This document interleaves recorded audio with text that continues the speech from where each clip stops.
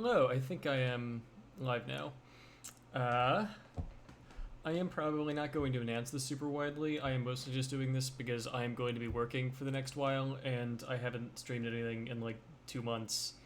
I was sick with COVID. It was pretty bad, actually. Uh, fuck. But yeah. I kind of figure this will be idle chatting and kind of working. I don't think literally anybody has joined yet. I will probably post a link to this in Reswitched off topic, but this is kind of off the cuff and not really planned anyway. Let me do that.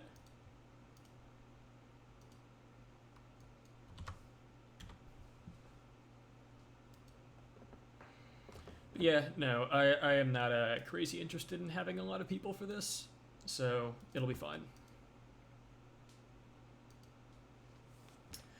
I will wait a couple of minutes before really starting, but yeah, this is not gonna get posted widely.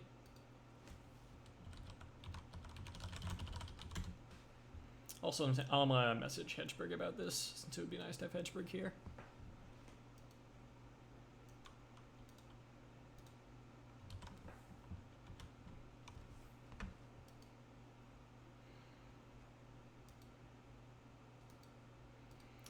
Okay. So what have I been up to in the last 2 months? A bunch of things. There was a documentation update for Atmosphere that happened thanks to HexKYZ, and then I updated this roadmap. And so I'll kind of go over that now, since it's probably the best way to understand what I have been doing. So the thing that I am kind of, or nominally actively working on is the System Updater API, which will be this way for Atmosphere to provide Homebrew an interface for upgrading or downgrading Horizon. But ADubs is kind of solving a problem with that right now, and I am more actively working down on this, which I didn't think I would get to for a few months, but then C++20 released, and it just kind of started happening that I was writing on it, or I was writing code for it. So that's a thing that's been happening. I have been doing a lot of work for that in the last, week. It's kind of the active development branch. Yeah, no, I've apparently done 30 commits to it in the last, how long? Week, maybe? Yeah, it looks like about the last week. But it's a lot of fun. Is the projects page on GitHub still up to date given this roadmap? VNK, the projects page is probably super out of date, and I probably need to update that. I sincerely doubt that the project page is meaningfully up to date, unless HexKYZ happened to get to it in his documentation rewrite.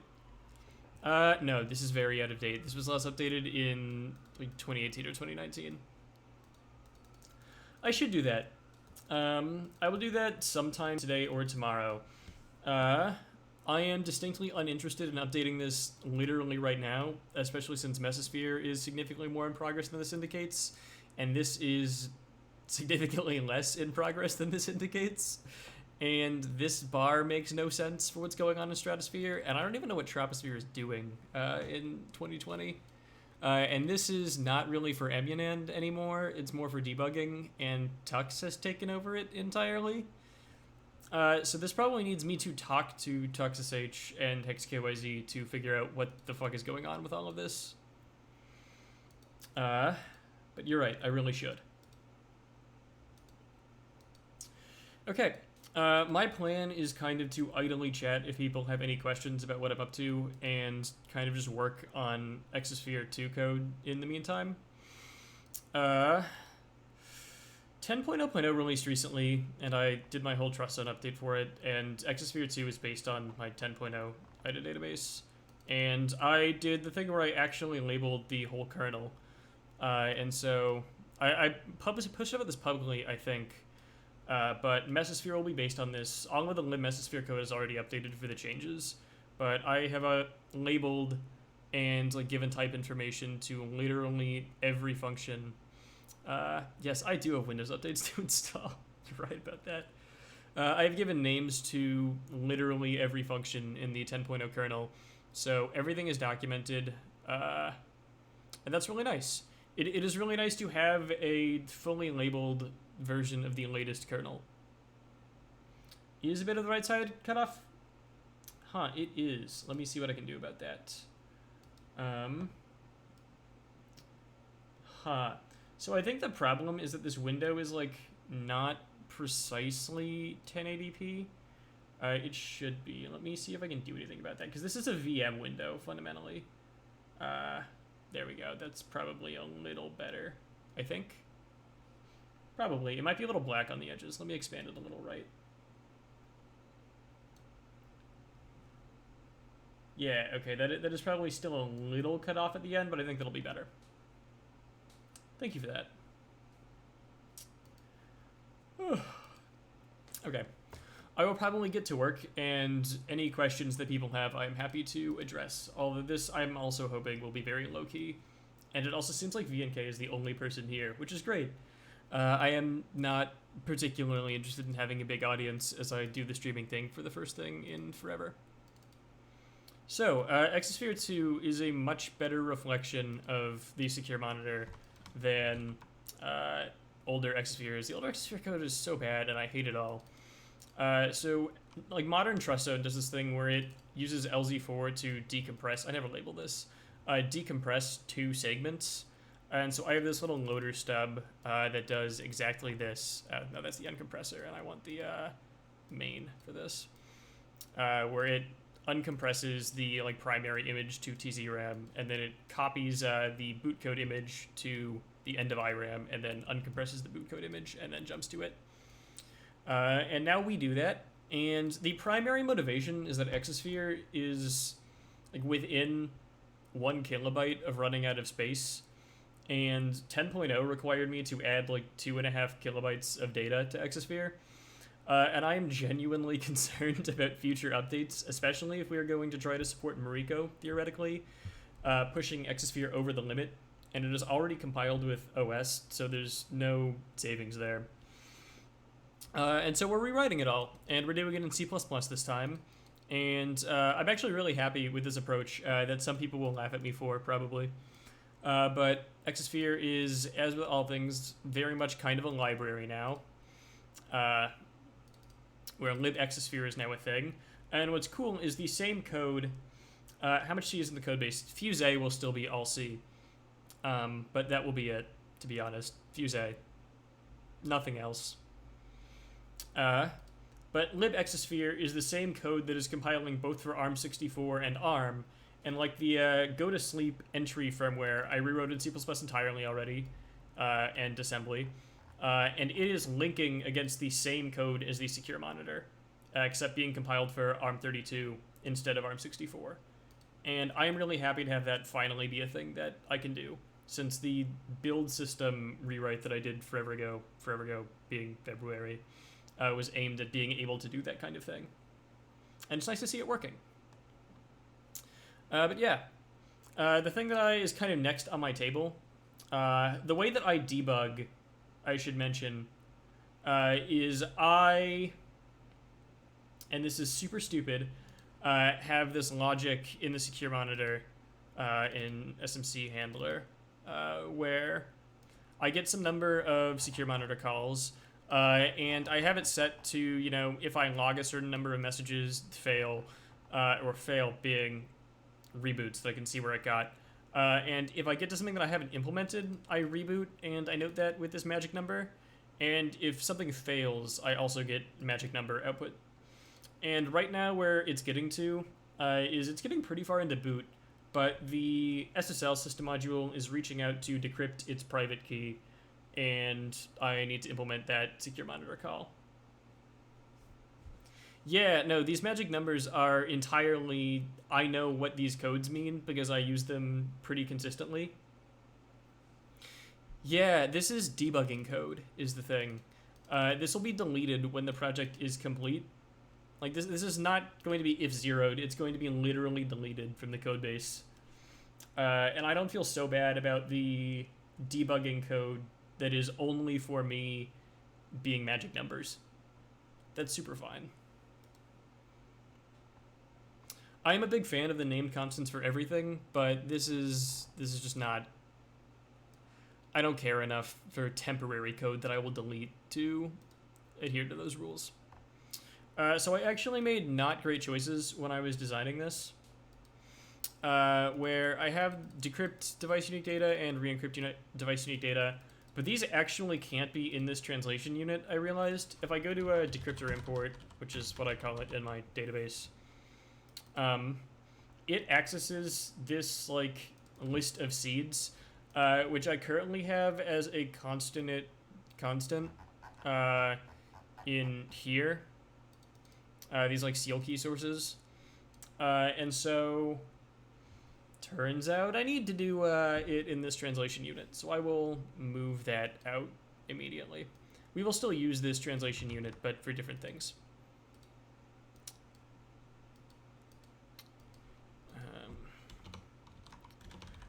These are general AES functionality.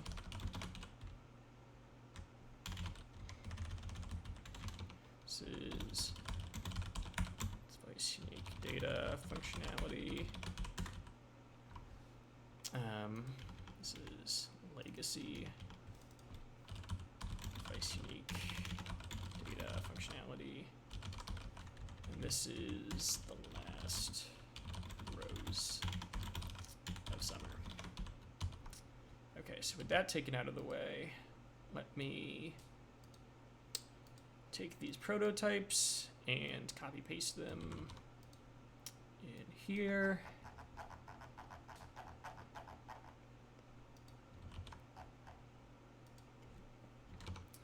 Hey Valiant Stormed. How much of a fan are you of the secure monitor call API anyway? I am mostly a fan of it. It's not exactly how I would do it if I was in charge of it, but I really like the API overall. Generate AES kek being in the secure monitor, but generate AES key being a userland wrapper around it in SPL is something that I don't like a lot. I don't like the magic constants in userland that are relevant for key generation instead of it all being in the secure monitor. I don't really understand why they have this like 2 or 3 step API and why decrypt AES key versus generate AES key are userland API differences. Hedgeberg is messaging me saying, "Hey nerd, what is this about?"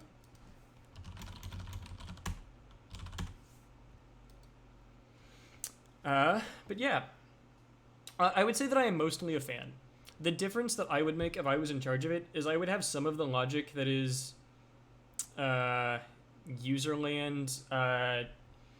secure platform services stuff be inside the secure monitor. And that's a good question. Hedgeberg, I am interested in having like chatting about stuff. I have no idea how to share audio. It's a good question. Let me figure that out, actually.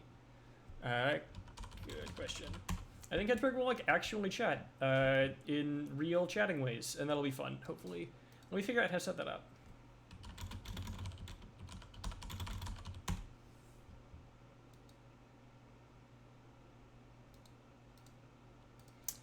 Forgive me for a moment while I figure out how to do audio stuff in OBS. Hey, Jam.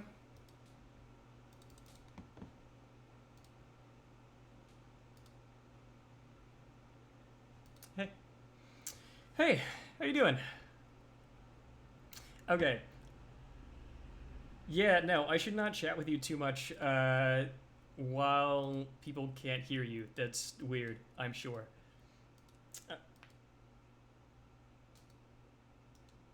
Okay. Add audio output capture, maybe? New audio output capture, okay. Device, oh geez, I don't know what this will be. I have like 4 of them. Jeez, okay, let me go What to are the volume 4? control and the host. They are like my two monitors, which apparently have speakers and Realtek digital out. It's probably the Yeti microphone. Are your headphones plugged into the microphone? They are, yeah. I'll try that. Yeah, then it's the microphone. Okay. Okay, that is added, and theoretically, maybe people can hear you. Hello. Yeah. You'll wait.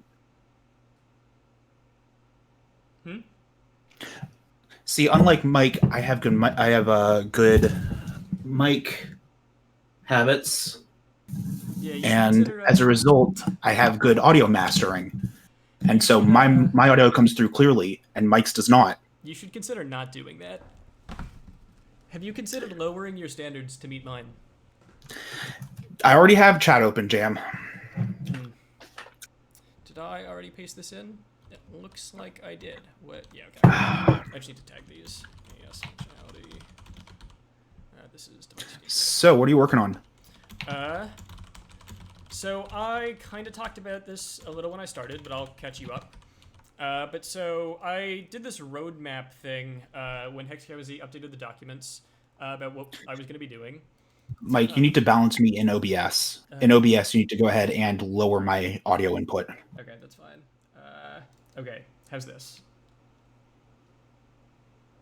Guys? Is this better? Test. Okay, cool. Okay, cool. Great. So I was working on this for like a week, and I committed is crying. I need to open the door. I am listening. That's fine. I committed a ton of code for it. Does that branch still exist? Yeah. Okay. Cool. Where I implemented a bunch of NCA stuff because our system updater needs to parse NCAs for reasons. It was awful. But now ADubs is kind of doing some stuff because right now it mostly works, but downgrades don't work because it turns out Nintendo's like install task API assumes that you are only upgrading, and we want to do downgrades. That makes sense. Yeah, so I kind of assigned that to ADubs to do, and he's working on it. And so while that is going on in the background, I am kind of jumping ahead to doing this, which I was planning on doing in a few months because C++20 came out, and I've been very excited about it. I still we discussed C++20, and I still think some of those decisions are wild. Yeah, no, there's a lot of stuff in C++20 that I'm not crazy about. Like compile time new and delete, I don't like so much. I think it's too much. Yeah. And I don't like that they're deprecating a lot of volatile. It's actually really annoying that they're deprecating a lot of volatile. But I've been working around it. Volatile? Yeah, no, it's C++20 deprecate volatile. It's annoying as fuck. How are you supposed to mark MMIO? Yeah, that is the problem. Yeah, does C++ actually talk about it? Deprecating some uses of volatile P11. The upshot is like so many volatile things just don't exist anymore. Ugh, why is this not here? Yeah, so all of these are gone. You can't do like plus plus and minus minus on volatile types. You can't do assignment chaining on volatile types. There's a lot of like volatile reference stuff that doesn't work anymore. Volatile member functions don't exist anymore. You can't do volatile templates. There's so much of volatile that is actually useful. And like the person who authored all of this wants us to move away from the volatile pointer MMIO stuff to like explicit volatile load and volatile store, which I really don't like. That's the compiler's job. Yeah, I agree completely. It's shitty. But I have worked around it, and the stuff that is deprecated in C++20 isn't urgent to me. And I kind of wrote this API for doing what I need for Exosphere. Oh, I talked some about this, but you might actually be interested. So Exosphere 2, which is what I'm calling the rewrite of Exosphere, has both ARC64 and ARM32 BPMP code in it. And I'm doing a thing that I do for everything now, where a lot of the code exists in a library. But this time I have actually set up targets for both ARM and ARM64, and the same code is running for both the BPMP side code and the... What the fuck are you doing? Sorry. No worries. The same source tree is being used for both the ARM and the ARM64 side, which I'm really excited about being a thing. I really hope that's your cat. Huh? I really hope that is Jellybean. Yeah, it was Jellybean. Great. Awesome. But so I kind of did this whole C++20 templating thing that's actually very nice, I think, for registers. God damn, I didn't mean to open a security guard. I hate Windows right-click. Where I have these like abstractions for a value which is some bit offset and size and a value, or just a mask. And then IC++20 use requires clauses to make all of this work, where I can write, I can read, I can update, I can check the value of like arbitrary bits, and I have all of these enums, and this looks like horrible, I recognize. Define 4-bit enum is a terrible macro in theory. I hear you if you're reading this. But my argument for it is, let me go to the security engine code, which is where it's been super, super useful. Where I have the usual volatile type, but I define like an enum to define various components of security engine registers. And like now I say, for the security register, hard setting is bit 0, and it's an enum, and here are the two values. The disable is bit 1, here it's two values. The per key setting is bit 2, here it's two values, etc., etc.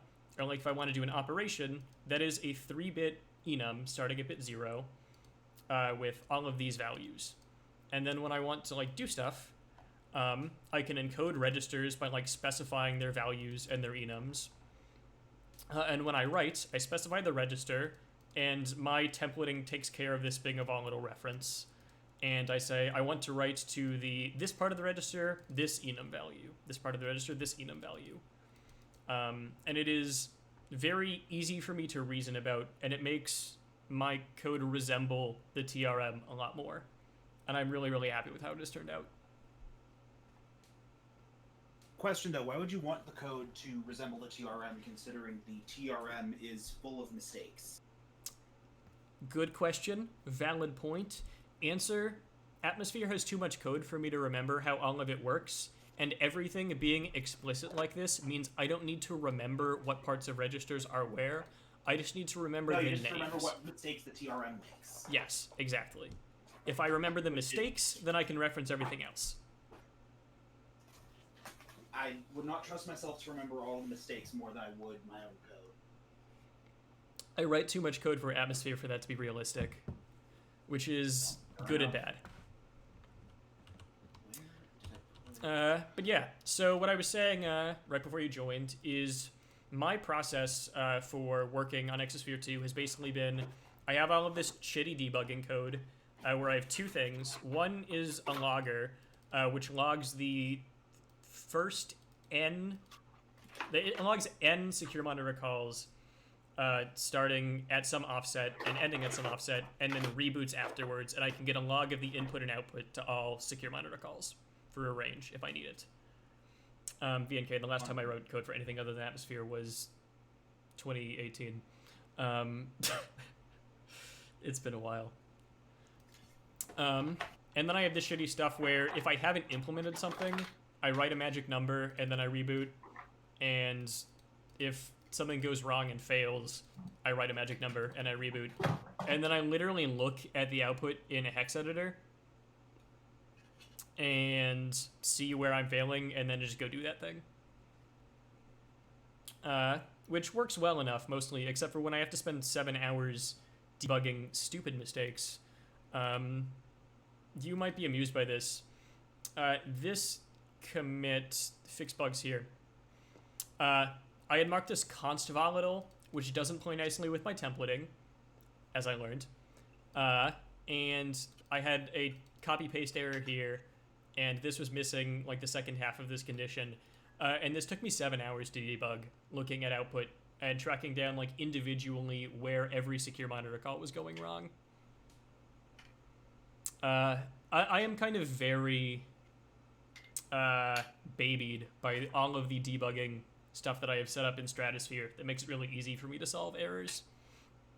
And I had forgotten how much of a pain in the ass Exosphere is. What, you don't like low-level code? I do like Sure, low-level hacker. code, but I don't like debugging stuff without any debugging tooling. It's horrible.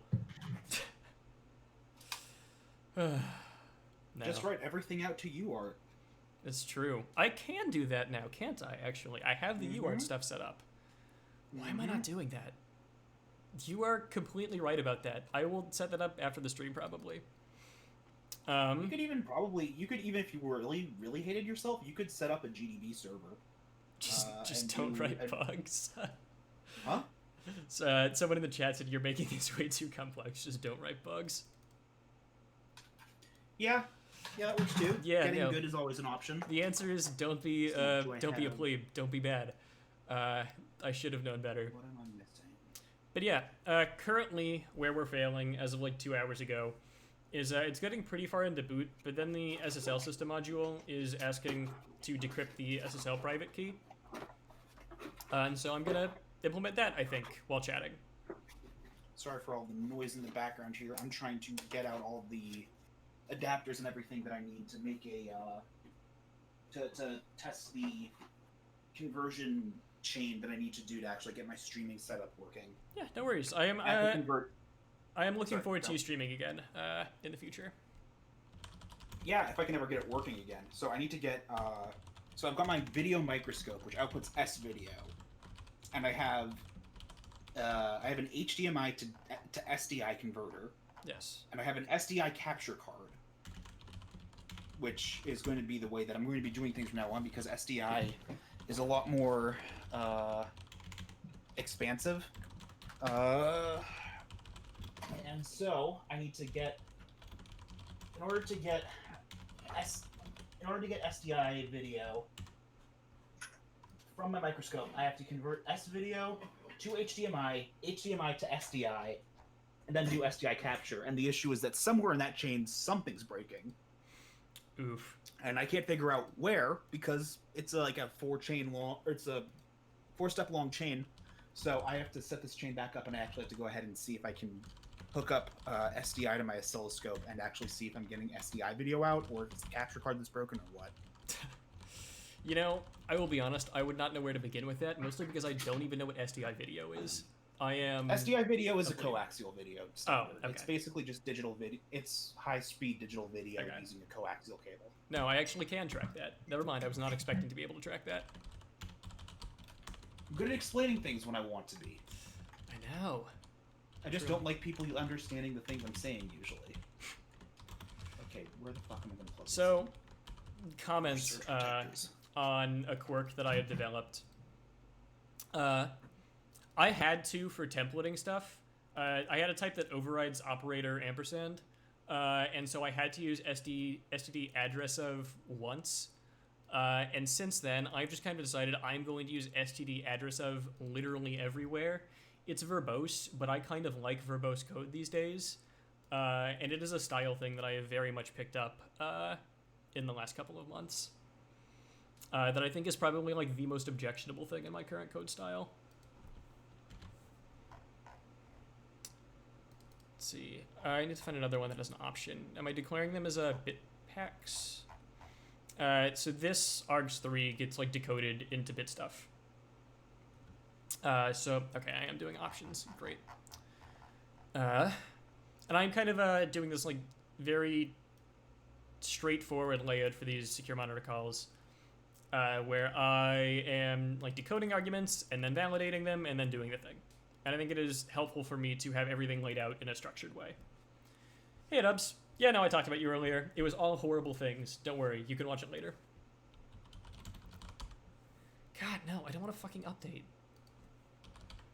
Windows keeps asking me to update, and I've told it, ping me about it tomorrow, like, a dozen times, and this is a VM. I don't care about it being updated.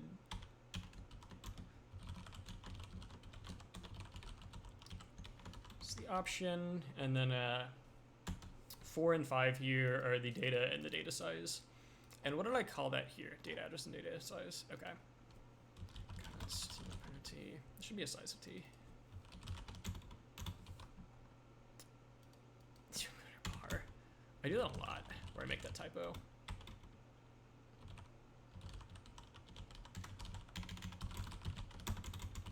What have you been working on lately, Hedge? I have not actually asked you about what you have been up to.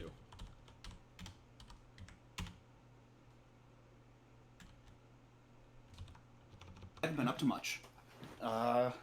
Most of what I've been doing is stuff for work.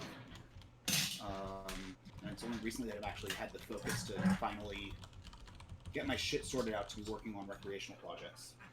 Yeah, my work has been kind of busy too, but it's weird. I mean, there are so many people who are... Every fucking day is force majeure, the game, the movie. It is... Is a pandemic force majeure? Yes, it is, funnily enough. Depends on whether you could predict the outcome. Okay, so... God damn it, I resized this and now it's going to be cut off again. Okay, is that better again? Right. My understanding is that if they could have been reasonably expected to be able to predict the economic outcome,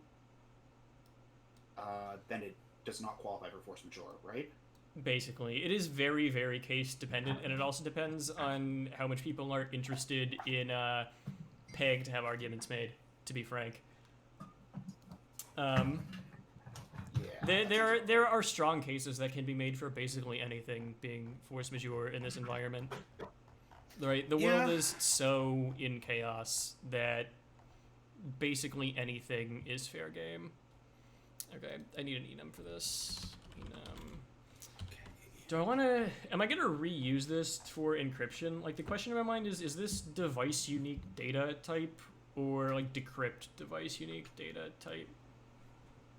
Device unique data. So one thing I actually have been doing, I've been working on reverse engineering an integrated circuit from the 1980s that I posted some pictures of a decap of. I don't know if you saw those. Did you? Or I think it's import is the word. I think I showed you those. You have shown me the decap pictures. Yeah. Yeah. So my goal on that is that after... So I need to get what's called a metallographic microscope, which is a microscope that shoots light down on a sample from above. And I need something with more magnification. But my goal is to actually go through and completely re-implement that on an FPGA. And once I get permission from work to actually go through that, and I know for a fact that they won't get mad at me, then I hopefully will be able to do some of that on stream. Nice. But I've been trying to get my hands on a metallographic microscope, and they are not cheap. They really, really aren't. Is it that they are hard to manufacture, or just the demand is so low that makes them expensive? Oh, they're hard to manufacture because it's polarized light. The way that a metallographic microscope works is that you need to have a polarizing mirror and a polarizing lens. So the idea is that you've got your normal microscope column. So, you imagine like the vertical shaft. And then at a 90-degree angle, there is a light source that is being projected through a polarization filter. And then you have a mirror that reflects only polarized light. And that is in the central column. So the light source comes through, gets polarized, gets reflected down to the sample, and then comes back up, and because of the fact that after reflection it is no longer purely polarized, can get back up to the eyepiece. Got it. As someone who understands not so much about optics, that sounds complicated enough for me to believe that it is hard to do. Yeah, the polarization filter, the polarizing mirror on its own is usually $400 or so. Got it. So yeah, now that is expensive. As someone who has like a weird view of what is and isn't expensive, that is expensive. Yeah, especially since I'd still need an actual microscope as well on top of it. Yes. Also, someone asked in the chat, any reason why you explicitly assign values to your enums even when they're incrementing? Yeah. So it is because I will see code using the values, and I like being able to look at the code in IDA and go over here and go, oh yeah, 4 is import ES client cert key. I mean, this is one thing because I have it memorized, but I like the explicit enumeration because it is also a signal to me that if I'm going to insert something elsewhere, I won't mess up the numbers. It makes it harder for me to fuck up the values accidentally when changing stuff.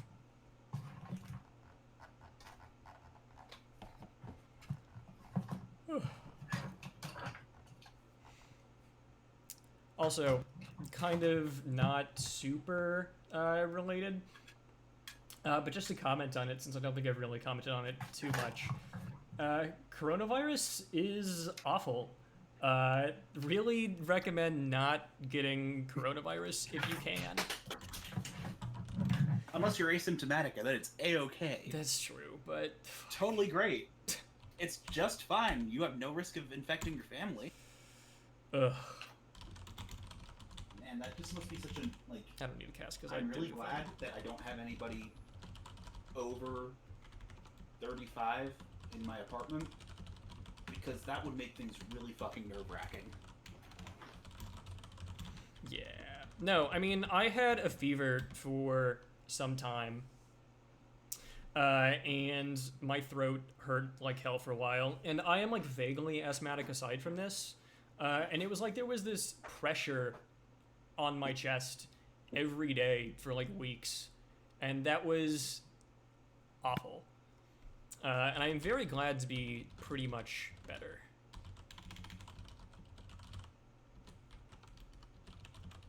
Pretty much, you know, knock on wood. I don't know if I can get it again, having already gotten it. I really hope that I cannot. But I also know that, like, objectively, I probably can. And yeah, Savar. All evidence right now seems to point to the likelihood that it's got probably some number of months of immunity. There's no evidence that it has significant long-term immunity yet, but there is some middling evidence for short-term immunity. Got it. That is good to know. I mean, I have like avoided even going out to the grocery store. I am very lucky to have friends who have been like bringing me stuff because I don't want to risk getting anyone sick. That would be really shitty. What are these numbers? 110 is... That doesn't mean anything to me. That doesn't mean anything to me. I think... Yeah, 130 is supposed to be the minimum, because this is the minimum and this is the maximum. So it's going to be 130 and 240. 0x 240. Okay.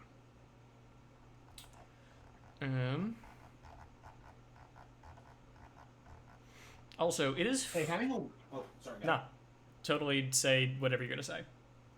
I was just going to say that if anybody on the chat parlor, it is absolutely worth investing in getting a Pomona cable rack and wall mounting it, so you can actually get all of your cables organized on your wall.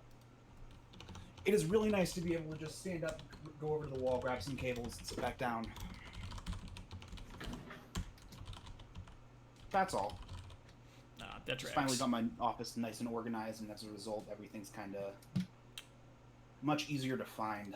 Okay, let me think about this. I have been mostly doing a really good job of simultaneously chatting and reasoning about code. But this I'll shut up. Don't. I am happy to chat with you. I'm actually very grateful that you're here. Super appreciate it. Hopefully I will drop in on streams that you are doing as well. That would be nice. God, this condition. Okay. -1 is greater than or equal to 4. So this is checking every condition except for 0, because 0 is decrypt and the other ones are import. So in the import case, it wants to check that the mode is... I don't know why it bothers saying the mode. Oh, actually no, this is the 0 case. This is the decrypt case, this is the import case. Good night, Chem. It's been great having you here. So in the decrypt case, first this is checking that it is 0, because if it -1 is the greater than or equal to 4, this is like, is it less than or equal to count? And then it is checking that it minus, is this like a metadata size? God, that's hard to reason about. Is greater than or equal. Oh, it's just checking that the size is less than or equal to the max. If the max is 240, then the inverse of this condition is this minus 0x31 is less than 0x240. Yeah, okay. This is saying that it needs to be less than the maximum. Less than or equal to? I think so. I think so. Okay. And then this is checking that the minimum is between the minimum and the maximum. And that I also track. Okay. So I can't do SMCR unless quite so easily here. So the way I think I will do this is switch on mode, case device unique data decrypt. In this case, we want to do, and I do this weird enum formatting thing where I do like this, which I think some people will think is weird, but I really like the look of SMCR unless data size is, I think this is a less than. This might be a less than or equal. It should be. This is like this minus 1 minus the size is less than or equal. So let's say this is less than for now, and note that this might be less than or equal in my head. Device unique data size max, invalid argument, and then the other ones, case device unique data, and it's import lotus key, device unique data, import es device key, device unique data, import SSL key, and device unique data, import the ES client cert. Want to do. And I am also kind of a fan of this style of thing, but I won't do it. I kind of like having it be two separate conditions for the less than or equal to and the greater than or equal to. Yes, Savarik, these loose brackets declare a scope. It allows you to arbitrarily declare inline scopes. I use it very heavily because I do a lot of stuff like on scope exit is this macro that I have that lets me schedule arbitrary code to run at the exit of a scope, and being able to declare inline scopes is very useful. Unless device unique data size min is less than or equal to data size, and data size is less than or equal to device unique data size max invalid argument. Cool, I think that takes care of that case. And then obviously the default is turn SMC results invalid argument. Cool, so that's the validation there. And I feel pretty good about that validation. Also, yeah, inline scopes are a thing in C too. I use it more in C for variable name reuse.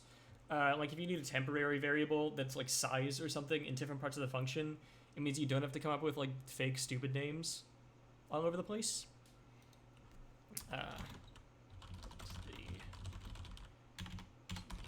Data. I'm going to declare a scope here because this user page thing I have a struct for, and I want it to be in scope for the whole time that I'm doing stuff.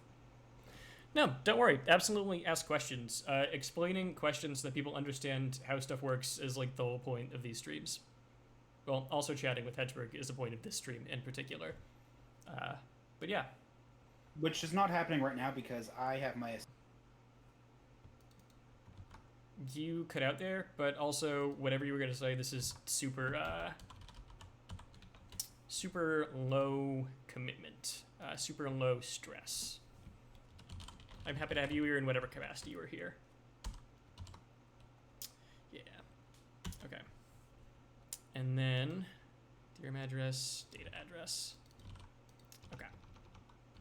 And what I want to do is I want to do SMCR unless mapper dot, what do I call this? I think it's map. It is map. Map.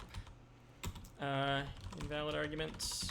CR unless mapper dot copy from user. Oh, and I need to declare work buffer. So let's do that too. U8 device unique. Work buffer. Device unique data size max. Cool. copy from user, then work buffer, data address, data size, let arguments, and I really like to align these stylistically. The alternative is, people not talking at all. I think it's more interesting when this is, kind of a back and forth than it is when it is me just doing things. Or at least that is my preference, anyway.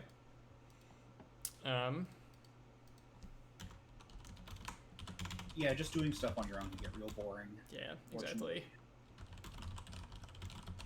Damn it. So unfortunately, my oscilloscope does not have the ability to terminate RF connections internally, meaning I have a really, really noisy signal here that I can't make use of. 1, 2, 3, 4, 5, 6. That is so straightforward. Yeah, so what I'm doing right now is I need to convert the input device unique data kind to a key to seal stuff with, because the key sealing mechanism that the secure monitor uses encrypts stuff differently depending on what it's for. We used to call this use case, which is why this is here, but use case is overrated. I'm just calling it seal key type in this, which is correct. 1, 2, 3, 5, 6. That makes sense. So let's do const expert, const seal key, device unique data to seal key, device unique data count equals unique data. Next is data, seal key. Oh, I am using load. Okay. Do I like load? No. I prefer import. Import for these kinds of keys, I much prefer, I think. Yeah, no, I recognize by 404 that it is kind of hard to ask questions about what I'm doing. But, I'm super patient with questions. I'm super happy to be as patient as people need. Seal key. Import. Are they misaligned? Oh, yeah, right. Changing that would have misaligned them. Thank you. Did hedgeberg disconnect? Hey, Discord screwed up on me. Got it. I don't know why. Decided that it was a good time to close. Why am I doing this the stupid way? It's the fun way. Step 1, copy paste. Step 2, add left brackets. Step 2, add right brackets.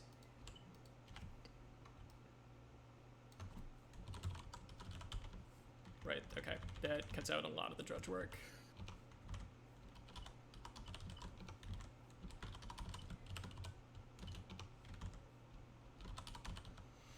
How does key sealing even work?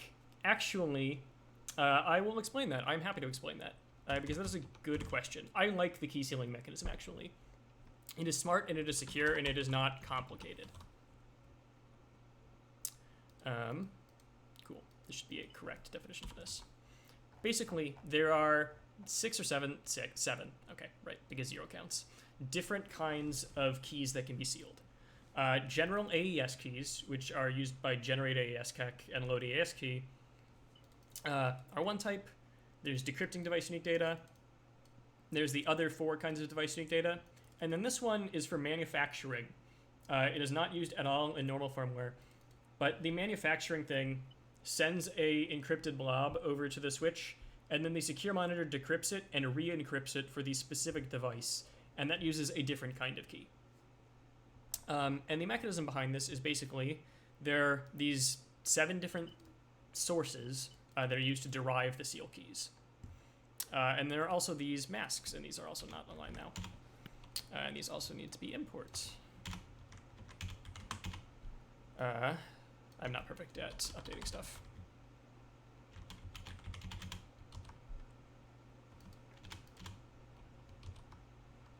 Why wouldn't you know the device unique data and manufacturing time? You literally just programmed it. Answer. So, previously, device unique data, when the Switch was first released, was all encrypted with a static key. Every console used the same key to protect device unique data. And then Nintendo went, wait, that's not smart. We should not do that. We should have device-specific keys. And so then they did this whole thing where starting in firmware 4.0.0, units manufactured after that have this thing called a device master key is what I call it. Who knows what Nintendo calls it?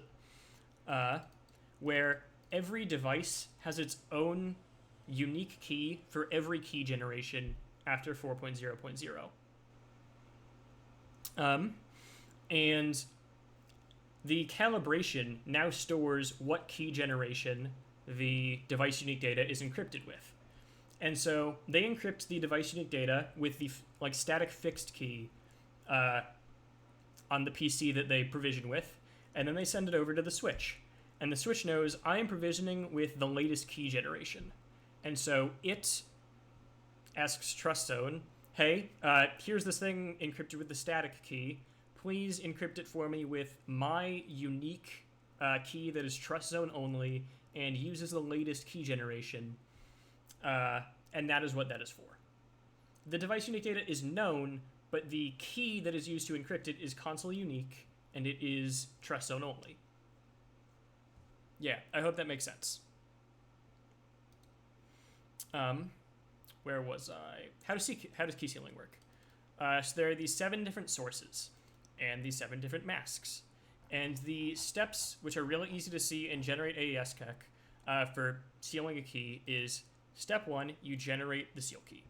You take the source for whatever type of seal key it is, and you decrypt it using this random per boot key.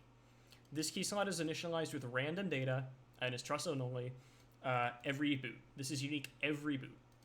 And this transforms this source to get a per boot, per type of key to seal key. And then it just encrypts the key with AES. It uses the per seal type, per boot key to encrypt whatever it wants to seal. And when you want to unseal, you get the relevant source, you derive the seal key, and then you decrypt the data with AES. And they decrypt directly into the security engine, and so they minimize the amount of time that data is touching RAM, which is always a positive. It is really simple conceptually. It is basically, for every kind of key we know about, have a way to get a per boot random key for that type. And because they have this derivation process, they only need to use 1 key slot to manage this instead of 7, which is good because they have a fixed amount in hardware. And the per boot per type key, AES encrypts to seal, AES decrypts to unseal.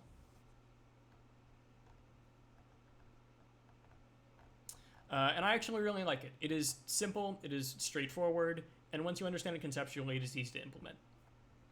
It is mostly just what is the data. Also, because it's per boot, it doesn't actually matter that my sources are the same as Nintendo's. These can kind of be anything. Yeah. These masks are used in generate AES kek, because AES keks are used all over the place, where you specify what the seal key type is going to be, and then it derives this static source from what type of key you're using, XORed with what kind of sealing you're doing. I believe I've seen you mention you are able to dump factory stuff off of patched units before. Is that just dump NAND, install retail firm, dump keys with deja vu, decrypt NAND dump made earlier with dump keys, or something else? It is something else. It is me working some black magics in particular that we will have a nice long chat about at the end of the Switch's lifetime. Don't worry about it. Mariko's still fucked, though. To be clear, Mariko is very fucked. But the non-Mariko boot ROM is not very good. Fucking NVIDIA. Nice. Data. Seal key. Mode. Great. And then we want to do const u8 const seal key equals seal key sources seal key type. And what do I want to do here? Am I calling this seal key or seal key source in AES kick? I want to be consistent, and I don't know what I'm doing. Seal key source. Okay, I am calling it source. What about unload AES key? Oh, cool. I am. Okay. Yeah, NVIDIA's very bad at security.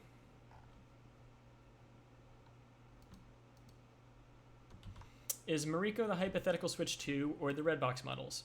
It is the Redbox models. It is also the Switch Lite. It is also the like in-progress hardware that they are developing right now. And they are like developing 2 new kinds of hardware at the moment. 10.0.0 added a new one. It actually seems like a Switch Pro. It like has 4K stuff and 2 displays, and it's exciting. It is the closest thing to a Switch Pro that we have ever seen, and I'm very excited about it. That's new. I don't know if you heard about that, Hedge. You might not have. Also, I have heard vague rumblings through the mountains. That sounds right. Yeah, so, let me go to, somewhere else in Atmosphere, I think. Probably Atmosphere. I know it'll be in libexosphere because it's in Fuse hardware type. Libexosphere include exosphere Fuse. So I don't know the name for this one yet, because we don't have any way of leaking code names at the moment.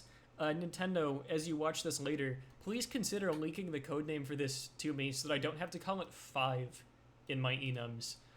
Because as funny as it is to have all of these code names, and then I'm just calling the new one 5, I would really prefer to have the code name. Please and thank you. Love you, Nintendo. But this was added in 10.0.0. This is the really weird one where it like doesn't have a bunch of the docking hardware. Or it doesn't have, I forget if it doesn't have dock or it doesn't have handheld. It doesn't have handheld. This is console only, and it doesn't have a game card reader. So we kind of think this is maybe a streaming platform for like digital games only with no game card reader, and it's like a home console streaming that they're experimenting with maybe. And this looks like a Switch Pro.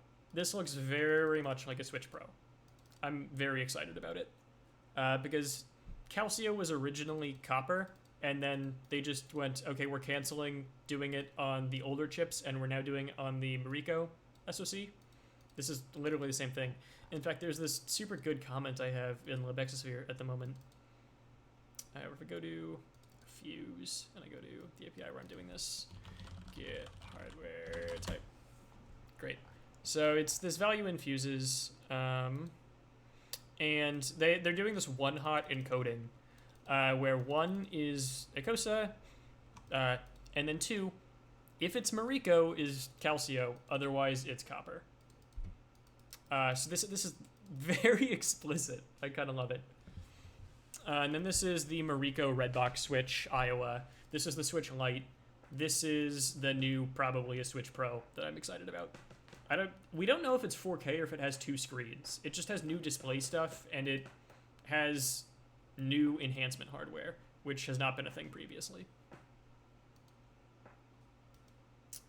But yeah, no, I'm excited that maybe we'll get a Switch Pro, as someone who wants a Switch Pro. Although, I mean, the only thing I'm playing these days is Animal Crossing. I have 170 hours in Animal Crossing since it released. God, fuck you, Windows. I got sick with COVID, like, right as Animal Crossing was coming out. And I just, like, sunk all of my time while sick into Animal Crossing, and I spent a ton of time terraforming my town and getting the right villagers and all of that stuff. I think you are also playing Animal Crossing, Hedge, although maybe not as devotedly as I have been. Nowhere near as intensively as you, because I don't have the focus to maintain multiple interests at once, unfortunately. That's fair. I respect that. You shouldn't. Maybe. What is happening here? What are the arguments to this? I forget. I'm sorry. I'm not saying more. I'm just deep in oscilloscope land at the moment. Do I sound even Trying to vaguely think. upset at this fact? No. I Huh? am not at all. What?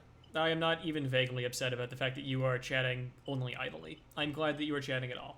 I appreciate it. Okay, so this That's is... dumb and you're a nerd. That's true. These are both true things.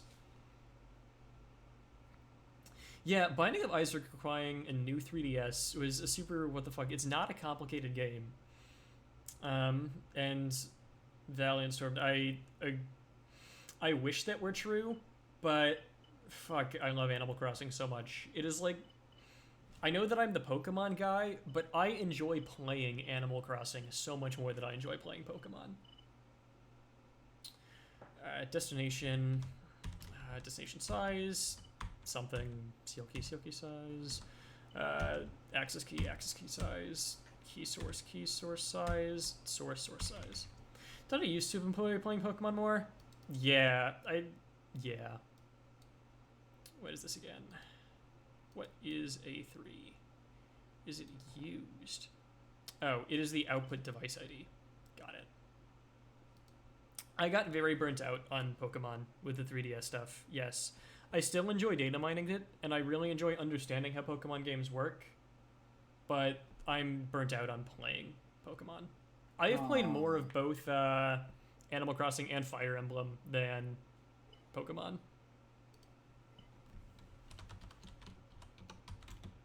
Oh, that's interesting. Yeah, but I mean, I love Fire Emblem. Fire Emblem's a lot of fun.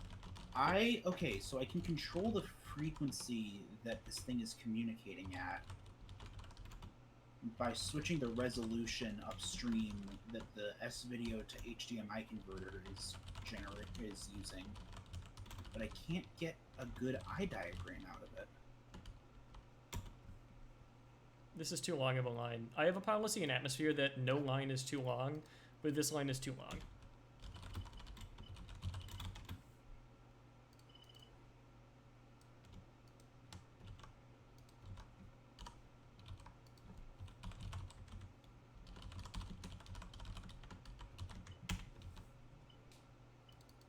This is dumb. I don't need to use R unless here. This should just be...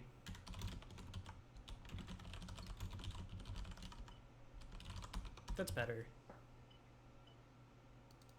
Yeah, I see the mismatch. Thank you, though. I appreciate Okay, it. wait. Hey, Mike, want to do some quick mental math? Yes, I love doing mental math. Okay, let's see. I have a signal that is communicating at about 50 megahertz. What's the period? Oh, geez. 50 megahertz is, 50... Fuck, mega is 2... Is it 2 times 1,000 or 1,024? I'm not talking about megabytes. I'm like this is Yeah. in frequency we do powers of 10. Okay, so 1 over 50 million seconds. Don't forget the 2 pi factor. God, I can't do the 2 pi in my head. It's been too long. 6. When honestly when I'm trying to do mental math, I do 6. And then sometimes I round that to 5 because I'm an asshole. I mean, that's a It works though. That's a super valid approximation. That's like 3 is the square root of 10. 3 is half an order of magnitude. Which I use a lot, Yeah, actually. when you're doing frequency math, really, order of magnitude is what matters. Anyway, I think this might just be too noisy for me to actually get a. I'm going to write this logic now. So there is an ephemeral work buffer that Nintendo uses here, which is just volatile storage instead of stack. But we have the stack space here, and I reduced the volatile size to like more efficiently store data. So I don't have enough space to store the device unique data here. So instead, we're just going to do it on the stack. It's fine. Doesn't matter. If we like really care about being secure, on scope exits crypto clear memory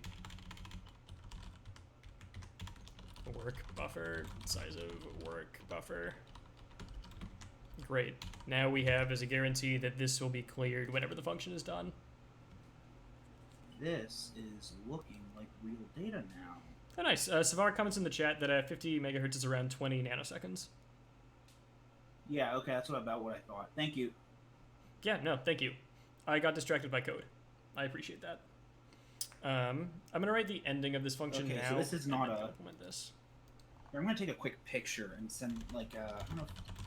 I don't want to post this on... I don't want to post this on Twitter. Where would I post this? Reswitched channels, maybe? I guess. If somebody wants to repost in Twitch once this is mode posted, they can go for it. But this is not what I'd call a high-quality eye diagram. Default case. Case... Okay.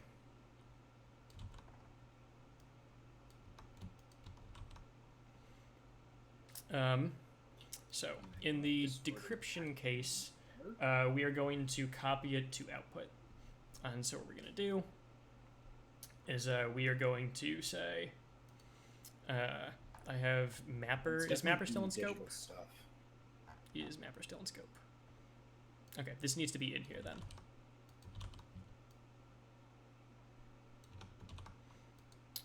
Mapper.copy to user. Mapper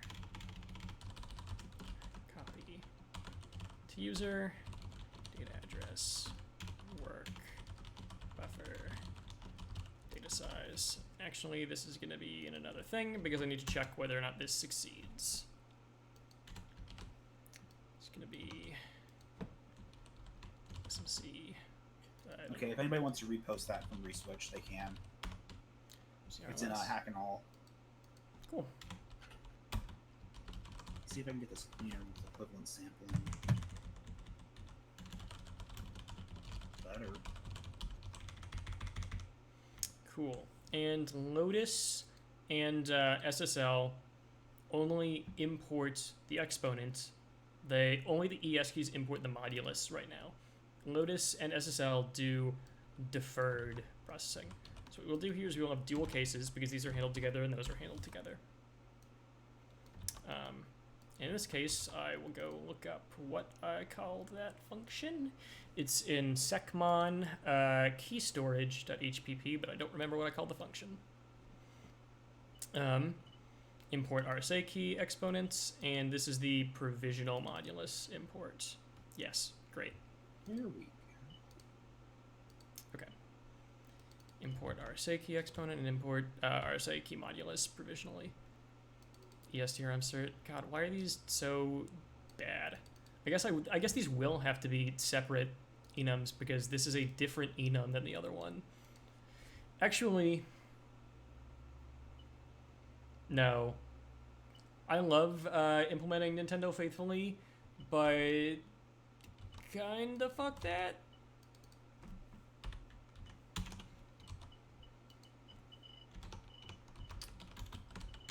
Note.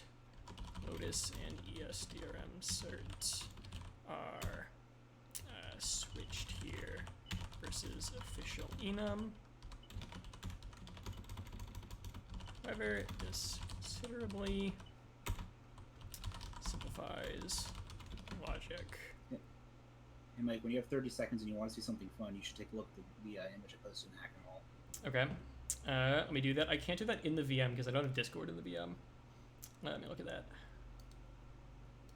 Ooh, that is a good image. I will copy a link to that image and post it in the chat. That seems reasonable to do. So what I'm getting, so what this is this is a square wave that's reflecting back on itself with a phase shift and then adding against itself. That is pretty. Can I copy that and look at it in the stream? Probably. You could, but you'd have to use a shared folder. It's just a link. Oh, I guess it is just a link. Yeah, it's on Discord. Oh, actually, wait. The one that I have now is actually a little bit cleaner. 1 second. That is a pretty picture. I like that a lot. This one here. 1 second while I... Mm-hmm. So I modified the triggering settings, and so it's actually... it's a little bit easier to see the corrupted square wave behavior.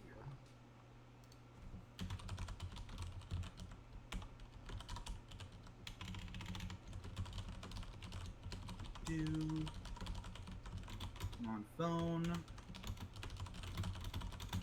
There we go.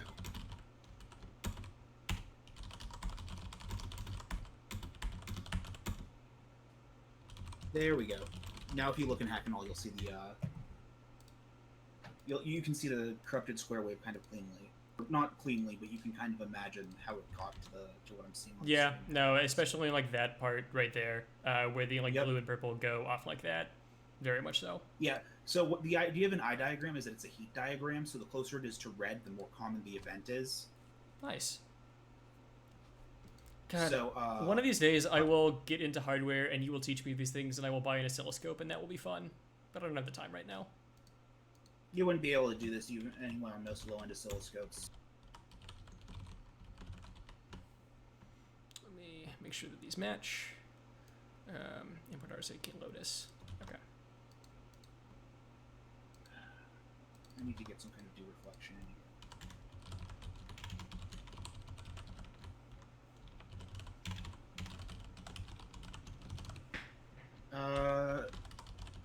Savaric, you'd be more envious if I could actually get good RF termination on these inputs.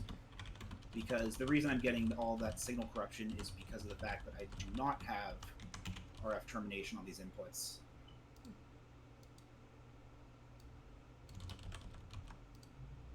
Cool. Sorry, ignore me talking to myself and saying cool as I double check that I didn't fuck up naming these enums.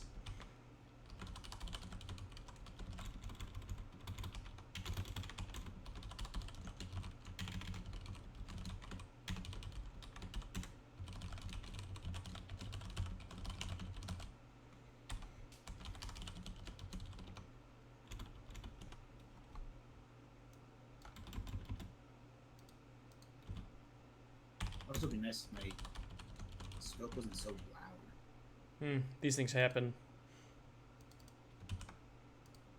Yeah, VNK420. The way that I manage to keep myself sane while having my hardware fascination is knowing how to build some of the stuff that I work with from scratch, and also being really into acquiring used hardware. Because if you acquire used hardware, you can actually get if you acquire used hardware, you can fix it up a lot of the time, and you can get really nice hardware for a lot cheaper. So, like, I have a lathe downstairs that I still need to do some refreshing on, but it's like a 1920s antique metalwork lathe, like an old craftsman lathe from, and it's like, let's see, what would that be? I guess that would be it's about as long as my wingspan, so I'd say about 4 feet long.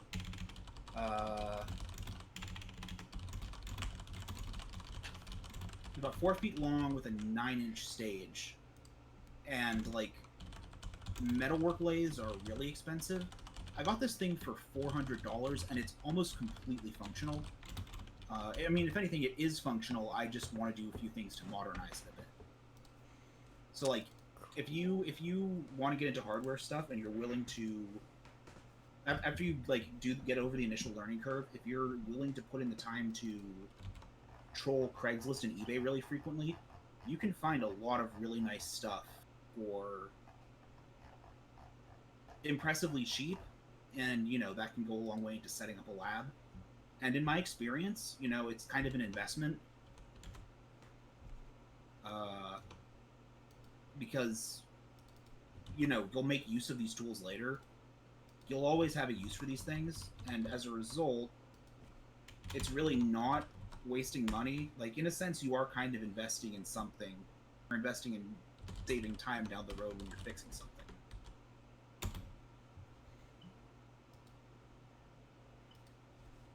Or that's an excuse I tell myself to justify the fact that I spend a lot of money on bullshit. You know, I also use excuses to justify the fact that I spend a lot of money on bullshit. Yes, but you have about 3 to 4 times my income. This is also true. Fair.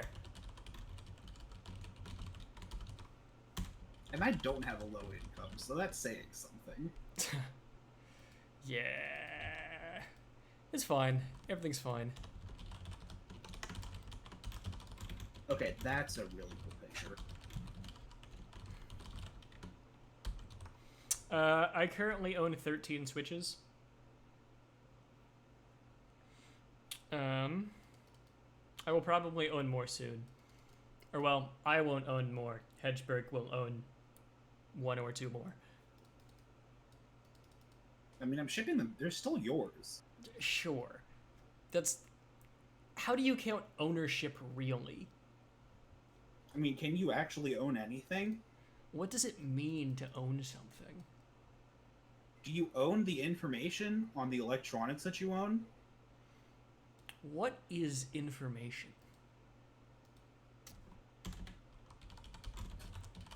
How can you license a pattern of electron if you can't license a pattern of atoms? Checkmate atheists. BK says, why are you questioning the concept of ownership? You should know. I do know what the concept of ownership is. I'm shitposting. Sadly, I am required to know what ownership is.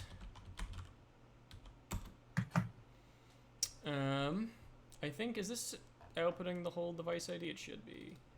Or is this A3? Whoa. This is a byte pointer. Okay. Wait, what is this? This is... the... Fuck, I don't... God damn it. Okay. Sure. It checks that this value is fuse get device ID. This gets shifted left by 24, but then it's all wrapped in this, which gets shifted left by something, maybe? Yes, okay, this gets shifted left by 32. So this is 56, and that is the top byte. That was more effort than it should have been to check that.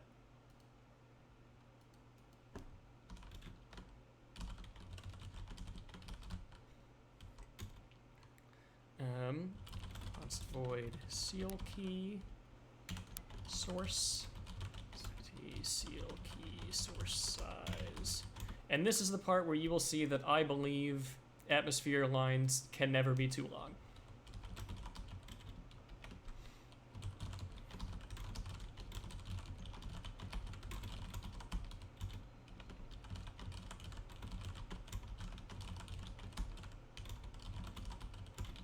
Honestly, DNK420, I mean,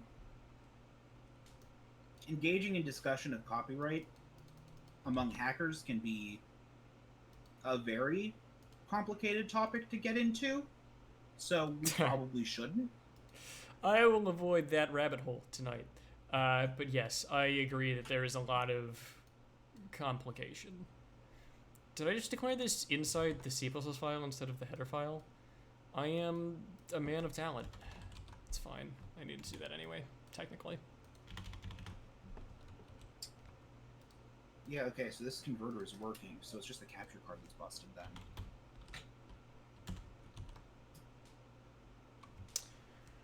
then. Why do you own so many switches? It all made sense at the time. So keep in mind, Spite 404, that I was not expecting us to find a boot ROM exploit in the Switch that is so convenient. And so when the Switch... You bought... No, that cannot be an excuse. You bought a lot of those after the boot ROM exploit. Shh. I will get to that, okay? I will get to that. Anyway. Zacky Cat, I get the impression that you are young, and you will probably have more assets as you get older. It's natural. I am older than you, and have had a lot more time to get to this point. But yeah, so the Switch comes out, and I get 2 consoles on launch day. Well, I get 3 consoles on launch day. Yeah, no, I got 3 on launch day. I bought one that I was going to keep on 1.0.0 forever so that I could try to hack stuff in case we ever found like a 1.0.0 only exploit, just in case. And then I bought one that I updated to 2.0.0, and that was my hacking unit. That was the unit that I was going to use to try to hack stuff.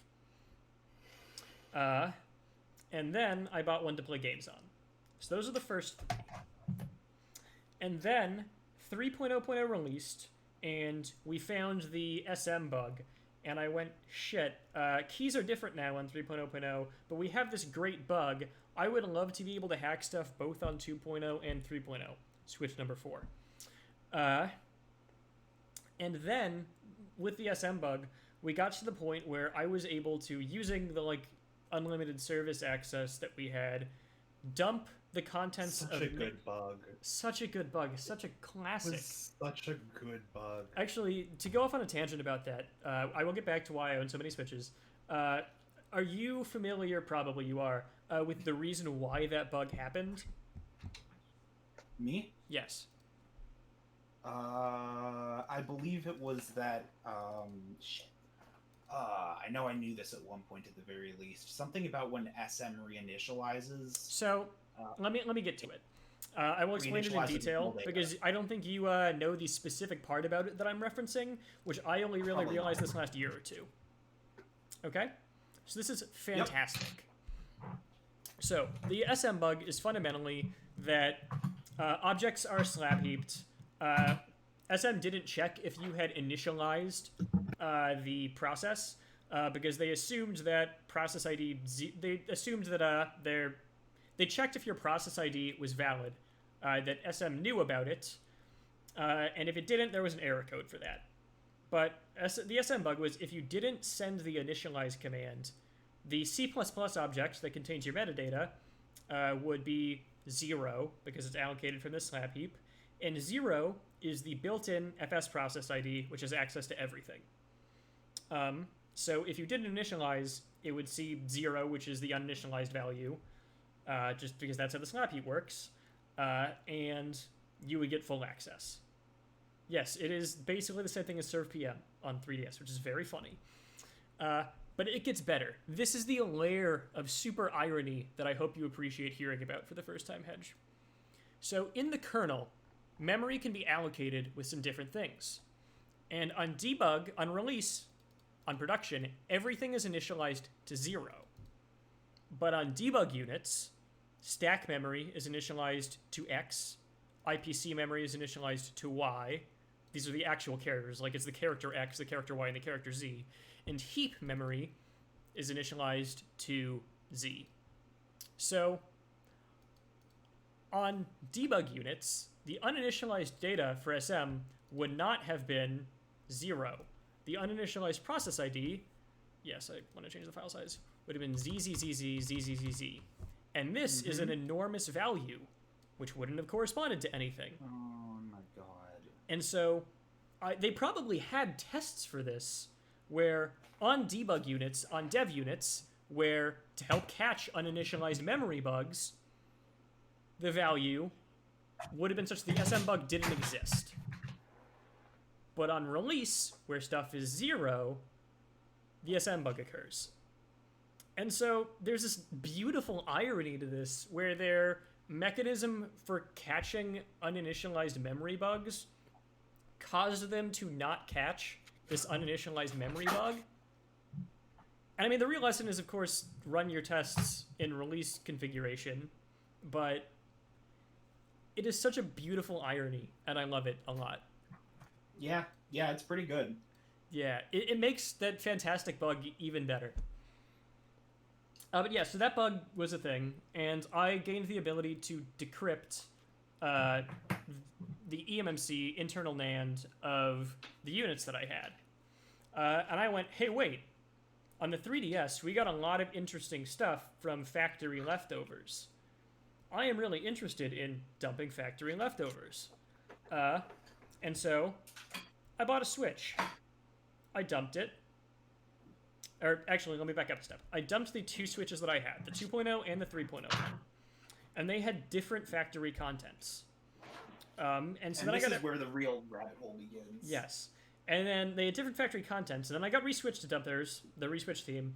And people had different factory contents. Some people had the same as mine, and our contents were corrupted, but they were corrupted in different places.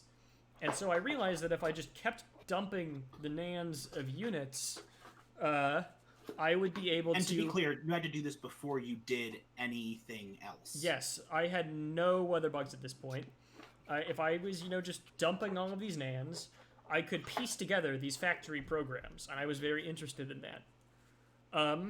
And so I got in the habit of once a week, I would go to Target, I would buy a Switch, I would dump it, and then I would sell it, not for profit, at the amount I bought it from, because that was easy, and people would buy it at that price at the end of the week. And so I was buying a couple of Switches a week for most of 2017 and into mid 2018 until the boot ROM bug started being fixed, because I transitioned away from using the SM bug to using the boot ROM bug once we had it. But it was this weekly habit where I would buy Switches and dump them and return them, well, not return them, sell them. I think of it as returning them because they weren't my problem anymore. But then 4.0 came out, and hey, I'm buying and selling these Switches anyway. I might as well keep this one. 4.1.0 comes out. Hey, I might as well keep one on this firmware. And then the boot ROM bug happened, and it was all invalidated. But by that point, I had accumulated 8 or 9. And then I bought a unit after the boot ROM bug was a thing when Black Magics occurred, and and then Mariko came out, and I had to buy a light on 8.1.0, and I had to get my hands on an 8.1.1 unit and an 8.1.0 light. By the way, getting my hands on an 8.1.0 light was such a pain because only the first batch of European units were that way. Yeah. So actually, I think I still have a friend in Europe holding on to one that they were going to ship me before COVID hit. Oof. And so now it's just sitting in a drawer somewhere. Yeah, no, I'm very amused. The serial number on my 8.1.0 light is XKE or whatever, 000000001 something. It is it is less than 1,000 units into the serial production line. And I'm oddly proud of that. It is a cool thing to own. But then I own 3 Mariko units plus one that I bought today. So I had 9 units plus 3 Mariko units, because a light on 8.1.0, a light on 8.1.1, so I could dump 8.1.1, and a normal Mariko switch on 8.1.0. And then I bought another one today, because if there's going to be stuff happening with Gateway's chip, I want to be able to have a unit that is not critical that I don't fuck up, the 8.1.0 one, and do things with it. I will probably ship that to Hedgeberg in the next time. But yeah, I went from 12 to 13 at 5 or 6 p.m. today.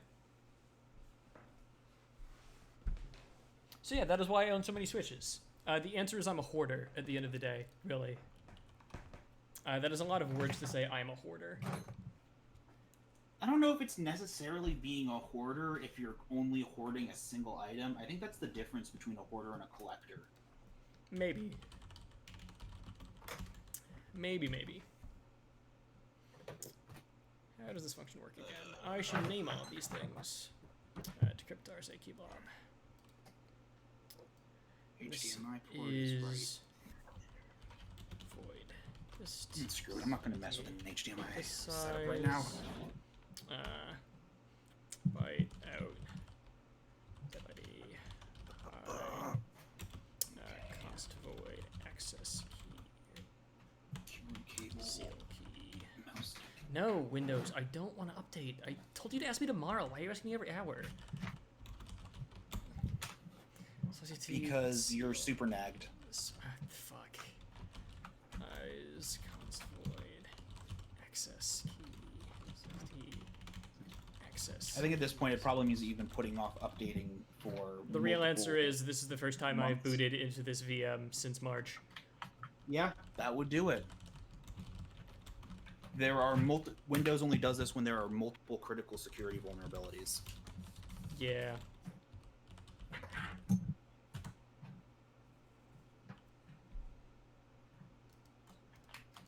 Cool.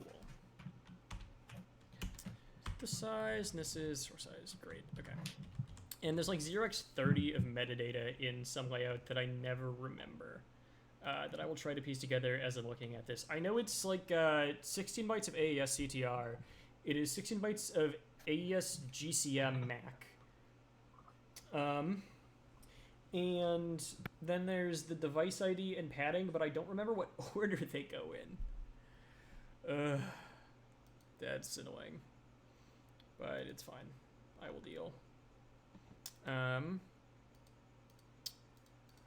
Let's say that there's a const expert inline size T device unique data B size is SE AES block size const expert inline size T device unique data max size is a AES block size. Yeah, Zeki Cat, VNK is correct that it is just they started stuff very early. Type on const expert. 2 types in const expert. Expert inline size T device unique data device ID size of U64.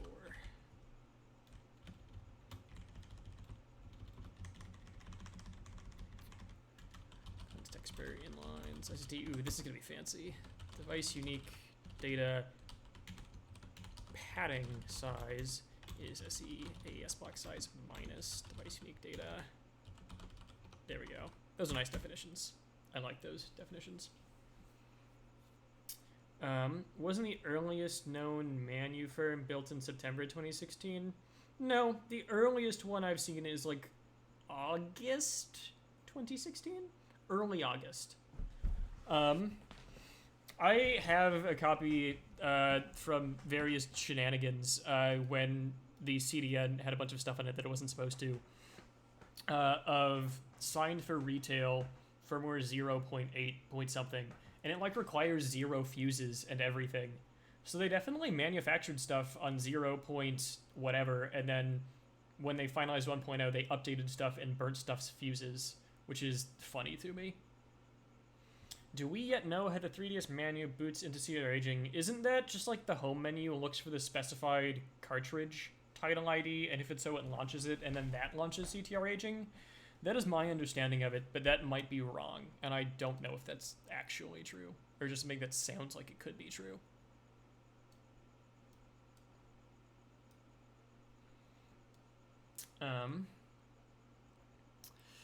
Okay, I need to implement this. Unseal and unwrap key. What do we want to call this? Let's call this void drive device unique data key. Repair. We're using those fancy terms. And this takes in, I hate the names that I used to use. Takes in the seal key, the access key, and the key source. Got it.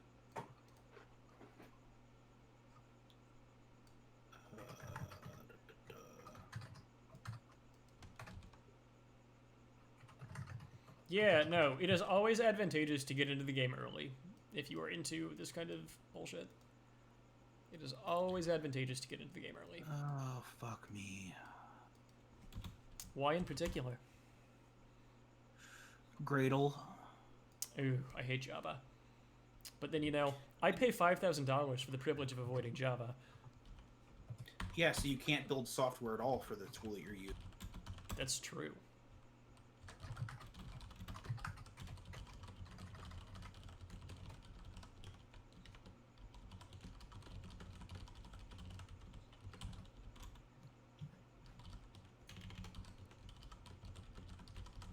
You still there, or did you fall quiet?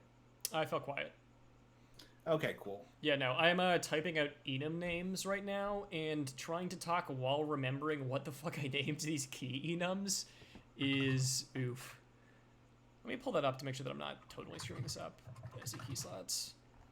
Is key slot random for user rep? Oh no, it's actually random. Yeah, okay, random for user rep. Is A, and then it's seal key source. Seal key source size. I already have to run the local Gradle version. Cannot resolve at least one variable size to non-constructors found in table instruction constructor from extensor.sla specs. Access key size. Because an access key is a sealed kek. And then drive the actual device unique data key. Set encrypted data key 28. Which one? Yes,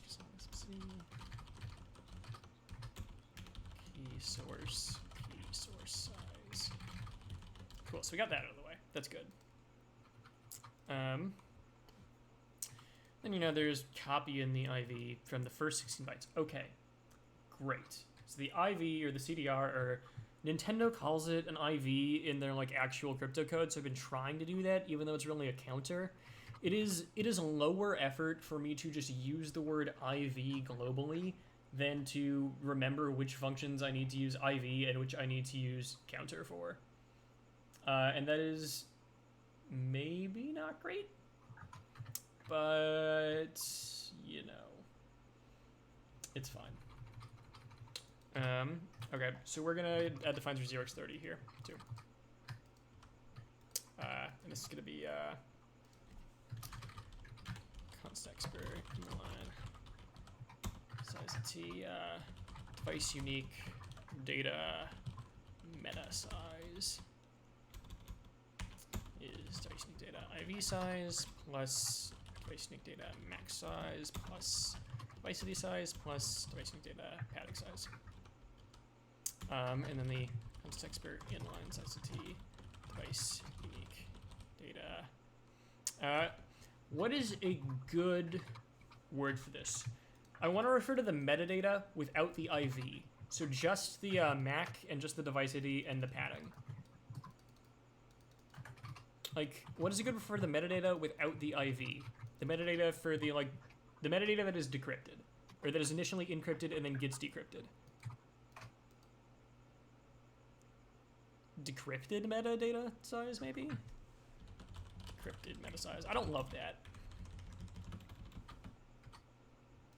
I do not love that. If someone has a better suggestion, hit me with it. Inner. Yep, that's better. Thank you.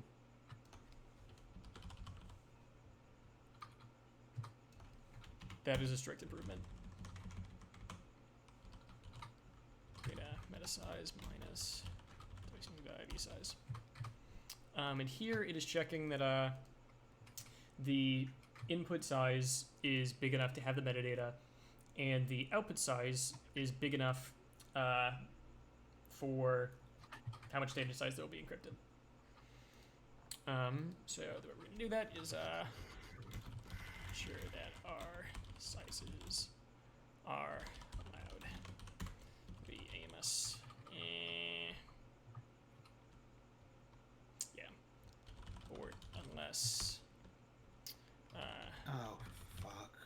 Source size is greater than or equal to device unique. Start with language. Meta size? Dude, don't complain about language.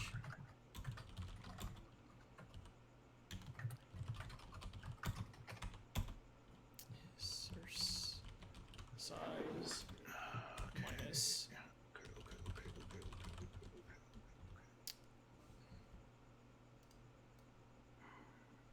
We're doing this a different way. We're going to define const expert inline size of t. Device unique data outer meta size is the IV size. And the inner is going to be this shit. And then just the meta. This is actually going to be total meta size. It's going to be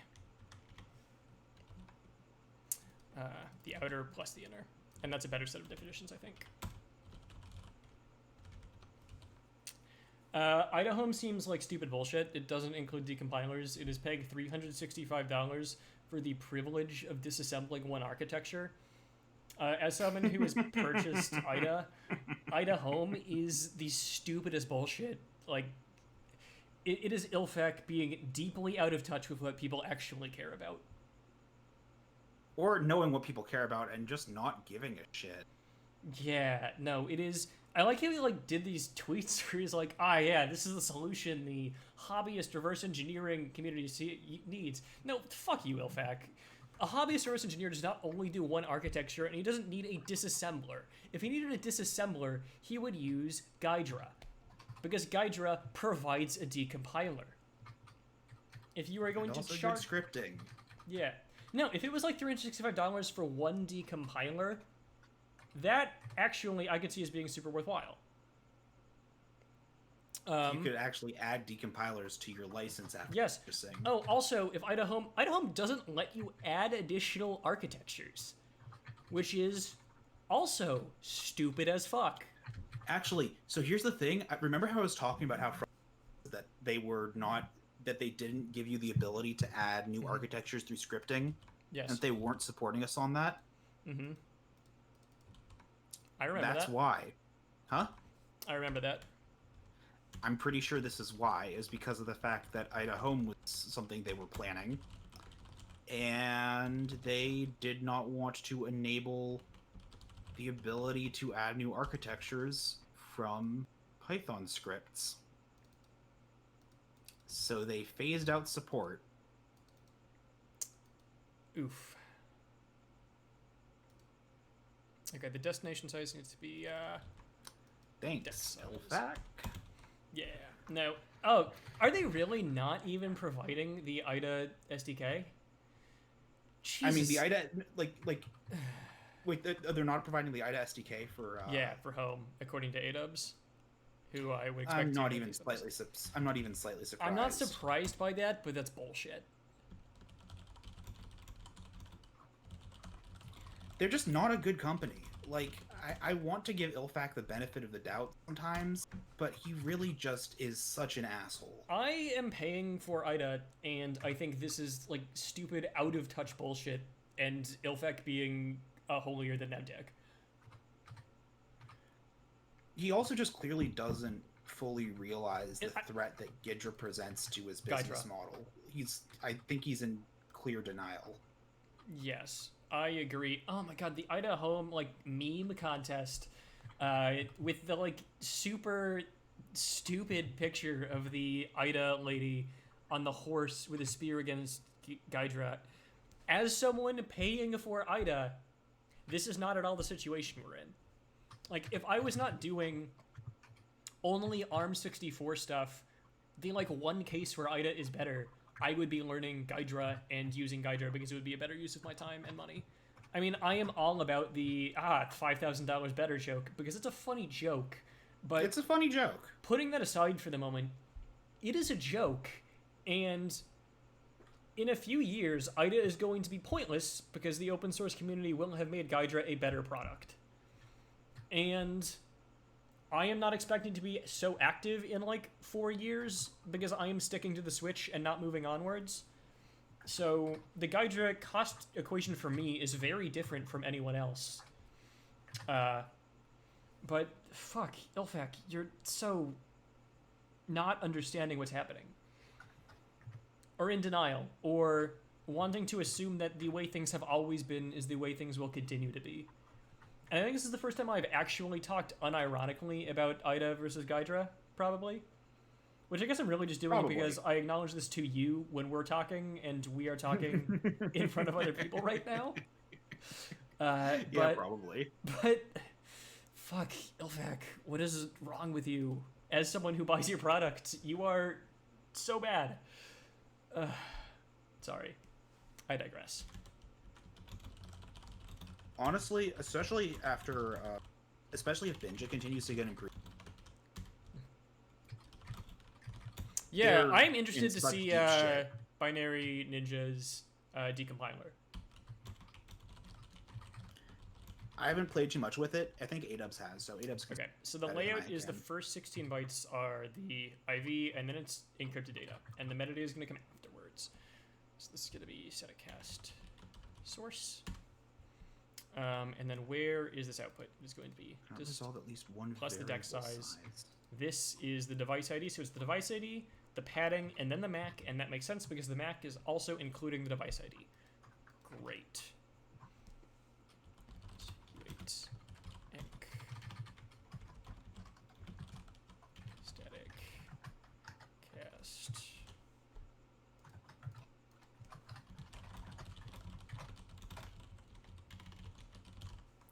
Okay, so that works. So which of these is the one that's screwing it up?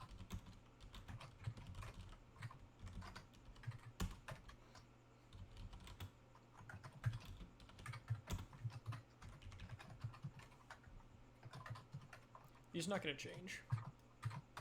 I'm trying to get into, like, consting whether or not the pointer will change versus whether or not the points to constant data. I know it's, like, mostly pointless, but I am enjoying trying to be good about this. I want to be more context correct. Yeah, Ghidra is definitely going to outstrip Ida in the next few years. I think I only have like 30 pre 1.0 NCAs, Harold. Yeah, I have a lot more than 30. Okay, wait, so that's But, you know, line all things in time. 89. I'm sure that other people will do the work that I have done. You should contact Hexadecimal Mantis, Zaki Cat, who sent me an EMMC dump that contained pre 1.0 stuff. And you should contact the Returning Void or Sora Shell, whatever name they use these days. I also forget the pronouns, but contact them. Those two both have good, interesting NANDs with different contents that are pre 1.0. I recommend. Is enc plus enc size. Is that true? Enc size is, yeah. Wait, is the like ASGCM Mac plain text or is it decrypted? Okay, so this is going to be the enc size probably. Maybe? I don't fucking know. I hate that I didn't label this ahead of time. I'm sorry that you guys are watching me label stuff like in advance, or not in advance rather. So the amount that is being decrypted is V15. V15 is the amount that is decrypted. And V15 is the source size minus 0x20. So that is the source size minus this. Okay. So, no wait, that's all of it. Ghash should be over the ciphertext. You're correct, VNK. It should be. It's not. Also, Nintendo makes a number of implementation errors in their GCM impl that makes it not match the standard test vectors, in addition to doing it over the plain text instead of the ciphertext. They implemented GCM wrong, but they also signed millions of switches using GCM that is wrong, and so they are committed to this wrong GCM impl until the end of time. I hate it too. God, fuck me. Enc size is source size minus the metadata. No, is that true? No, this is the deck size. Source size minus the IV size and the MAC and the padding. Okay. Oh, actually, I just had a Mike. Mm-hmm. I just had a fun little memory. So earlier today, I was reversing something for work, and I ran into some very weird decompilation coming out of Ghidra, where basically it was just the decompiler said that it was just while looping and decrementing a value until the value reached a certain value. And I was like, that's clearly not right. So I looked at the assembly, and it used some ARM instructions that I don't think I've ever seen before. And What I ARM realized it was instructions? calculating CRC What using ARM like instructions? using an up. Huh? What ARM instructions? Let's see. It was the assembly was weird. It was like it was like Eeyore, which is exclusive OR, right? Yes, Eeyore is exclusive OR. Yeah, so it was like Eeyore, and then it had 3 registers space LSR 0x8. Oh yeah, that's the kernel uses Like- that actually in like 2 places, and fuck the Zord that takes in an immediate. That is hard to reason about. Yeah, it's so. I mean, what I think they're like. Correct me if I'm wrong. What that is it's in the pipeline. It's doing a shift on the data. To it like Yeah, it's basically shifting the data during the pipelining step. yes. Yeah. So the thing is that was really compiler because I guess they just haven't implemented that because it's one of those ARM instructions that is really really hard to do with a stateless parser. Hmm. Like they can disassemble it correctly, but getting the actual like P code implementation for that is brutal. Ugh. Okay, this should be correct, I believe. But anyway, so that was one spot where I don't know if IDA implements those correctly, but IDA Geezer does not. IDA does implement those correctly. My kernel IDA database outputs correct decompilation for all of that stuff. What it doesn't do perfectly, and what I have a hacky solution for, he says clicking on the kernel IDA database in the host instead of the guest because he is a doofus. Let me open this up here. Actually, I will find something that uses it really quickly. They're all doofus. Ugh, it's documents. It's kernel 10. Oh, I also already have it open in another IDA window. I am a man of much wisdom and much talent. Search for like TLBI maybe? There are all of these instructions that just aren't implemented correctly, that the decompiler doesn't know how to do, and they show up as assembly, and I hate it. So what I did is I wrote a script that like knows about all of the ones that the kernel uses, and it iterates over all of .text, and anytime it sees one of these instructions, it modifies the function to insert a user decompile this address. So if I go to like decompile as call, well, it won't show up there, but it will show up if I... is that not saved here? I swear I had a script for that. Does your script have to manually patch the database entries? No, I have a super hack for adding user-defined calls. There isn't an API exposed for it, but I figured out... there's not, which is why... But I figured out a way to do it using fake API calls.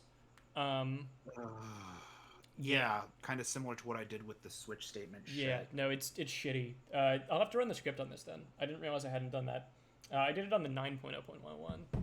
Maybe the 9.01 Fun fact has for it? many of you using IDA, there are a lot of IDA functions and routines that you can figure out based on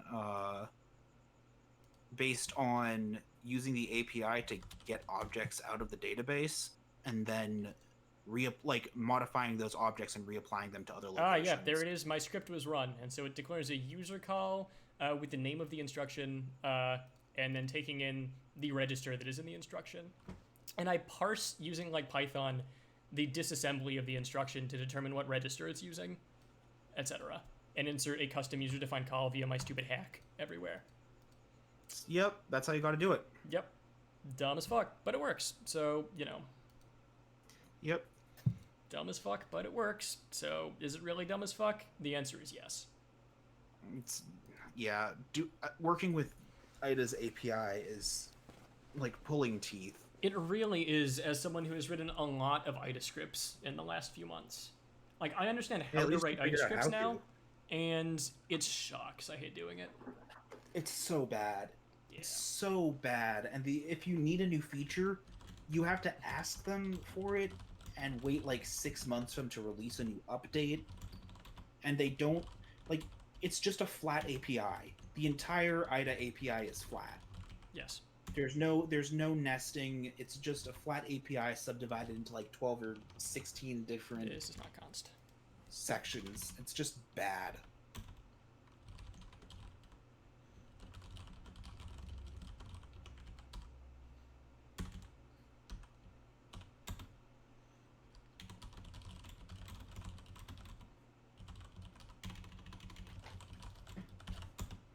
C would like to have its lack of namespaces back as a feature.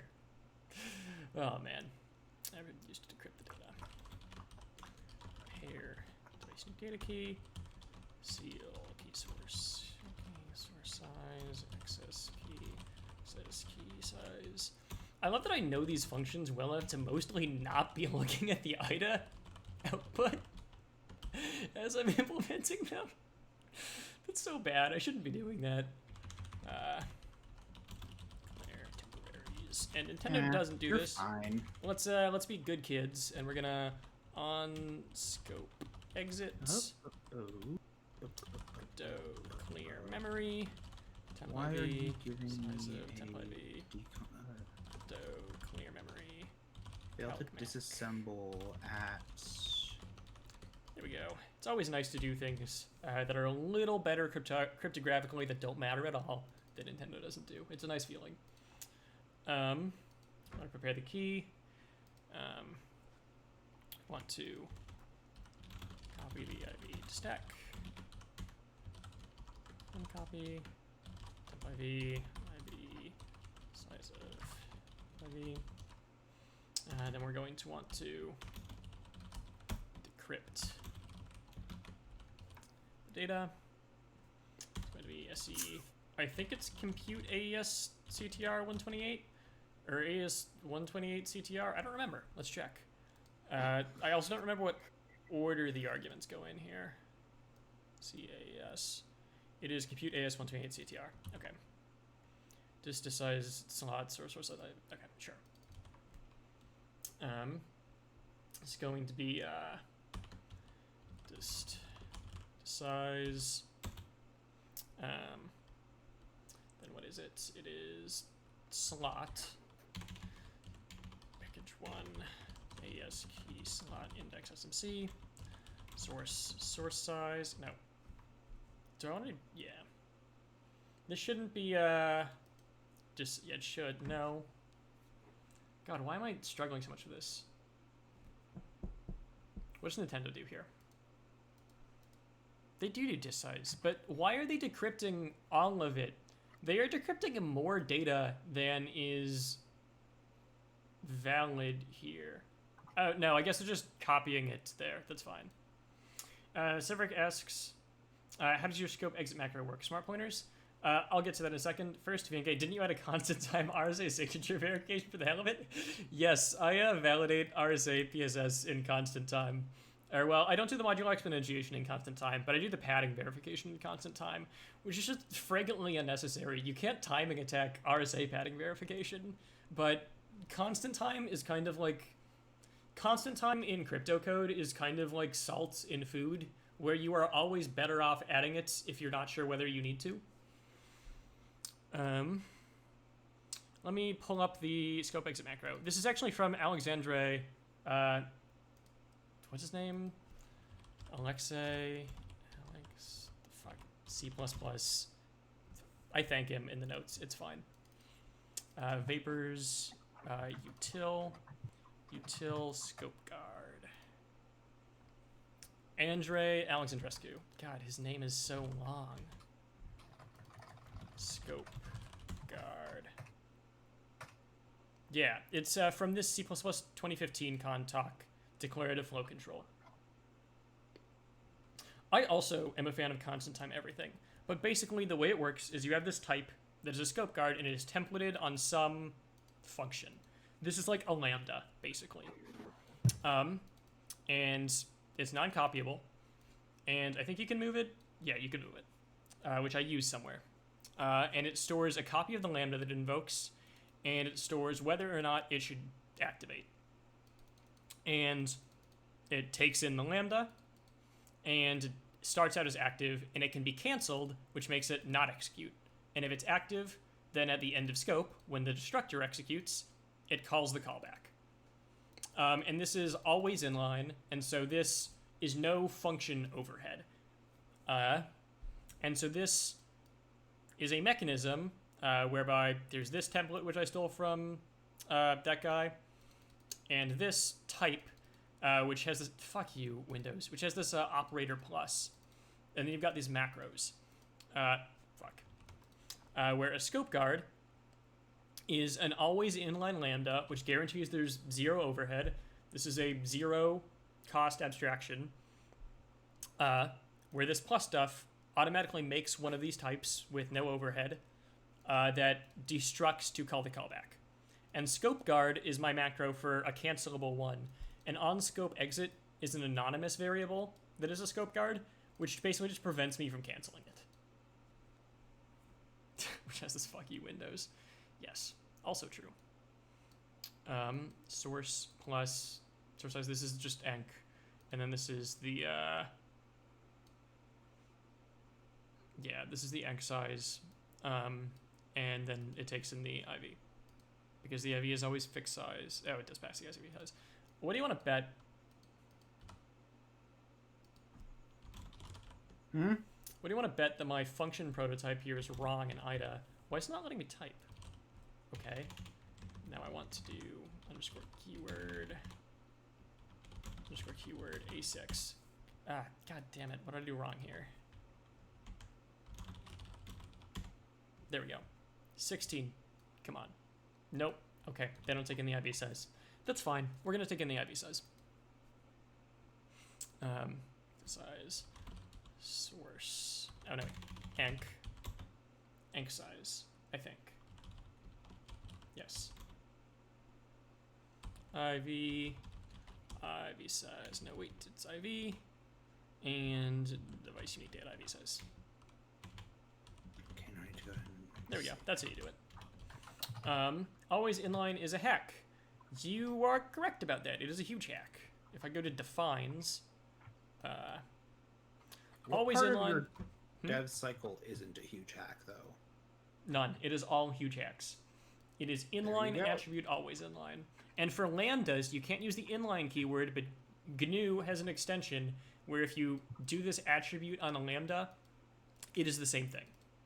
I think MSVC calls this force inline, and fuck if I know. Yeah, I have a lot of dumb macros. Also, trying to come up with good APIs for prediction is hard. I mean, there's likely and unlikely, which are standard, but trying to come up with good prediction macros for arbitrary probabilities that I enforce as compile time constants was hard to come up with a macro API for. Yeah. Okay. Anyway, back to decrypting device unique data. We decrypt it, and then we want to calculate the GCM MAC, which is this compute GMAC function. So we're gonna GMAC. Compute. Dude, I just realized I think I need to go pass out in like Okay. a minute because I just had a moment of realizing that I am deeply out of it. No worries. I have super enjoyed having you here for this.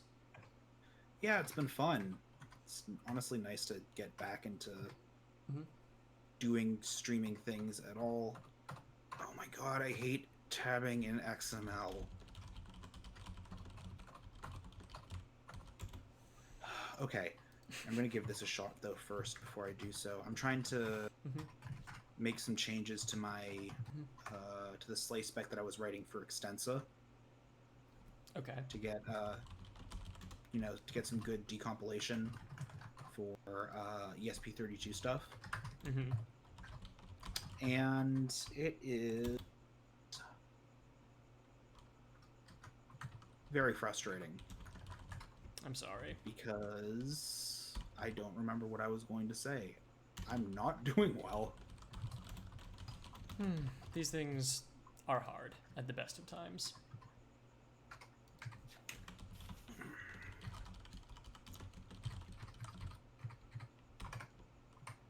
What was the name? Okay, cool. So my fake register P0 through P15. I'm trying to implement the barrel roll functionality specifically right now, which is honestly I kind of like this kind of register stack mechanic architectures, but making it play nice in emulation and decompilation is really tricky. Like you did some ESP32 stuff when you were reverse engineering that mug, right? Yes, I had to do some stuff for that. Oh, also, I don't know if I've talked about this outside of like the reswitch channels like once or twice, but I was gifted for Christmas some Ember like smart mugs, and I spent like a week hacking them, and I have code execution on my mug,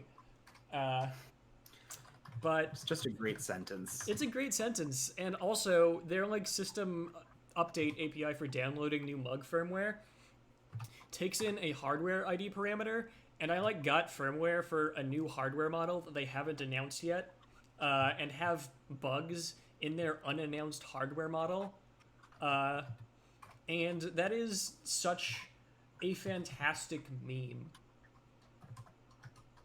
You know? Yeah, it's fun. So, actually, I don't know if you've been. I got into this because of the fact that Tim in Reswitched is. God, I love Tim. He is such a good user. Dude, he sends me pictures of his dog, and they are so good. That's really good. I have a really, really good friend who is in Maryland right now who sends me pictures of her like 2 or 3 dogs regularly, and it is a blessing in my life. People who send each other people who send their friends animal pictures are the flesh and blood of the internet. They're what keep the world moving. Yeah, I agree. I will eventually like do a photo shoot with Pounce and post that somewhere. Oh, speaking of cats, Jellybean has started lying next to my face every night now that it's again. Yeah. So she no longer wants to snuggle. She instead wants to get on my pillow next to my face and then slowly push my head off of the pillow. Yeah, no, I mean, my sleep is so bullshit that, Pounce never sleeps with me. Pounce always, sleeps, with the other option there. And I am not Pounce's favorite, very much clearly. But I see a lot of Pounce because Pounce likes to sit on top of my, like, PC tower, presumably because it is warm. And I have, like, mixed feelings about the cat hair that builds up there, but it's cute, and I like having Pounce nearby as, like, a constant presence while I'm working, so it's kind of nice. Mm-hmm. Yeah. Yeah, it's nice. One of the nice things about indoor cats is they'll follow you around wherever. They just like to be around you. Yeah, no, Pounce is very very much not a outside cat. No, it's really not. Outside cats can really be assholes. Oh, motherfucker, come on. Still not doing the trick. By the way, and I will post pictures of Pounce publicly eventually, I'm sure. Pounce is a Himalayan blue cat. I don't know if I mentioned that before. You have not. I'm sure I've sent you at least one picture of Pounce. But Pounce is like the kind of flat face that's probably horrible for animals that I feel bad about. But this like like a Scottish snap kind of thing. Yeah, but super cute like blue-gray fur that I love so much. Yeah. And the really good meme is Pounce was like exhibiting some behaviors that indicated like not good with the heat a few years ago.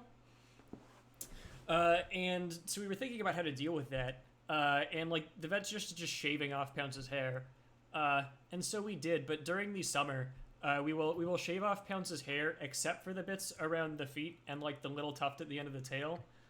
So he looks very lion-like, and I love it. It is like my favorite season of the year when Pounce looks like a little blue lion. That's fun.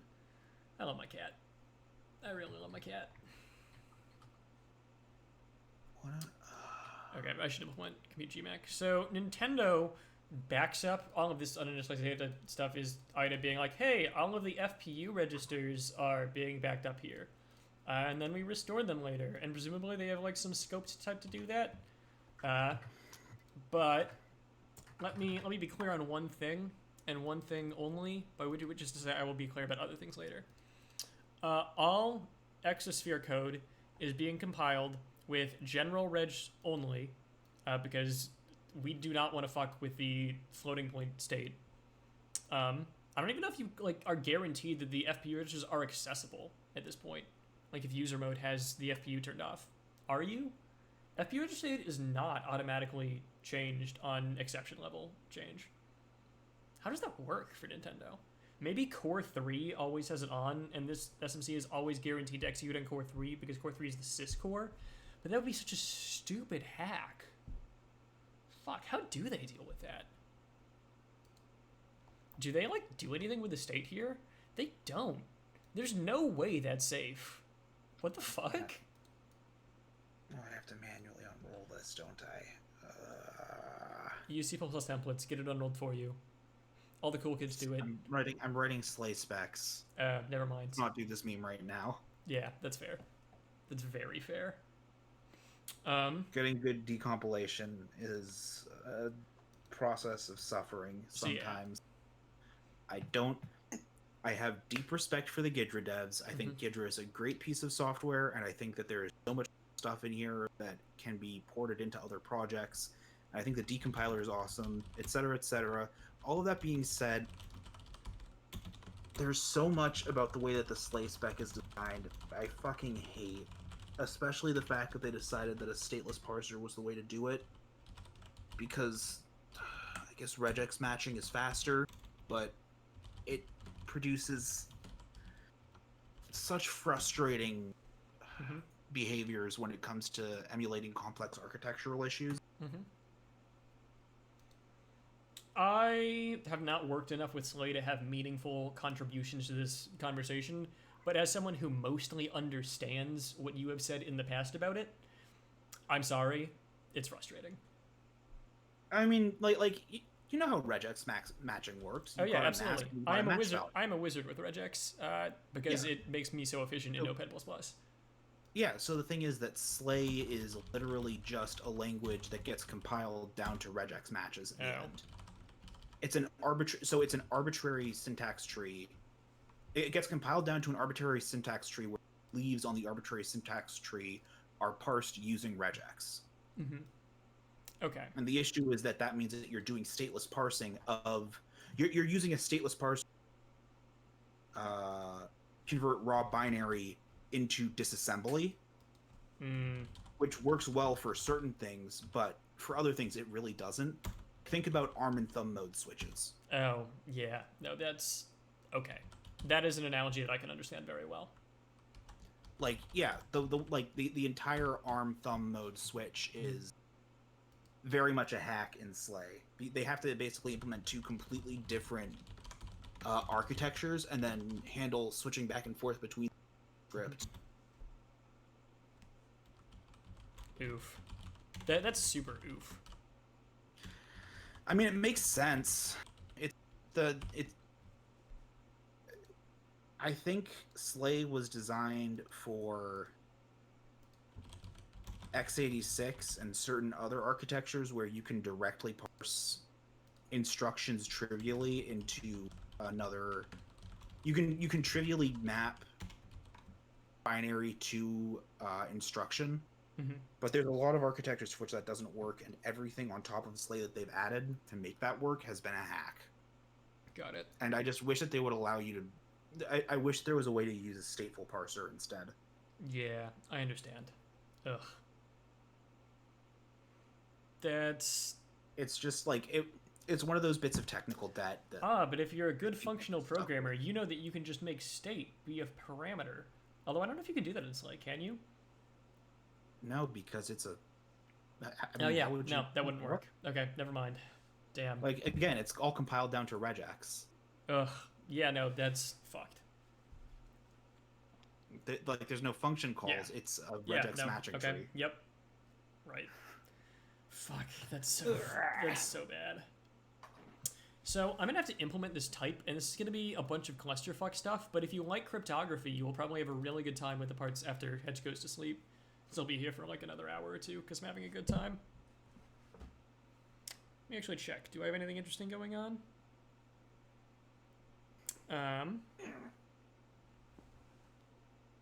One sec. I've got a text I should respond to.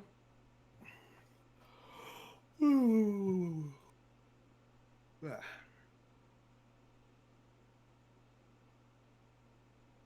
Real functional programming hours. I really I'll be honest, as somebody who is not a good software engineer, I'm still not totally sure where the line between functional programming and Take a good time. Is that even other legal? programming begins and ends. So, C++ templates prior to like C++17 are a pretty weird functional programming language. Constexpr means that Okay, but everything is imperative now at compile time, but I have had to do enough template bullshit the old way that I learned functional programming that way. what does that even mean though? Like it, how is There's no there's no functional programming? there's no state. There's no mutable global state. Everything is a parameter. If you want, But there is. how There is this? is under the hood because everything has to be stateful computers. Yada yada yada yada. Yes, obviously. So I don't I don't. I think that man. you are thinking too low level to appreciate the beauty / ugliness of various abstractions. Abstractions, yes. Yeah, probably. Anyway, I need to go pass out. Okay. It has I been think lovely I'm having you. probably going- Yeah, it's been good having me. Let me know when you're doing it again. Hopefully Yeah. next time I'll actually be able to stream alongside you. Absolutely, that'd be fun. Need to get my capture card working though first, and that's going to be a pain in the ass. So I will. Yeah, see you later. Yeah, I'll see you later.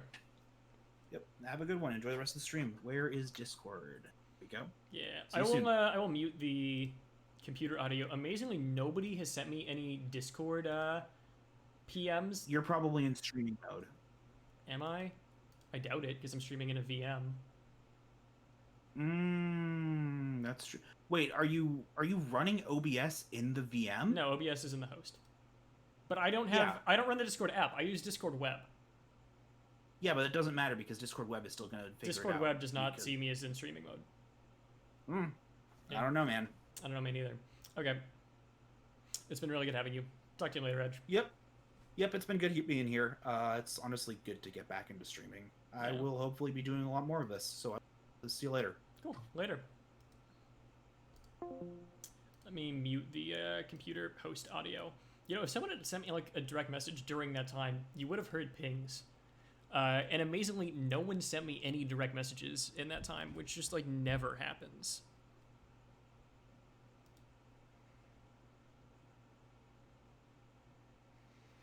Yeah, I don't have a Twitch account linked to Discord.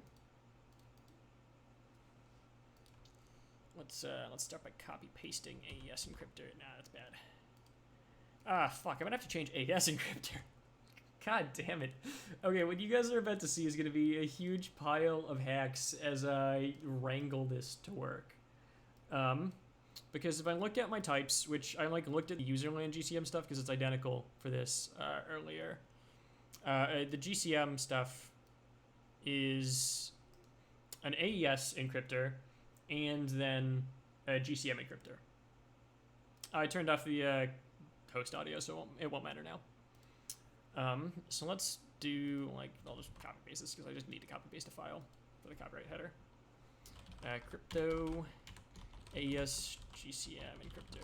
This is going to be such a pile of hacks. It's going to be fine.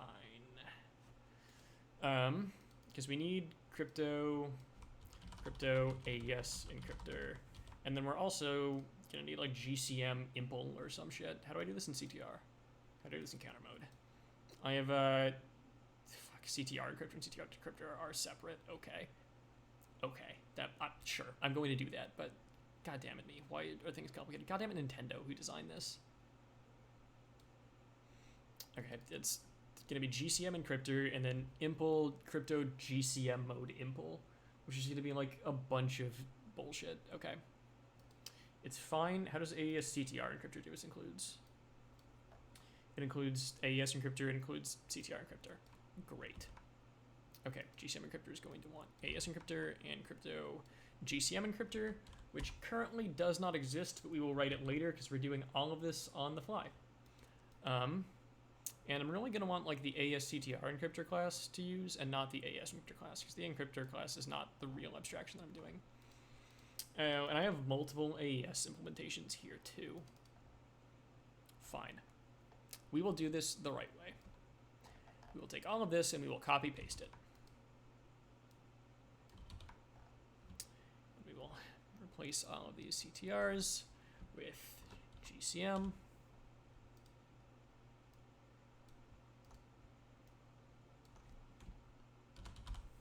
We'll replace all of these CTRs with GCM too. Actually, does anyone know offhand if GMAC uses different stuff for the AAD portion for non-128? I don't want to look that up right now, so we will only actually define 128, but we will plan on doing this properly later. I don't know if I need additional logic there, and I don't really want to look up the GCM spec. This is going to be AES GCM encryptor. Oh, no, the only reason that I had the AES simple stuff was because I have both encryptors and decryptors for this. What I really want is some other mode. Like, do I have CBC yet? XTS. This will be better. Oh, no, wait, that's just XTS. That's not AES XTS. Fuck me, why do I always do this both ways? It's fine. I don't really need this. This is not necessary. I can just specify this, because it's going to be GCM encryptor for all of this. AES GCM encryptor. And let's temporarily to do validate AD is same. Make is same for non-128 bit key.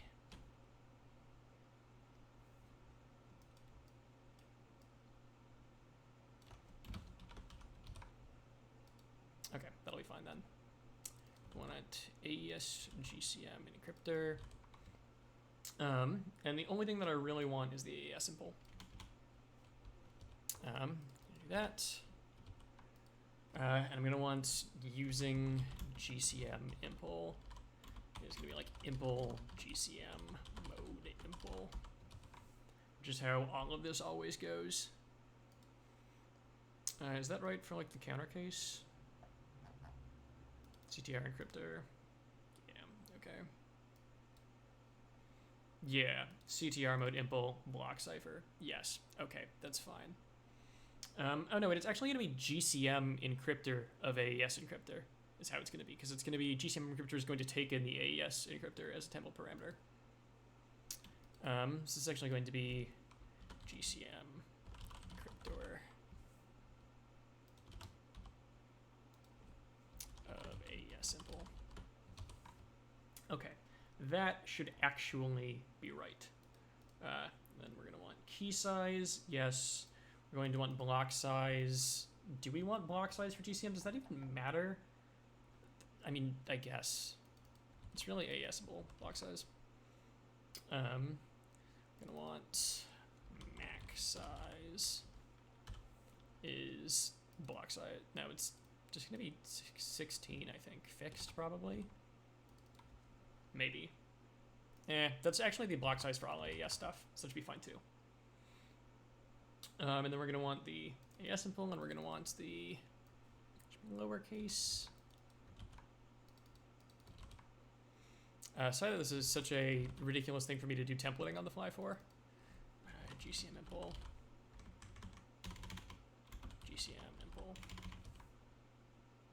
But I know the structure of the crypto code well enough to know that Nintendo is, like, super pedantic in this way.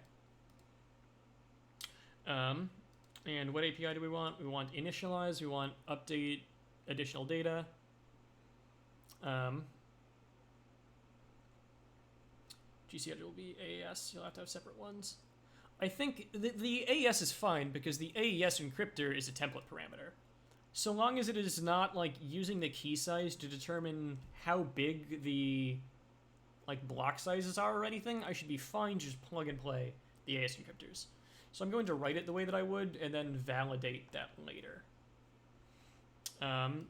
What functions do we have? GCM encryptor.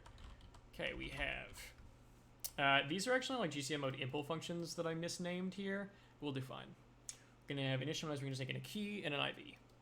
And this is going to call this AES impl dot initialize key size, and let me check that's right for AES encryptor. Initialize key size, yes. Okay, great. Tag size depends on block size. Okay, it's probably fine. I won't uncomment it now, but I will assume that this is going to be great later.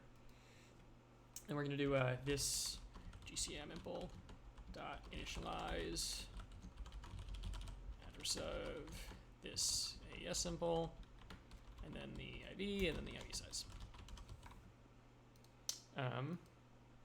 Because I know that this is going to call, like, this is an inline GCM initializer, and that should be fine. And then there's a reset, which is really a GCM func, so we're going to do void reset, void IV size, which is just this GCM impl dot reset IV and IV size.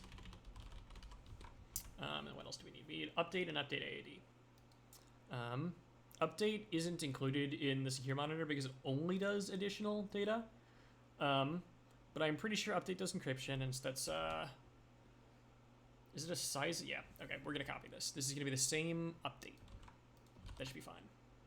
It's just be this GCM impl update. Then we're also gonna want void update AAD, const void AD size T AD size, which can return this GCM impl update AD size. You never implemented AES or GCM yourself. I recommend AES. It is a fun implementation. Like, I like it a lot. AES is a simple, straightforward algorithm that is really fun to implement. Bit slicing. Don't do bit slicing. Use lookup tables.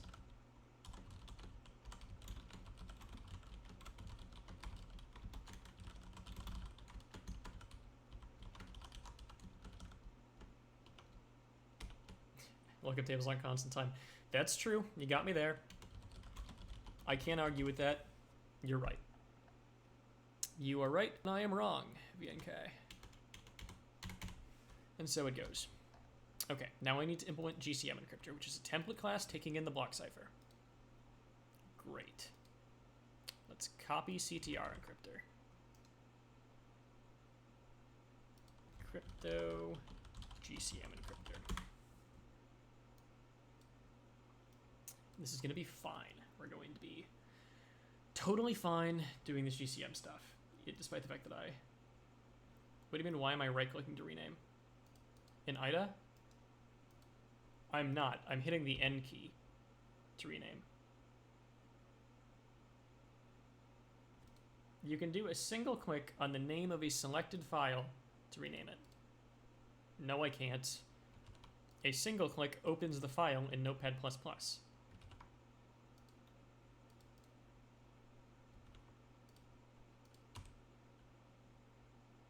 That's just not right.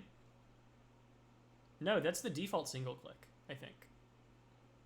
Single click is open with whatever the default application is. That is definitely default Windows behavior.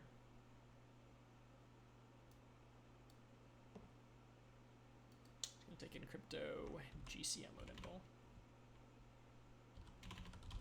You need to wait at the double click threshold? Okay.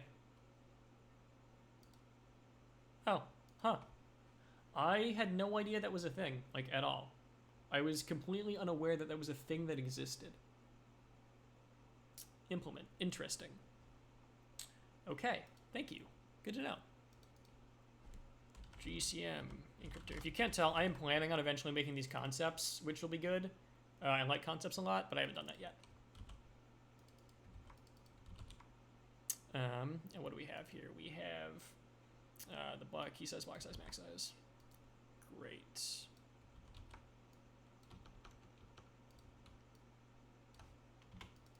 that is block size, max size. Great. And we're gonna do impl GCM mode impl. No, fuck you, Windows. GCM mode impl on the block cipher. And this should be fine. It's not gonna do anything here. It's going to have the initialize function that's going to take in the block cipher And then it's going to take in the IV and the UV size, I think. Yeah. Okay. I'm going to do initialize block size IV. IV size, great. I already have that. I don't need an offset here. What this has that CTR doesn't is this reset. And of course, reset is just this impl reset because we are, layering abstractions. And initialize here is an initialize on the block cipher. And then it is a reset on the IV and IV size, which is this. So this is the inlined initialize, and this is the reset.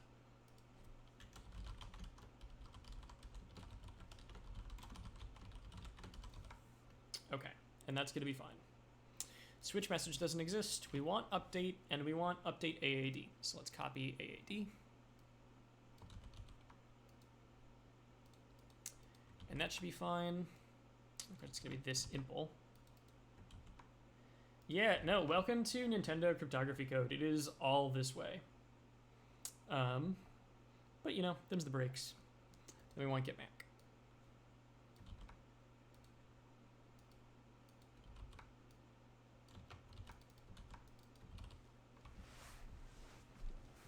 Okay, great. Get back from there's no cheese. Okay, I will admit that is a pretty good joke. I cannot argue with that joke. Then we need to do GCMO dimple. Let's copy CTR mode dimple, which is gonna need a lot of changes. Fuck. No, we're gonna do this right way.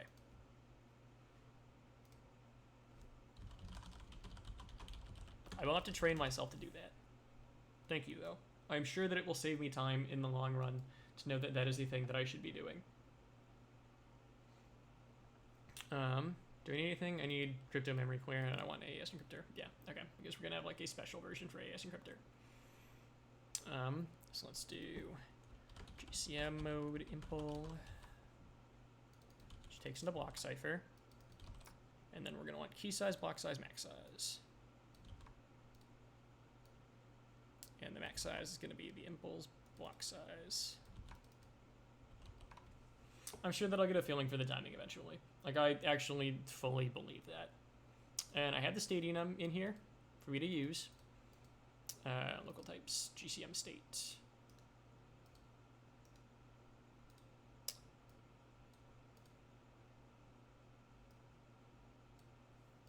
State none. These values don't matter.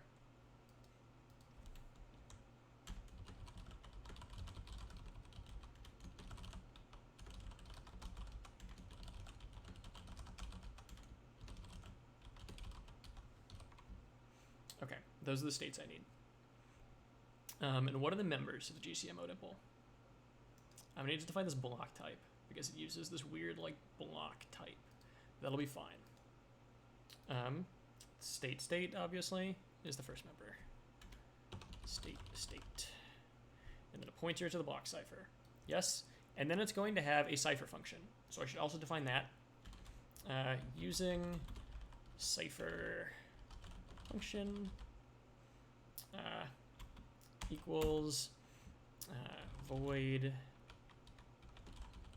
dist block const void source block. And I'm just going to take in a const void because it's arbitrary what this is. Context. I know it's an AA's context here, but for genericism, it's going to need to be a const void. And that is fine. There's a padding word here that I don't think I'm going to add. Do I want alignment? Yeah, okay. I'll add the padding word.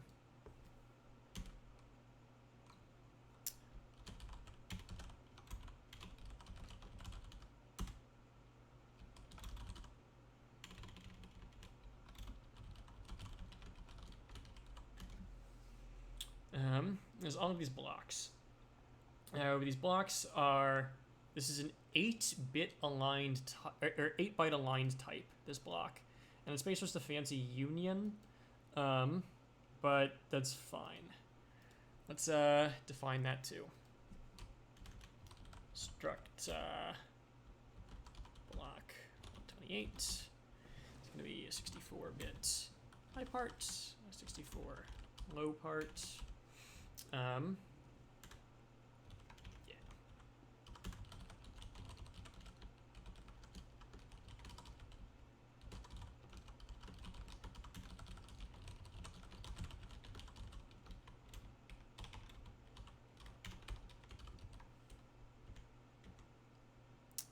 Okay, we're going to want to union block, which is a block 128, block 128,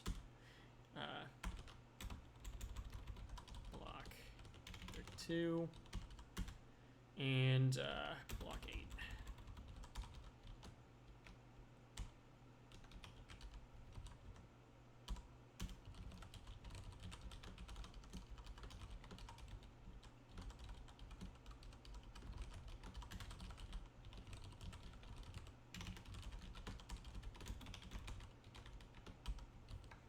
Okay, then we've got all these fun blocks that we gotta do. Even though these are like all unused by Trustzone, because these are for userland acceleration, which is funny to be clear, but them's the breaks. Block X, block Y, block K, block K0, block temp, and that'll do. Oh, also, this is gonna have a destructor because it like clears itself on the stack, but I'll do that later. That's after the member variables. And then it's gonna be a size of t. This keyword, I should look at the 32-bit code later. This might be a size of t. Yeah, I'm sure it's a size of t. Size t, AD size t, message size. And then there's like this weird, they do a U32 here, AD remaining, U32 message remaining, U32 counter. And then they have a block that is their H mult blocks. Truly, we are lucky to have such a big type, despite the fact that they do not use this userland acceleration, and so most of this goes entirely unused. We are blessed this lovely day. Yep, that is definitely going to be the same, because they always do the like state is state none when they initialize, and they clear it when it's destructed. And then, is it going to take in? No, it's going to take in a block cipher. That's fine. And does it take in an IV or an IV size? I don't think so. No, just sticks in the cipher. Just sticks in the cipher. And you're probably thinking, what are you doing? You are not defining the template functions. Well, I'm going to do it in C++ file. We're going to do explicit template instantiation, because that's how Nintendo does this shit. It's actually really annoying. But, you know, I don't have control over the APIs Nintendo provides. I just implement them. It's going to be a void reset. That's the void IV, SXT, IV size. It's going to be update, classic. And they're going to be separate ones for encrypt and decrypt. It doesn't really matter here because we're not doing encryption or decryption, but I'm going to declare them anyway for me later. Update for encrypt. Update for decrypt. It's also going to be update AAD.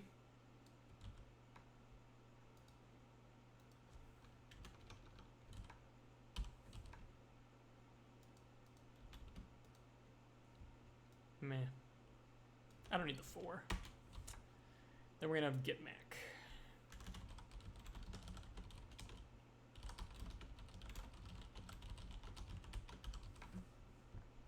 Okay, then we don't need any of this shit.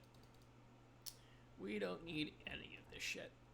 We do want some private funcs though, because this block cipher func, that's a thing. This cipher func thing is like this like block callback function is going to be private. We're going to have a static void I don't know if I need to do templating here. I don't think so. So void process block is a better name. Void this block, const void source block, const void star context. And this is basically going to do static cast const block cipher context encrypt block dist block size source block size. Surely we live in a society. I think I did that right. I did do that right. And this is going to be the right thing where it is a cipher function, so that's going to be fine. I think it's the only function that we need here, because everything else is going to be update. I really hope this won't need debugging. Oh, let me assure you it will. It took me 6 hours to debug the original time that I did this. So, you know, really going to be living.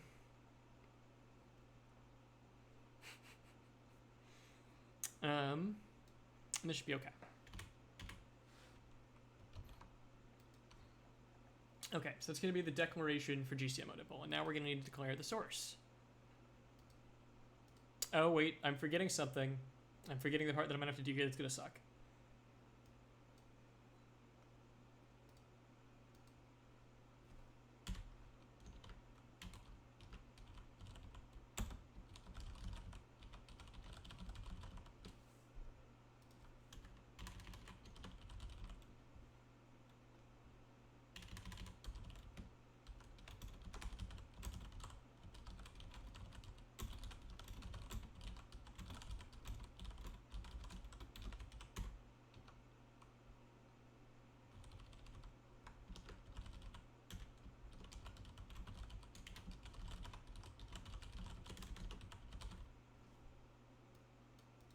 Mesosphere can deal with this later if the kernel ever starts doing AES.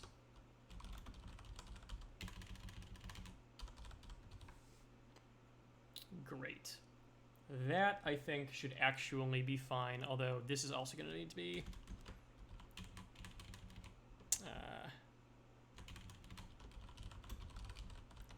stratosphere.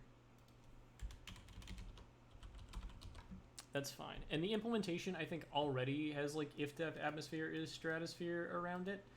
And so that should be okay, I believe.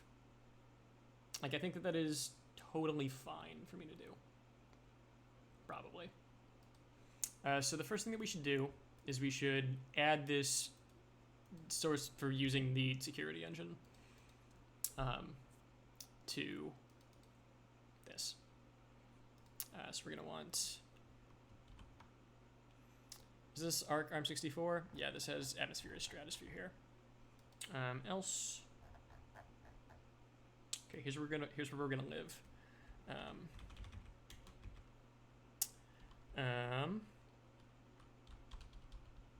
Nope, that's actually all we're gonna do. Here's what we're really gonna do, because we don't want to have to include live exosphere code. Note, exosphere defines this in live exosphere. Great, we're living.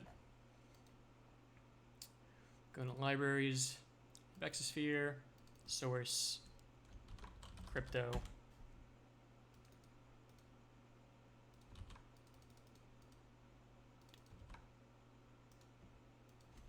Crypto, AES simple, security.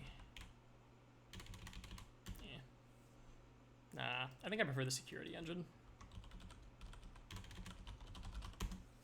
Debugging crypto really is a nightmare. So we know we're exosphere. So we include exosphere.hpp. Because this code will only compile for exosphere. That's great. We want the space at the end of the file. We can remove this. We will explicitly instantiate 16, 24, and 32. That'll be fine. We will clear this at the end of it. That's also great. Is supported key size. That is also the same logic. And I'm fine with that. Template, key size, initialize. But for here, we do this. And then we do this, which is going to be silly.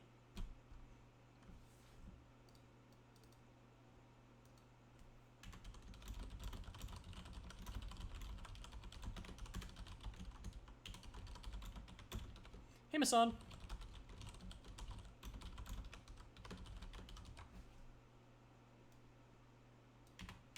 How are you doing? Equip the block. Create the box size. I know, right? Now I won't have to be lonely. So I say 16. This is fine. We don't need these static asserts because we're not using the lib and x stuff. Let me also double check. Do I even provide the other SE APIs? SEAS.hpp. Sphere, SE, SEAS. Don't provide them yet. That's fine. I'll add them later.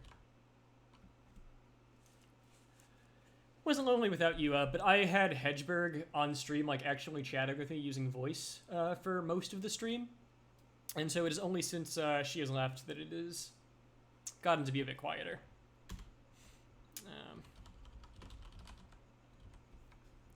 Crypt AS128.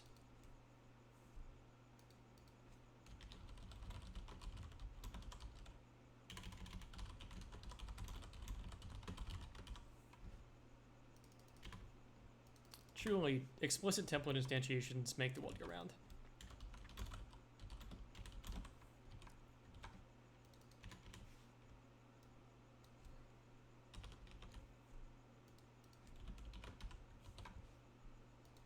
That's true. But I think we're hopefully having a good time anyway. And it's good to get all of this process, like, visible so people can see how I work.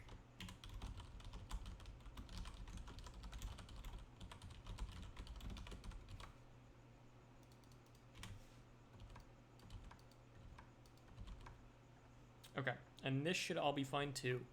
Because the only thing I need to do here is copy pasta it. And then change these encrypts to decrypts.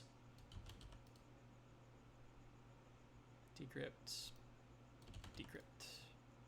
Decrypt. Cool, we theoretically now support this in the future. So now AES simple will work as expected. And this is great. Now I need to do GCMO dimple.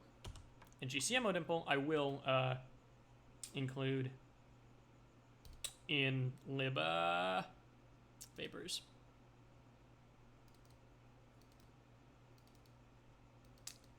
Crypto impl crypto GCMO dimple. Oh wait, that's the include. Crypto CTR mode dimple. Yeah, I'm gonna want crypto CTR mode dimple GCMO dimple.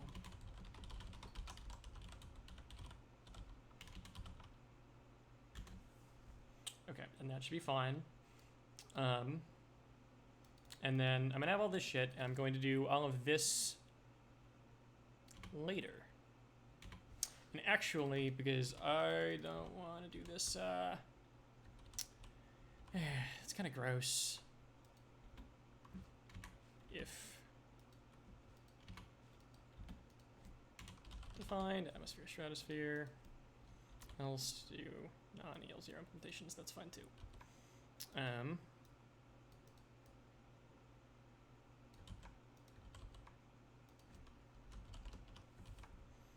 Actually, I think, no, this is security engine. No, wait, security engine is an AES symbol, so we don't need to care about it. This can, in fact, be the generic implementation.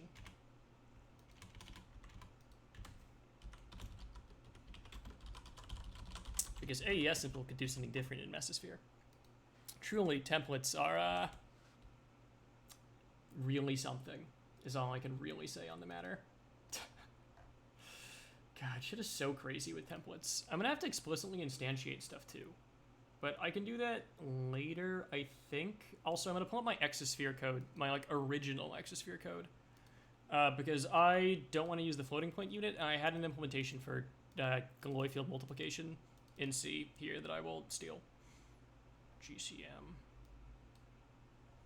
Yeah, this is the thing that I was thinking of. Great. I will steal this because this is arithmetic unit, scalar unit, Galois field multiplication. Yeah, no, the hard part is already done. I just need to do the Galois field logic. Like, this is not difficult to translate, I think, hopefully, if I'm lucky. Maybe? I'm, like, honestly not even sure about that. But let's copy-paste the prototypes that we're going to need to do. And we're going to need to, like, template all of them, too. Because they're all going to have to be, like, template, whatever. Aren't they? Yes, they are. Okay. Okay, so it goes. Crypto GCMO dimple. This is templated in the block cipher.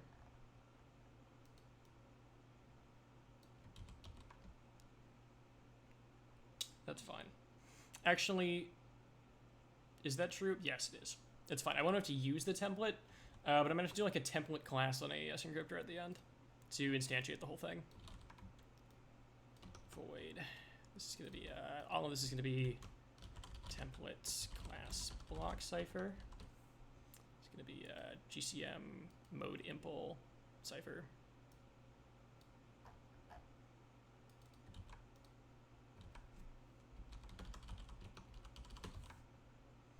Okay. Play the usual copy paste game here.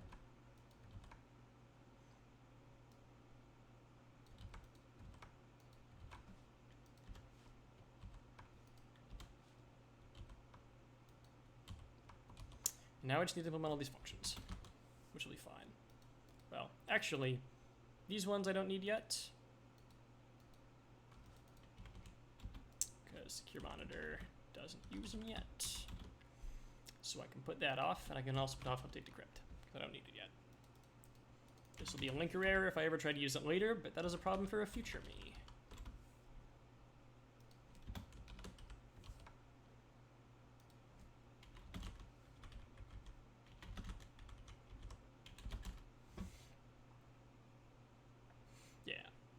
Okay, what does initialize do? Initialize does this, it sets the cipher function, and then it calls like the initialize the hash keys. That's all fine. Oh, I'm gonna need to declare that, aren't I? Initialize hash key, which takes in the, God, what even is that? No, it just takes in a templated GCM mode impl. It's a weird function to write. I guess I will make this a member function.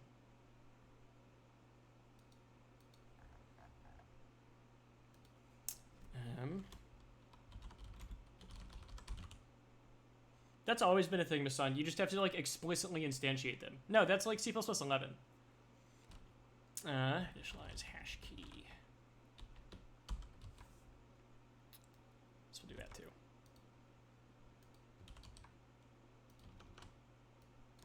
You have to like explicitly do like, we're gonna have to do like template class, whatever. I have the syntax in like another one over here. Yeah, where you do like this. And that declares all of the relevant functions in that translation unit. Yeah. We'll do that later. Asakami asks, what are you doing?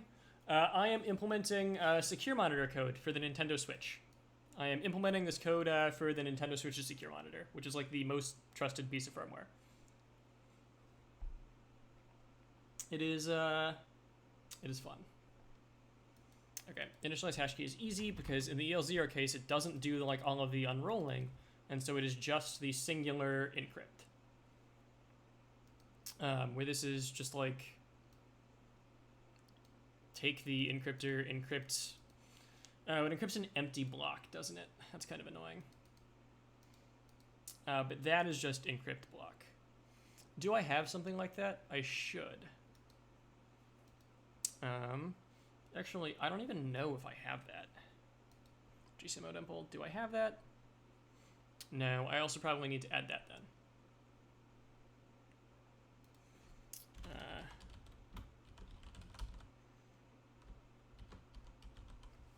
Do I already have an encrypt block?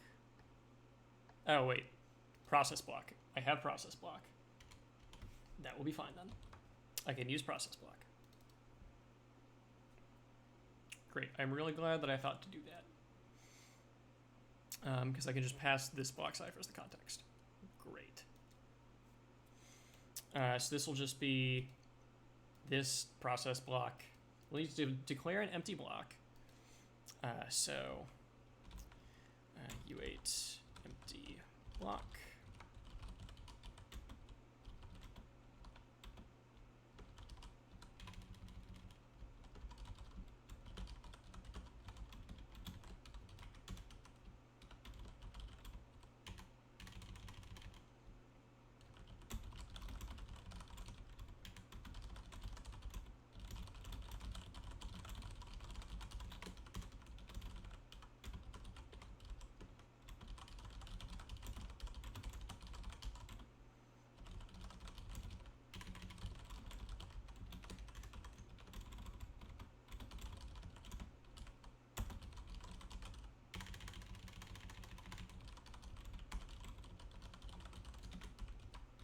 I'm really glad that I don't have to do the assembly bullshit for this. That's actually very nice. And for this is like this reversing of it, but I don't think I need to do the reversal because I'm not using their weird... I'm not using the I know, famous last words. I'm not using the vector unit, so it doesn't matter that they do a bunch of like reversals in order to get things to play nicely with the vector unit. I just get to store everything the big endian way. This process block. This is going to be this h mult blocks 0. Let's actually do this 0. Source block is the empty block. And the context is this block cipher, I think is what it's called. Yep. Cool. That's initialize hash key. That's easy enough. Then I should do initialize and reset probably. Where initialize is going to be set the block cipher, set the cipher function, and then initialize the hash key and set initialized. Easy enough. Okay, so this is going to be this block cipher equals block cipher. Set member variables. This cipher func is... I think I can just assign directly, but I might need an SD address of later. It's going to be process block.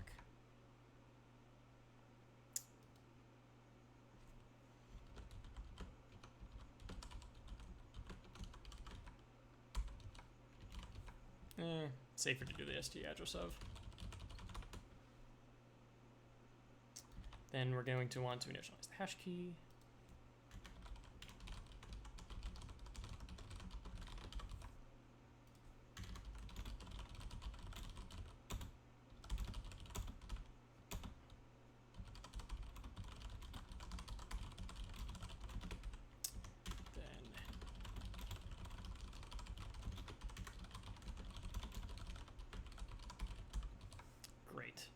That is super straightforward, and I appreciate that this is straightforward.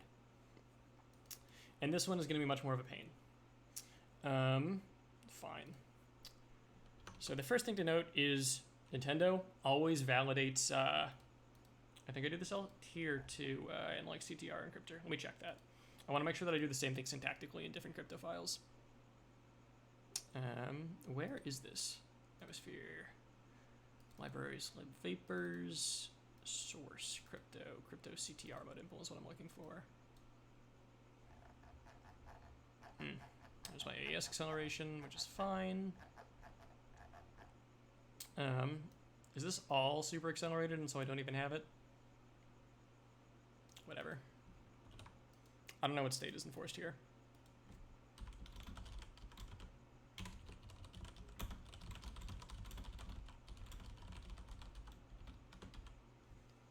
No, I don't want to update Windows. It's almost certainly.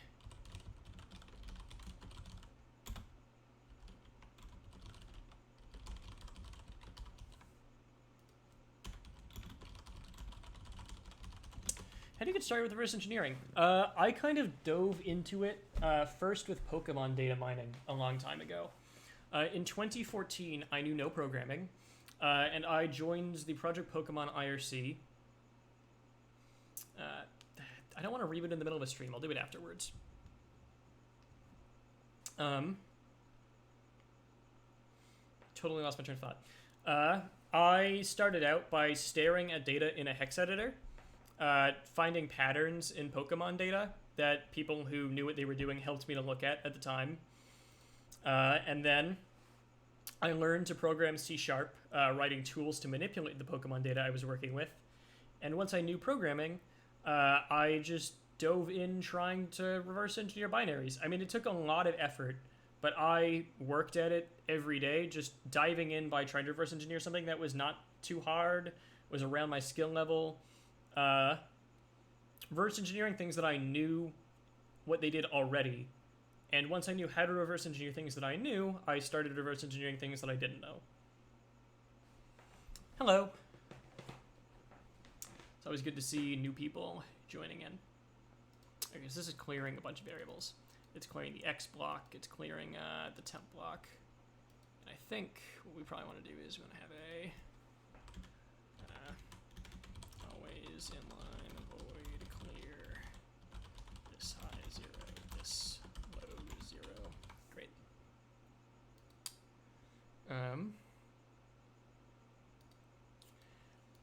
I am implementing cryptography code for the Nintendo Switch's secure monitor, if that means anything to you.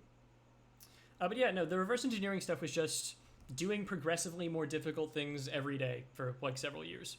It's been a long time coming. It was not always this good. So we clear the X block, and then we take the X block, and that's not used later. We take the K0 block, that's not used later. We clear these sizes, okay. Are any other blocks cleared? No, it's just the temp block and the X blocks. Reset blocks. This block X dot clear. This block temp dot clear. We want to clear sizes. And this is pretty clearly clearing. This is like weird addressing, but this is both the remainings and the sizes. I have a lot of Nintendo tunnel vision, yes.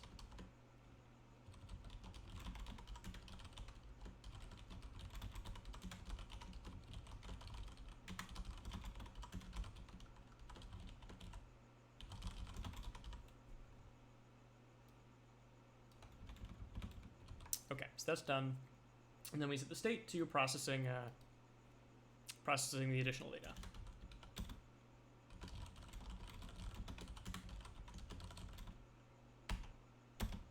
Oh no, wait. Is this even right? No, this should all be in reset. What am I doing? Better.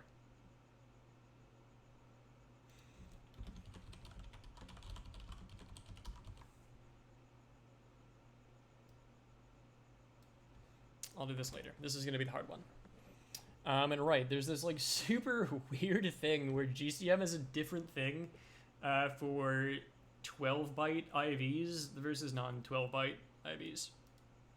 So what we're going to do is we're going to set our IV if IV size equals 12, else if our IV is the correct size, copy in the IV and set the magic bit. Where this is mcopy. This I think it sets it in EK0. Yeah. Okay. It's gonna be address of this block EK0. IV size. And then util store big endian. This block EK0 dot block 32 plus 3 0x1. This is a big, no, is that right? Yes, this is big endian 1, which is why the like right here and a little endian is this weird shifted value. This is a big endian right of 1.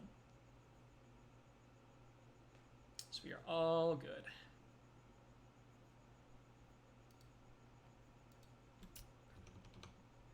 otherwise, this is the complicated case.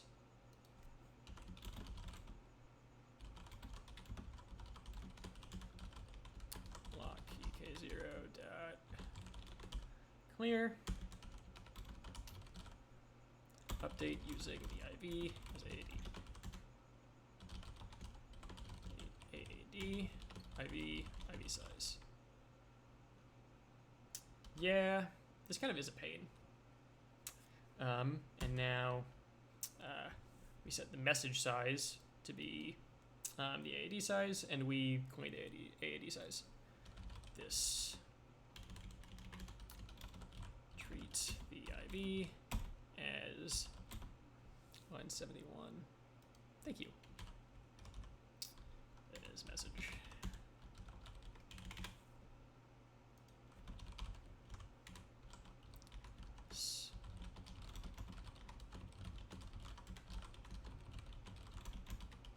Because the IV is not actual additional data. Oh, right. We need the function that actually computes the MAC, don't we? That is an important thing to have.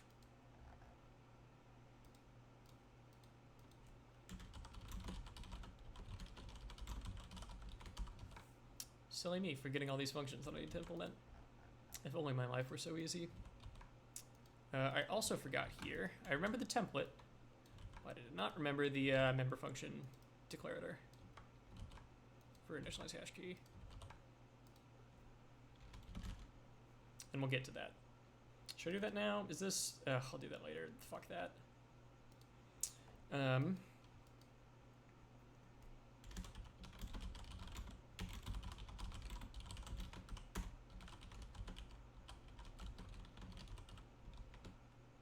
Great, we do that. And then we do is we set a 0 block to our calculated MAC block.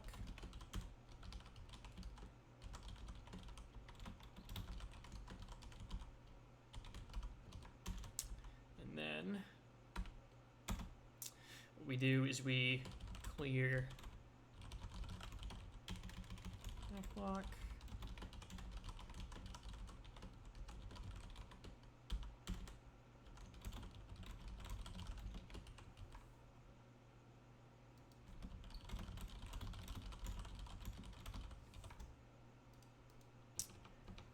Set message size is 0.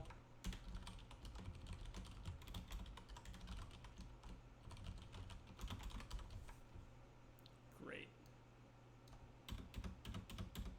The compiler will probably unlike this because we already did this here, but I think that's that. And then we need to set the EK block to the IV block, because this will get modified later, and we need to store the initial IV, but we will need to transform it in the process.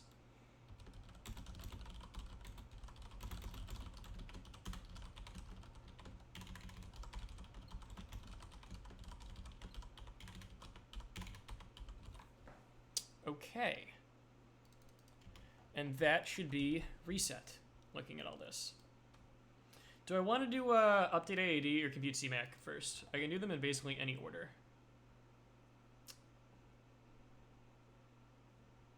Why does message remaining not get reset in the complicated IV size?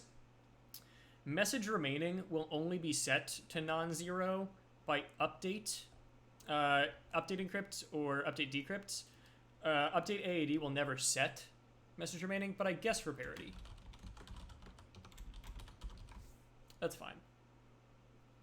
Do you update AAD first, do you think? I'm fine with that. I'm totally fine with doing update AAD first. And this is the one that I fucking hate. I really hate this. Okay, what are our preconditions? We need the state to be processing AAD.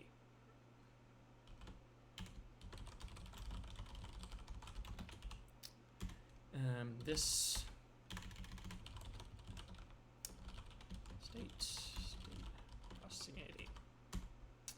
We need to have not processed any message, so we can only process additional data once.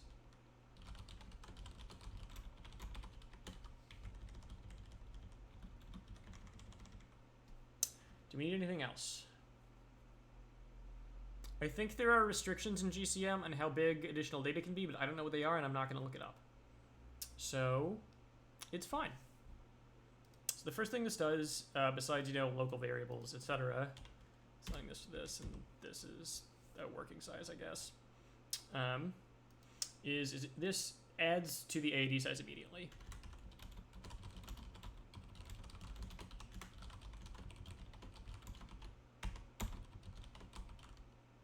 Which is great.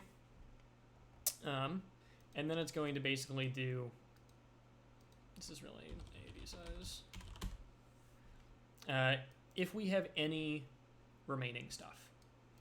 And this is like weird IDA output. What we really want to do is we want to process any leftover AAD data from the previous invocation. This is like if this the remaining greater than 0. Then what we want to do is we want to update on each byte of the AAD until we have a full block. This is operating on the X block. Like X15 minus, this is like the number of remaining, I think. Yeah. Gets Zord equal with, fuck, is it really gonna do it that way? That is such bad syntax. That is terrible. What is this even doing?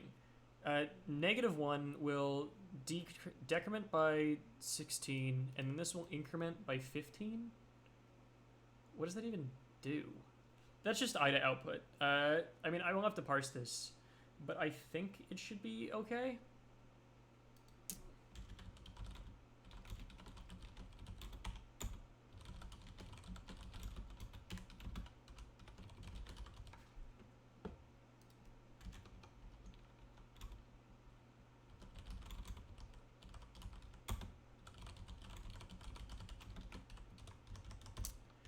Okay, so this is a loop on a while AD size is greater than 0. Okay, and in this loop, v9 is 1 minus AD size. If plus plus equals 1, it returns. Sure, that's fine. That's gonna be just leftover logic. Remaining, it increments 1 modularly. This is the super, like, fucked thing, though. Why is it... Is this really offset? Oh, v6 is +1. I understand. This is the compiler optimizing for it thinking it being a 16-byte thing that it's going to be loading from. Nintendo is doing, like, vector stuff in here, and so it is going to be optimizing around that. I understand this, actually. Okay. This is dumb. Copy in data to our partial block. X block size -1 minus this AD remaining equals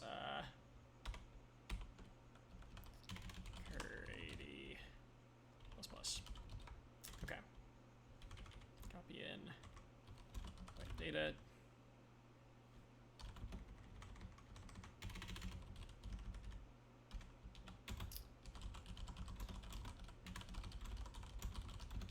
I know, right?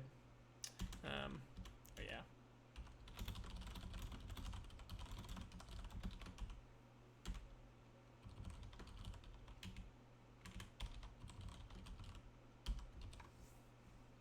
And I'm doing this here and not elsewhere because we're going to have like a complicated break condition in here.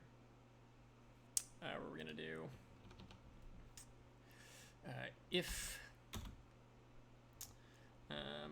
now we need to increment our partial block size.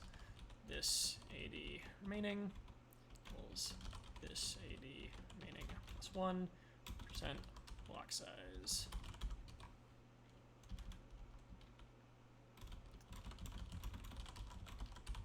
I know, right?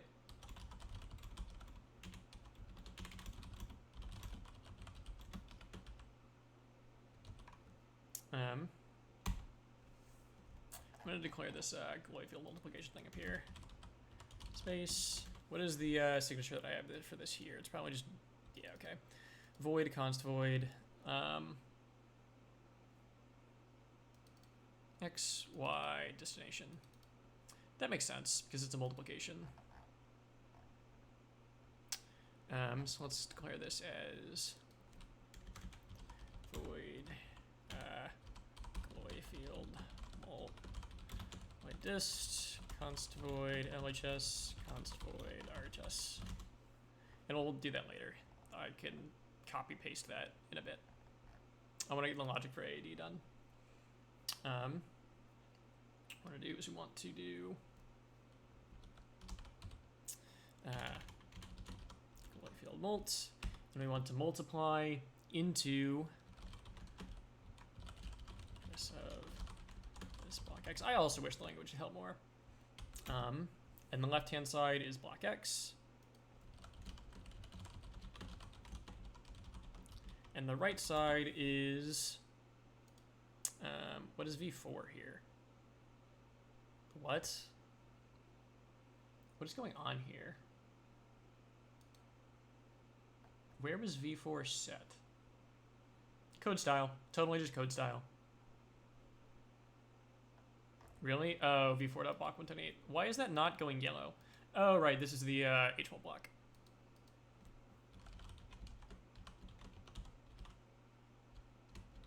Thank you, Masan.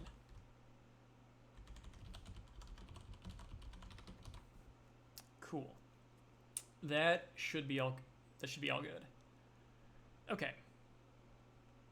So now we've processed the remaining data, and then we want to process as many blocks as we can. And this is doing like if the size is greater than the block size, which makes sense. This is the block logic, and then this is the leftover logic.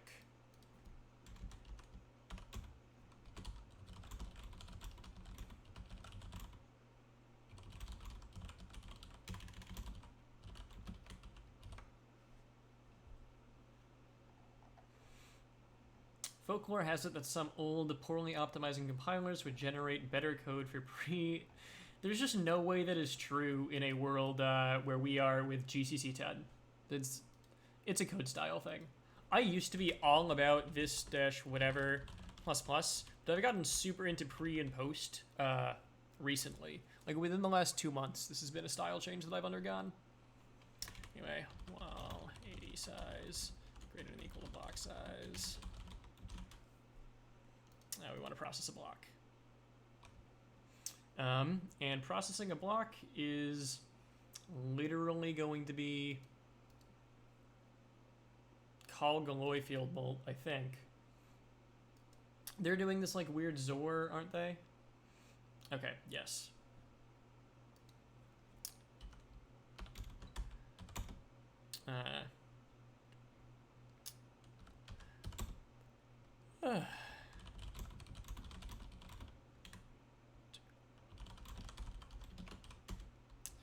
It's going to be for 0, I is less than block size. Hey, Fred Keenan.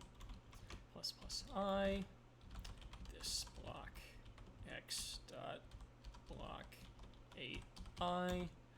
Zor equals yeah, okay. Cur AD. Yeah.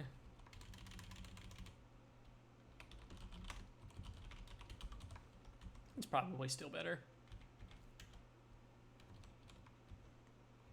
And then once we have done that, we want to Galoy field multiply. Hey, Genesis.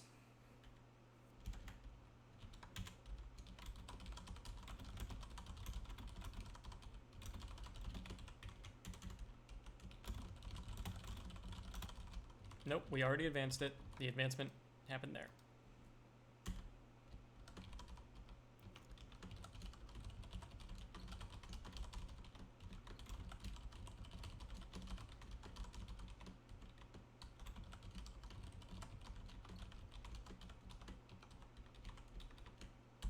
That's fine. And then what we want to do is we want to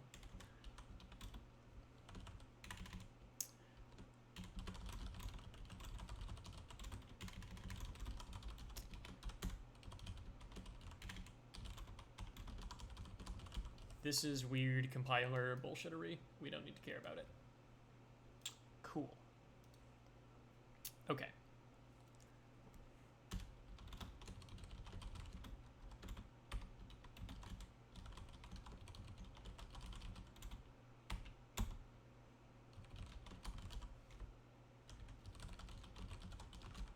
Because AD remaining is U32 and not a size of T.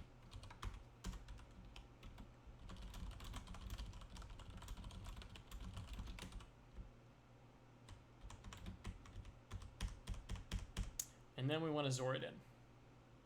But we Zor it in at the end, I think.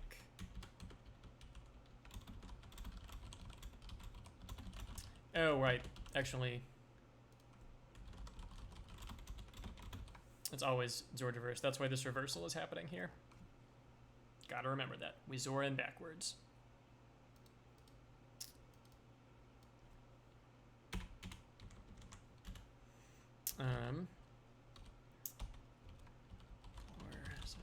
Equals 0. I is less than AD size plus I. This block X dot block 8 block size minus I1 minus I. Zor equals that. And that, I think, should be it. Yes. That is what we need to do. Okay, now we need to implement Galois field multiplication. Which is fine, because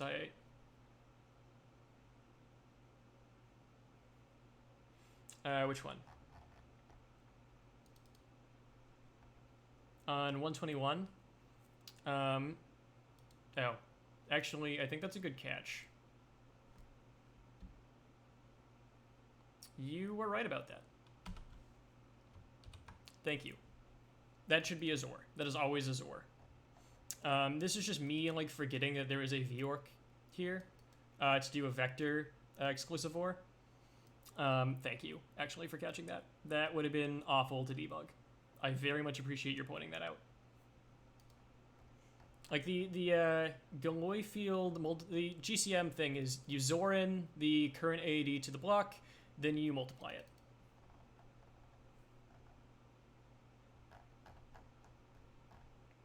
Magic. I'm writing crypto code.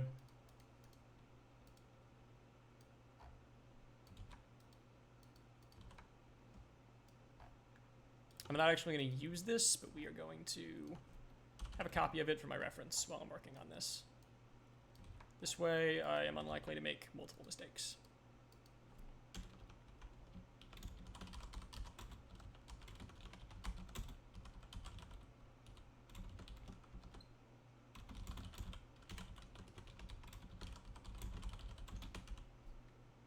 Hi, Ubergeek. We're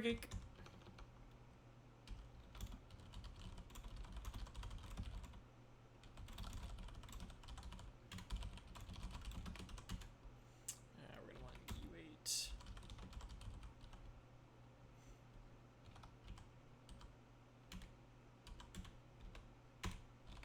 U8. I kind of prefer X and Y almost as names. Yeah, we're doing X and Y. That's more traditional anyway. The reason that I need to do work blocks, by the way, is that these might alias to each other, and so copying stuff in at the start and then doing it again at the end prevents a lot of bullshit problems. U8.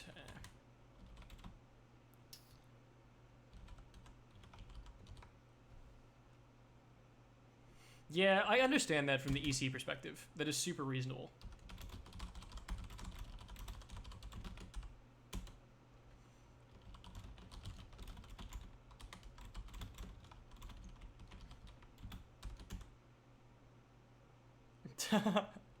Not totally inaccurate, Uber Geek. X block equals.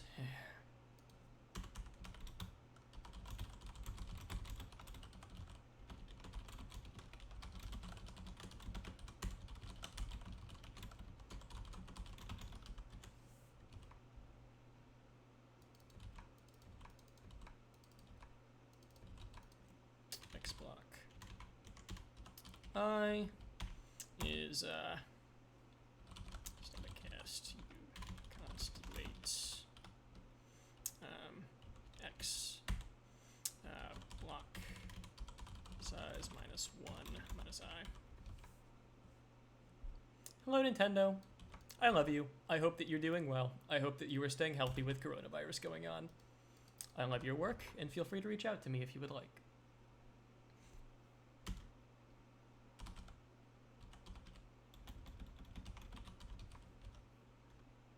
Great.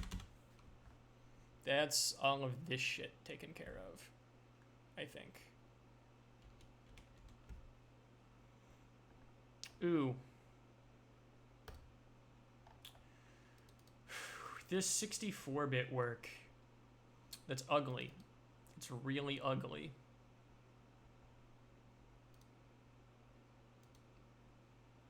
Fuck it.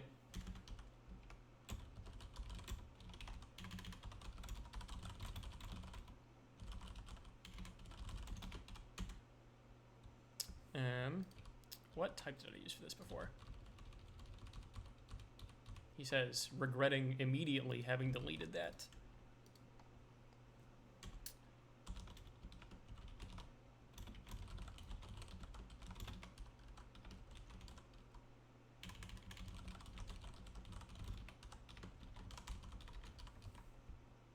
This is the big brain way to avoid reinterpret cast, by the way.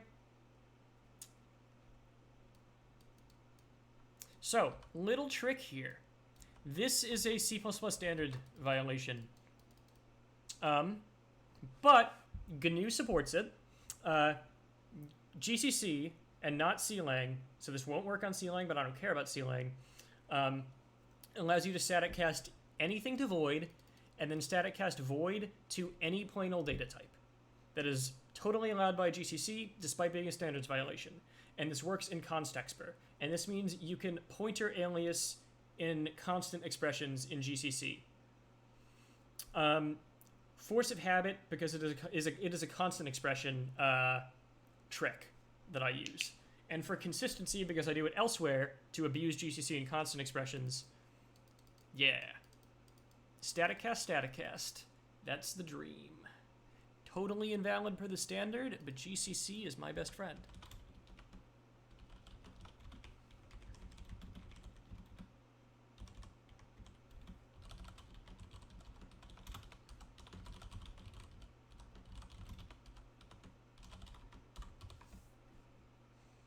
Yeah, I should note that this is totally invalid per the standard.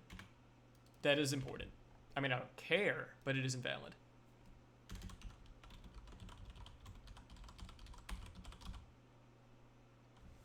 These are the work blocks, Misan. These are not the input blocks. These are the work blocks.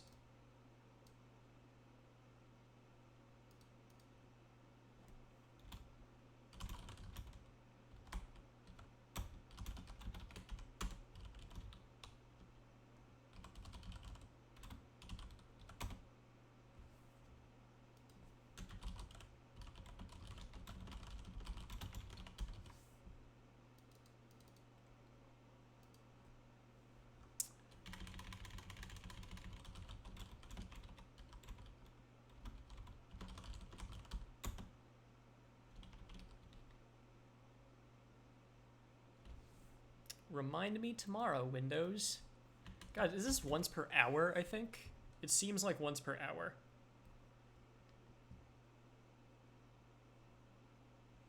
Ubergeek, this is a style thing where this abuses a GCC standards violation permissivity issue. And it works in constant expressions. Yeah. Okay. And then for each of these, we want to do out 0 is or equals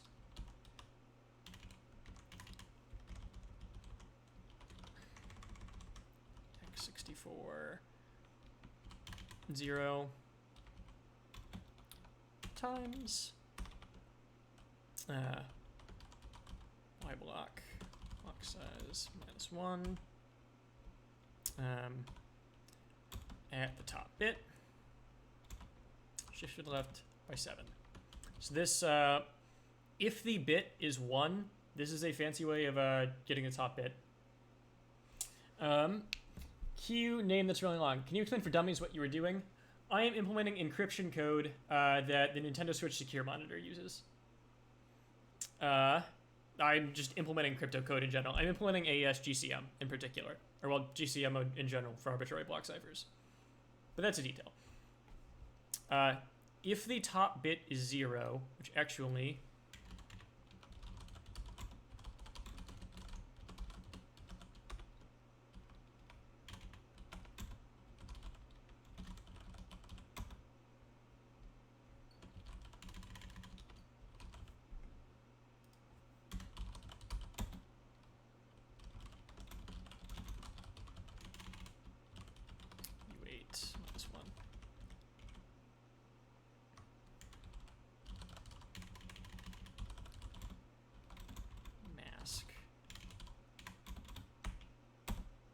is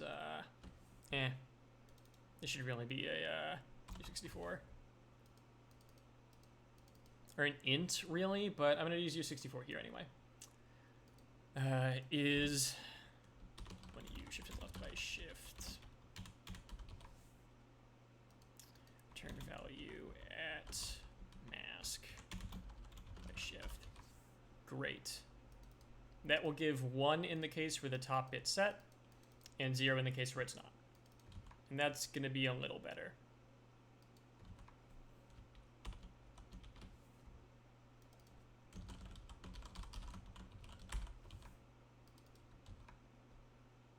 Let's really get multiply factor. Y block.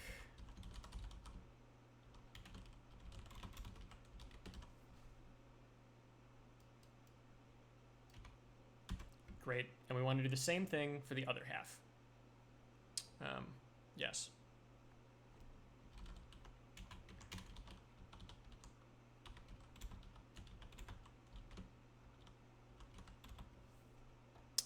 We're going to be smarter than I was in the past.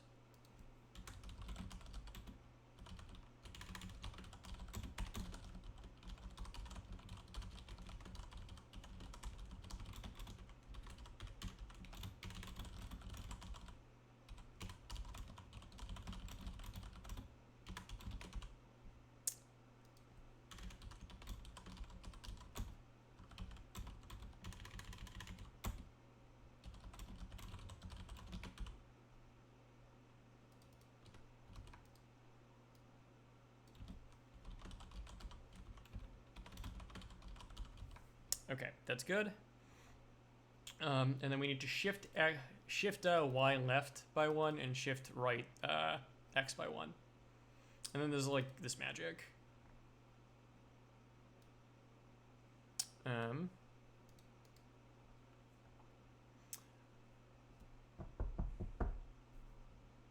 do I want to do this? What I think we're going to do is we're going to do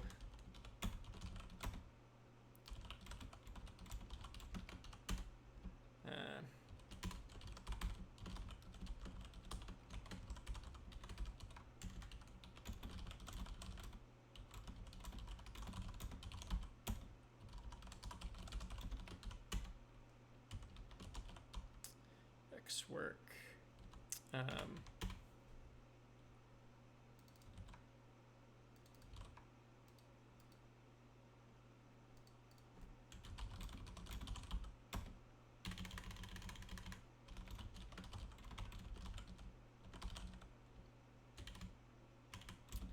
away, shift right, X64.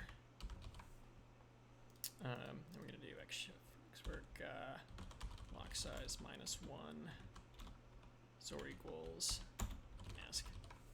Great. That is pretty clean. way of doing this, I believe. And then at the end, we're just going to copy out the destination.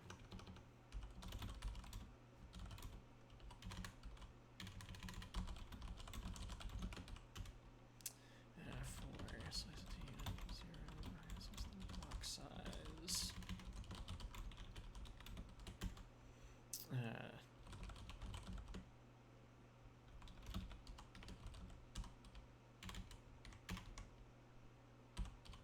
No, the block size is always 16 for, I think.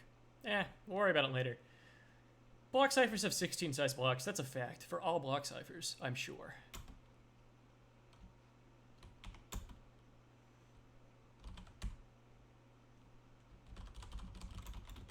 This isn't generic, I know.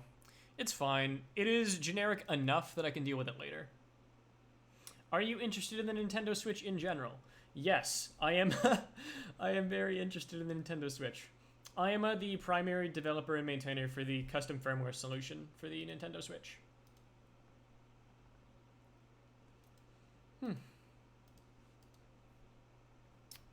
Okay. Now box size minus I. Yes, that's what I mean. Okay. Then we need, I could do this const expr, so I will. Const expr void, go away shift, left, U64, block, const expr U8, go away shift right, U64 block. Great.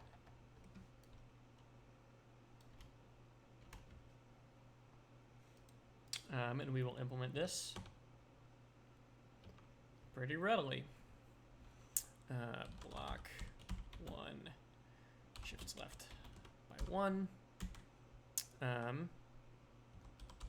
Block 1 or equals block 0 at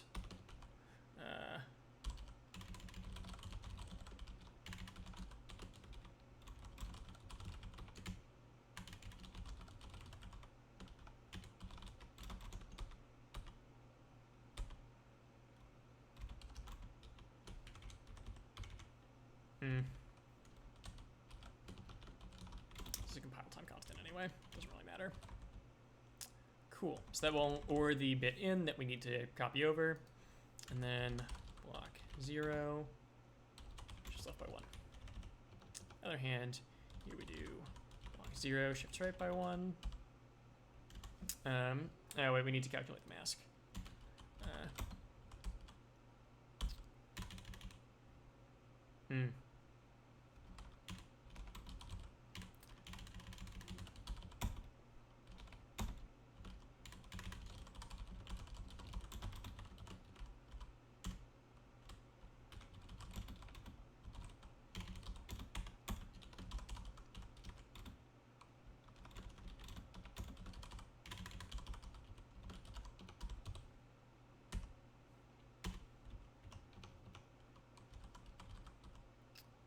Zero. Then we need to OR in the bottom bit of the top.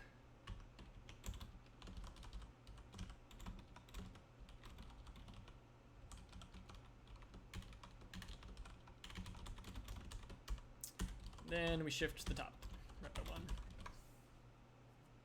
Cool.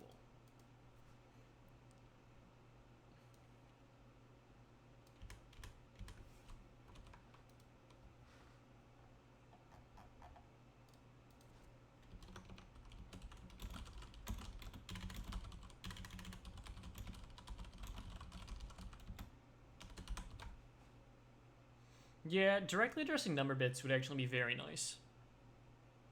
Okay, that is update AAD. So now we just need to do get mac and compute mac.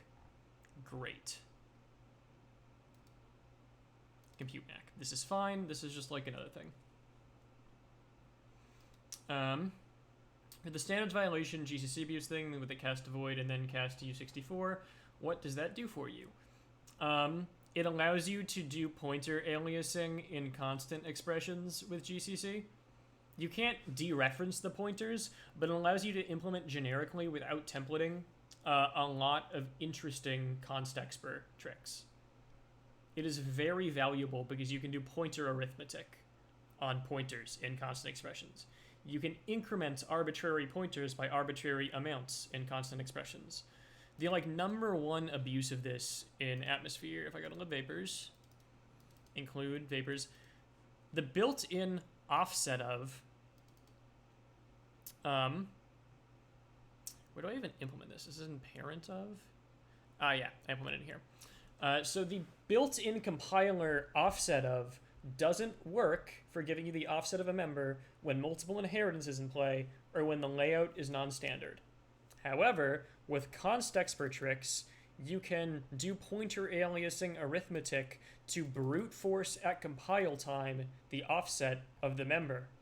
And this works to polyfill, so to speak, a compile time offset of an arbitrary member for types that are non-standard or inherit from multiple things.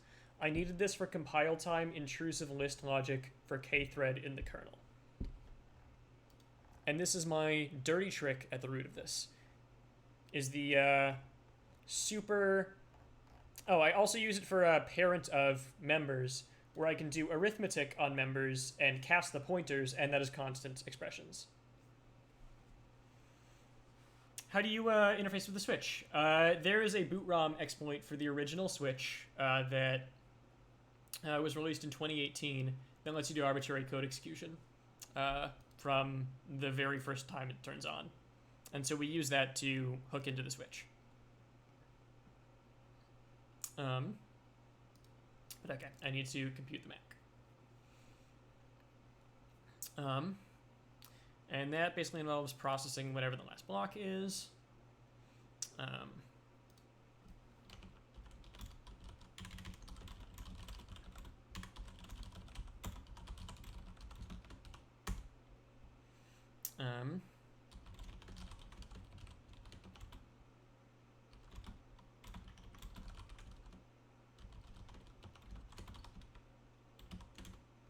That we want to deploy field mult the address of block X.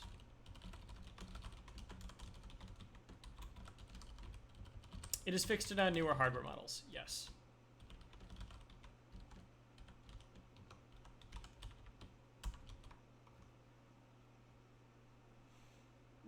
Yeah, I am sorry that this is hard to understand. I totally recognize that.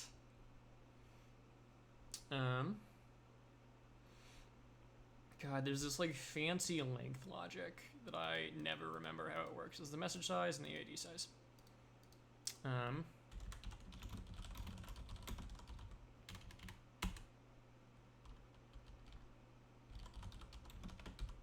Thank you, Sir Balthasar. So the length has first the message size, then the AD size. But there's this whole shift left by 3 thing, which is a huge... Oh, right, because that multiplies by the bit size of a car. And that gets stored in with the H block, which is also annoying. Fuck,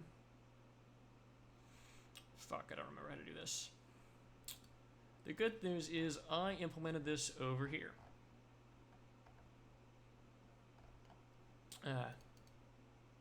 Where Zor size is total size over 3. Oh yeah, I didn't implement this right. I think this is wrong, actually. Whatever. Okay. We Zor it in at the low or the high. That's also fine. Got it. I see what's happening here. I can just do a direct Zor then.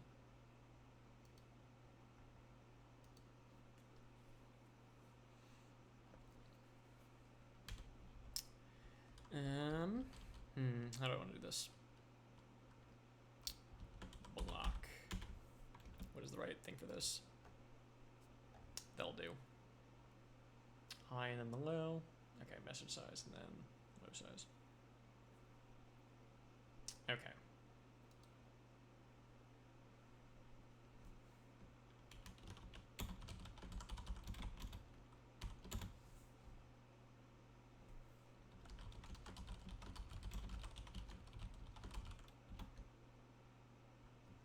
Yeah, there was a coordination with NVIDIA for the boot ROM exploit that was responsibly disclosed, as I recall. Heh.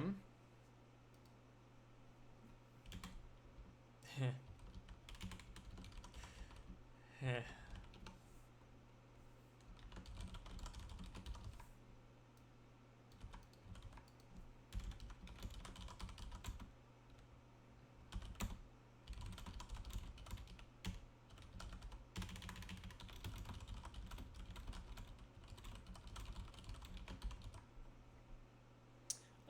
Yeah, no, I only use Notepad++. I don't use an IDE. Yeah. Cool. Oh, I byte swap it? Fuck, this is the other way around, isn't it? That's a huge pain. Oh, no, wait, this is just the usual Zord in reverse thing. Because data always gets Zord in reverse.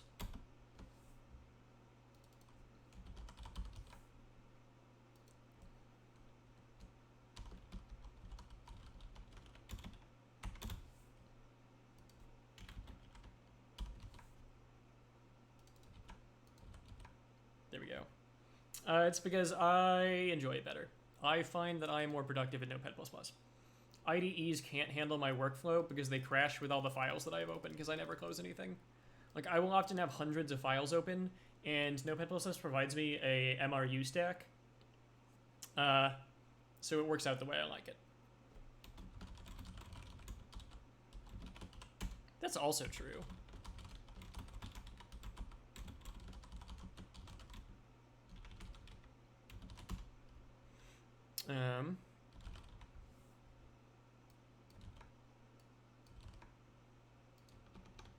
Should be okay. So we're equals last block dot block 8. Cool. Thank you. I appreciate the fact that I do well with Notepad++. What is your view on Sublime? Multi-line editing? What do you mean? I can do multi-line editing. That's fine.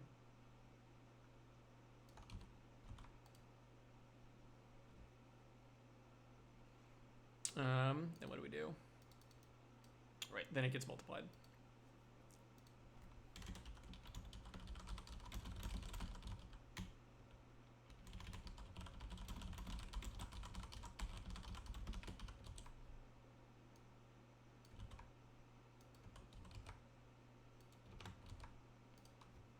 Great. And then how to do this here. If we encrypt it, that's fine. Is H a temporary variable? It is. Okay.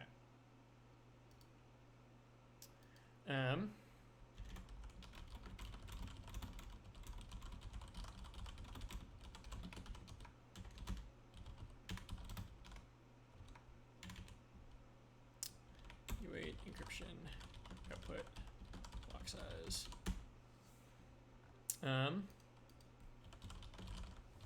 And what do we multiply? What do we do here? It's, oh, right, this is the initial one.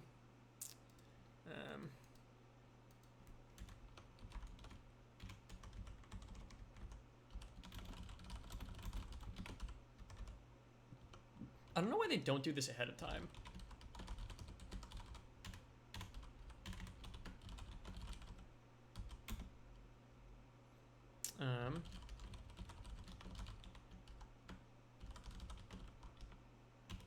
Okay, 0.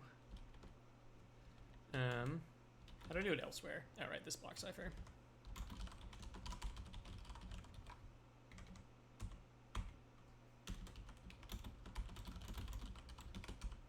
And this actually does a straightforward XOR, where it is this.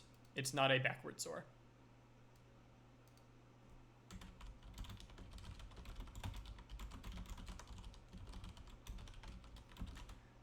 This block X dot block 8. It's weird that this is the only one that is forwards and not backwards.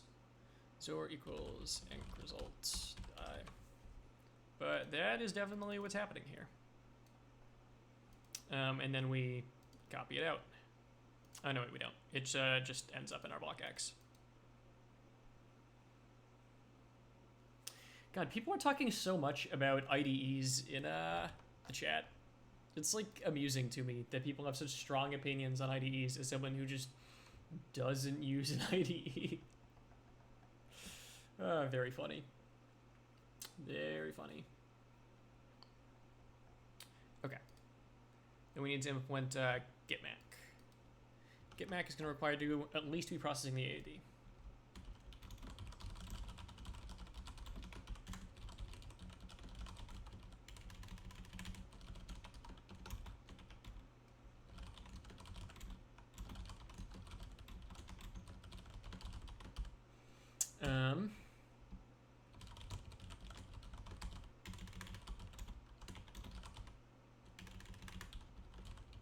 Enough data to copy the output.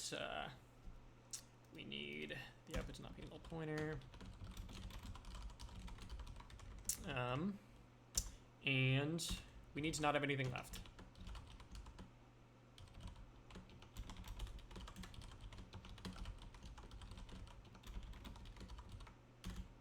Cool. And if that's true,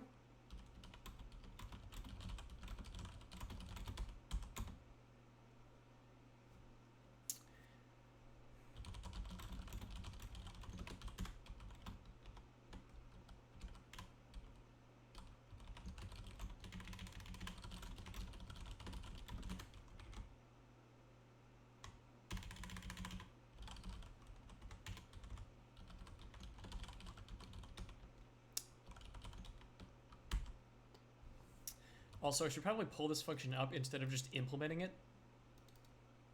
I mean, yeah. But I know how GCM works.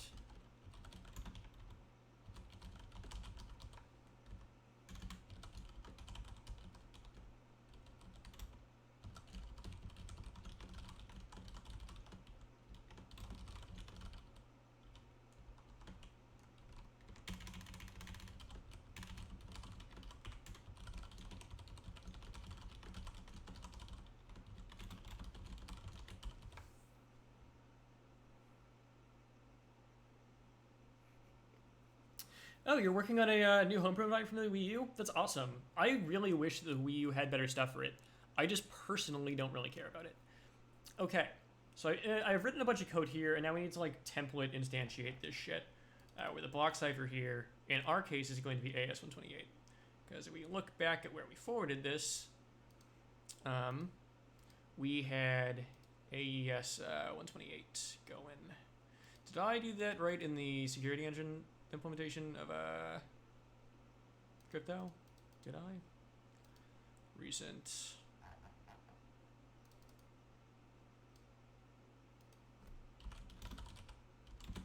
Have I seen the Switch VR concept design? I have not. I don't actually know what concept design you are referring to.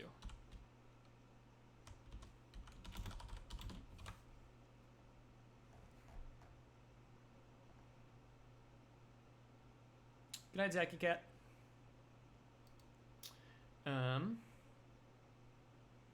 Let's see. What else do I need to do? Because I'm not instantiating it because I haven't bothered with this yet. That's fine. And then I need to instantiate this for the AES encryptor. So let's see what that actually is. What is the block cipher that I'm passing here? GCM encryptor, AES GCM encryptor. I am passing in AES info or AES encryptor 128. But is AES encryptor 128 a define? I bet it is. I know my code. Papers, crypto, AES encryptor, yeah. Yep. That's fine. Okay. So the block cipher is AESable. That's great. AES encryptor 128. Simple. So what we want to do is we want to do a template class instantiation here.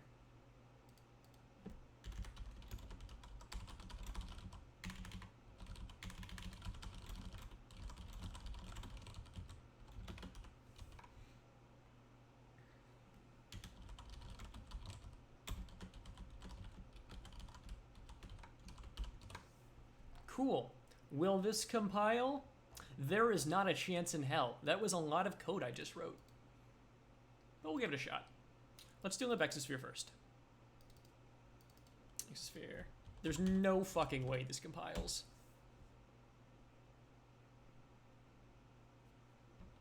Ugh, I am not gonna wait for this to do one file at a time. Great, okay. ASCTR cryptor. Okay, that's probably me being dumb as fuck. GCM modimple. Great. GCM modimple, GCM modimple.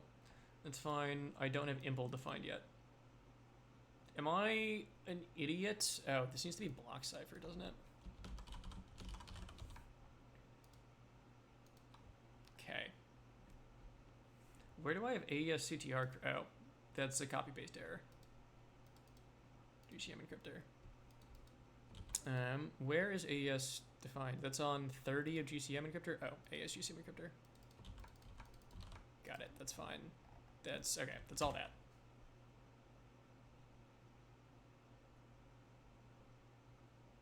Okay. Huge moment there. It is starting to compile. Let's get the boring stuff out of the way.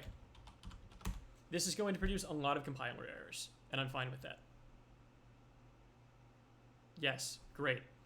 Hit me with the compiler errors. The important thing is that all those other translation units compile. Okay, what's going wrong? Crypto impl, AS security engine. Static assertion is failing. Do I have the static assertion? Line 53. Else if key size is 24. From AES XTS decryptor. Oh, fuck, because the other stuff is going to get locked in. Fine. This is just going to be silently broken. That's fine. Yeah, okay. That's okay. This is just going to be silently broken, but nobody other than me is using this code, so it doesn't matter.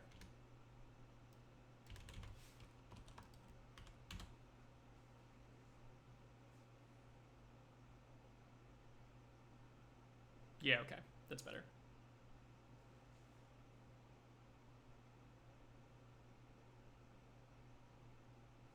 Okay. Now back to the fun part.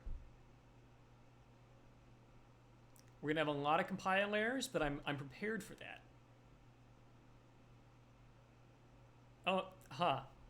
Oh, there we go. That's the part I was waiting for. There we go. Great. Hit me with that shit again.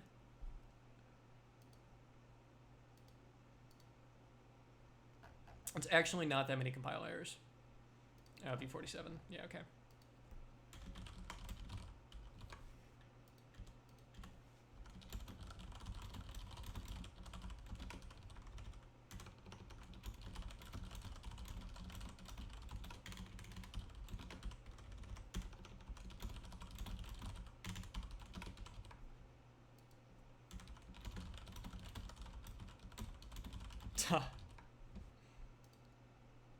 Okay, great. What's next? X work on line 97. Line 97 has X work. Oh, X block, right? Because this is a variable name that I copied over from the previous implementation.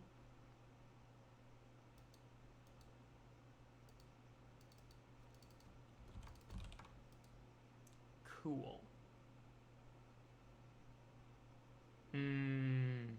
I see. 127 and 128.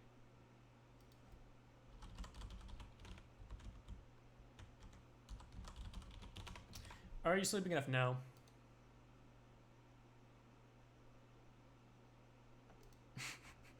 God damn it. Fucking templates.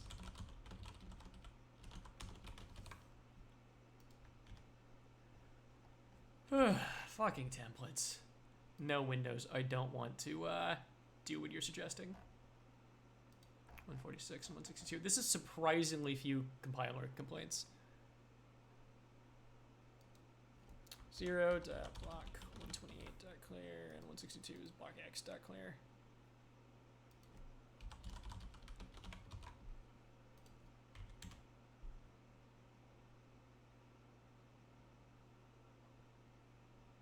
This block x, this is gonna need, that just needs to be block 8.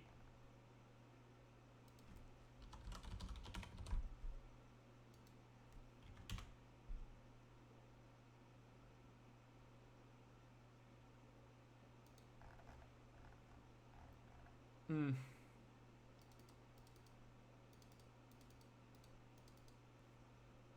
Is this valid? No. Am I going to do it anyway? Yes.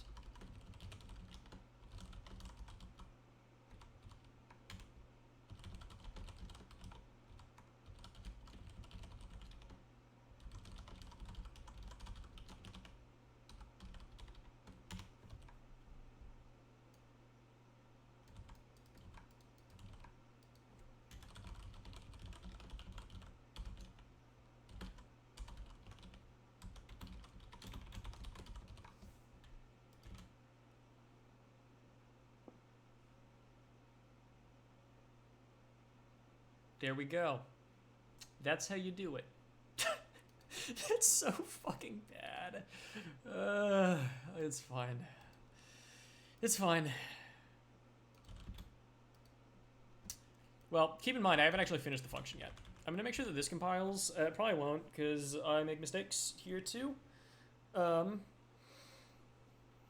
I still need to implement device ID verification, which I didn't do, because I did the GMAC stuff first. I'm thinking, there we go. There we go. There we go. Hit me with that GCC. I love it. God, whatever. I'm thinking I will implement this and then I will debug it later. I will probably call the stream quits once it all compiles. I might stream my debugging it tomorrow. Maybe. To be decided. Okay, where are we? Seal key, load. Oh yeah, this is gonna be import now because I changed those names. Program, source, SMC, AES.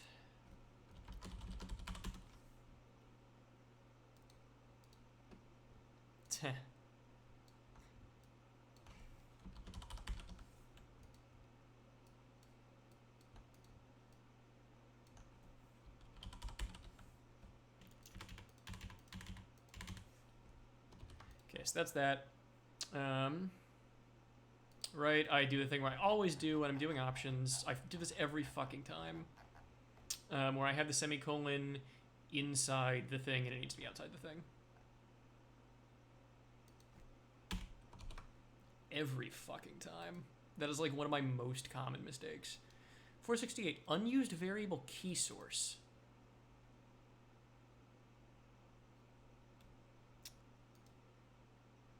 Unused variable key source. Really? I'm just probably just compiling not seeing it because I have the other error.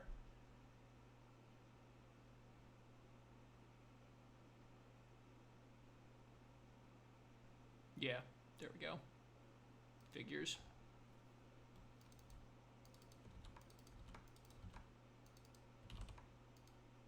Figures. And decrypted device unique data is just me needing to include secmon SMC device unique data. Yeah, no, turns out parser errors are the real enemy.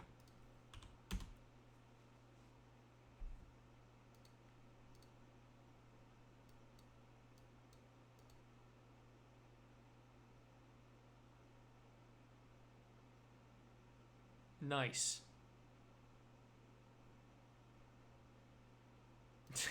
AS key slot index instead of AS key slot. Fucking of course. Where are we? Nah, this is just me like using the wrong enum name for a bunch of stuff. Secmon device unique data.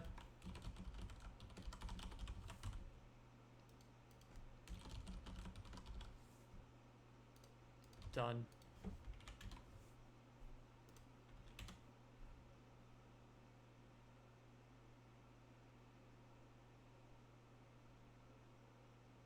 See you, Michelle. Hope you enjoyed. Michelle, however that's pronounced. Yeah, okay. Constant experience slot. This needs to be package 1. Cool. And then the rest of this is just like source is not defined. God damn it, me. Naming your thing is the wrong thing. Bad pass self.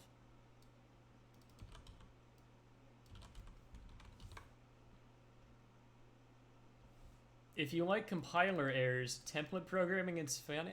Listen, Andrew. You probably think that you're being facetious here. Let me assure you, vapors include vapors. Also, I don't want to lose this. Yeah, I'll come back to it. SVC, CodeGen. As someone who implemented a compile time, as someone who implemented a compile time function prototype to arbitrary assembly via an intermediate representation template clusterfuck that generates all of my service call tables automatically at compile time and emits ARM64 assembly from a function prototype as input. Let me assure you, I am familiar with compile time template errors. I am very familiar with compile time template errors. I do a lot of templating and compile time stuff. It's, yeah. Don't worry, I know the compiler output for that stuff is bad. I am proud of that. It is one of the things I am most proud of, actually.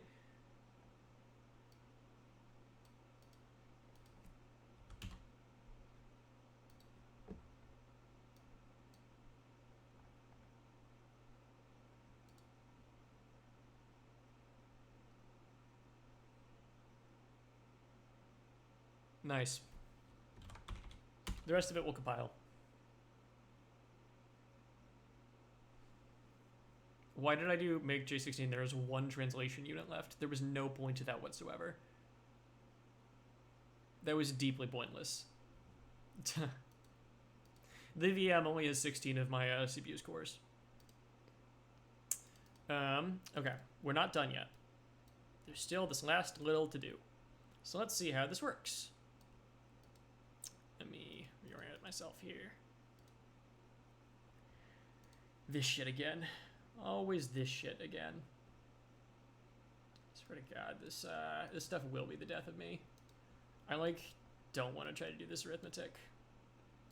But it should be okay, in theory. Maybe. Ugh. Okay, so what's going on here?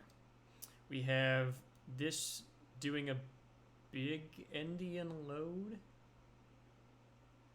Yes, you're correct, BNK.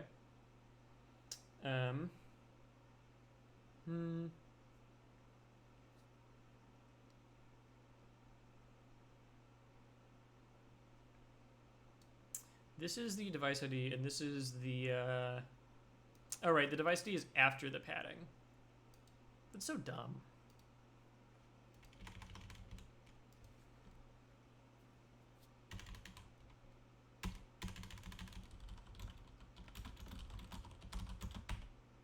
Padding is static cast const weight. I think this is dist plus text size. Yeah.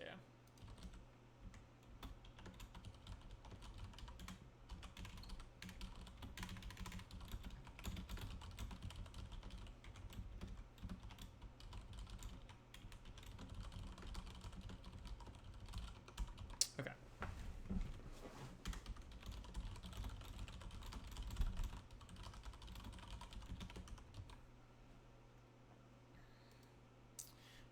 And then this is, it is getting the device ID as a U64, and it is reading it big endian. So what we want to do here is we want to do const U64 device ID val.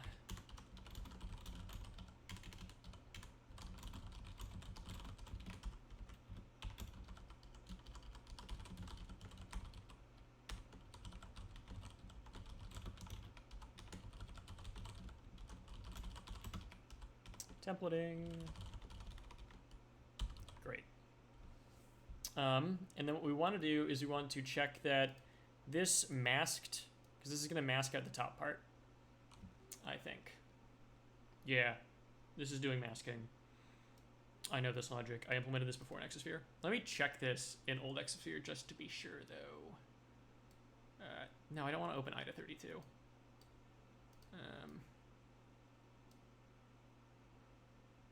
Okay. I'll deal with that later. I just close this? Yeah, that'll do. Where is the older Exosphere source? Exosphere source. Everything is in one file here, which I hate. It might actually be in GCM. Maybe? GCM decrypt key. Yep, I did this here. Yep. If the 64 big endian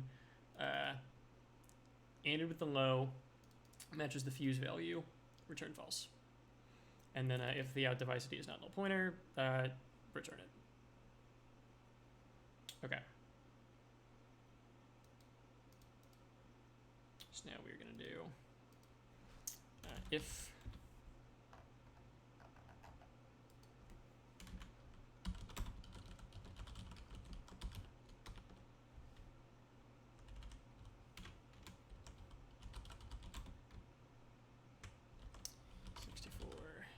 device ID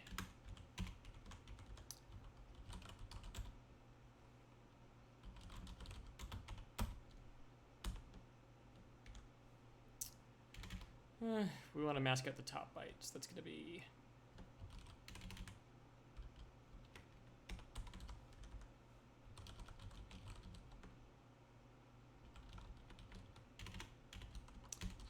one shifted left by bit size of U8.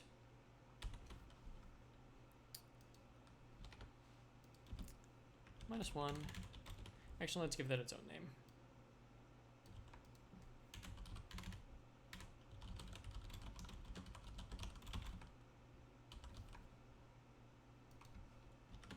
Light mask.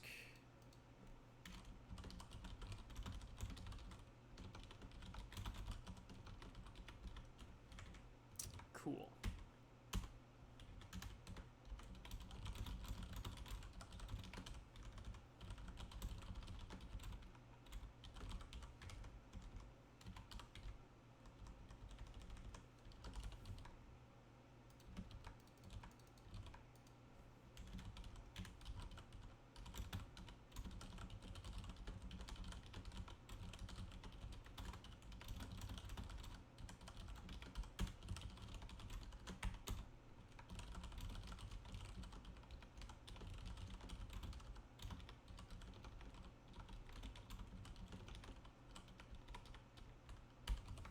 That'll do.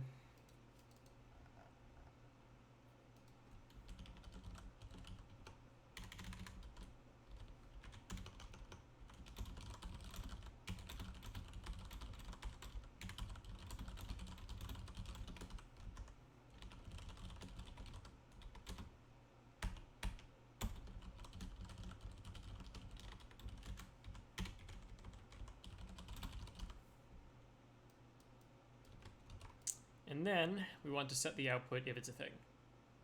Yes? Yes. Great.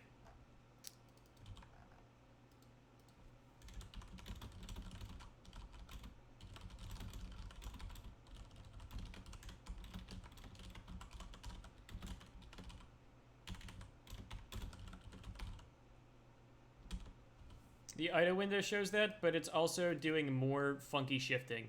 Like, this whole thing is being shifted. Also, it's interleaving the like big endianness with that shit. Get device ID high. Device ID down. It's the top byte, I know this. Cool. Does that compile?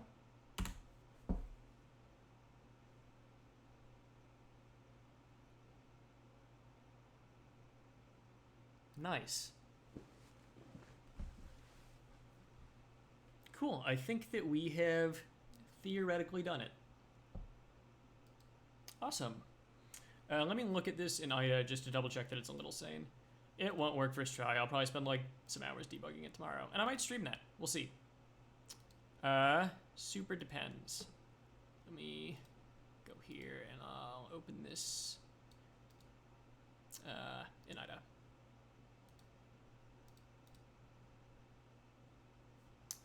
Okay.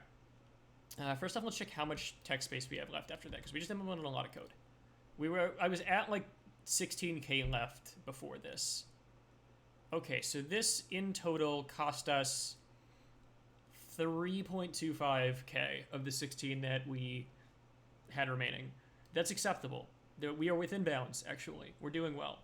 I really want this to fit at O2 instead of OS.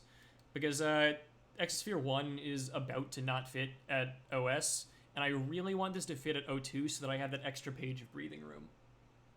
But okay. Decrypt device unique data. And let's do the yield comparison. This is just the basic sanity checking layer. SMC, decrypt to report RSA key. Yep. We look at this, and stuff is red. If yes, we validate that it is nothing in those top bits. We validate the sizes. If -1 is less than or equal to 3, yeah, okay, sure, that's the same thing. Else if the size is less than or equal to valid 1, yep. To 3F, yep. I think. This might actually be 0x10 less than it needs to be. I'll check that out later. Oh, no, wait, this is this check, which, yes, 2-3F is the right size for this. Great. I know the mapping code is fine, so it's decrypt device unique data that we'll really need to check. But then I look at this, and, ooh, this is fancy. It's not compiling it to a switch statement, despite it being a switch statement in source. I like that. That's efficient.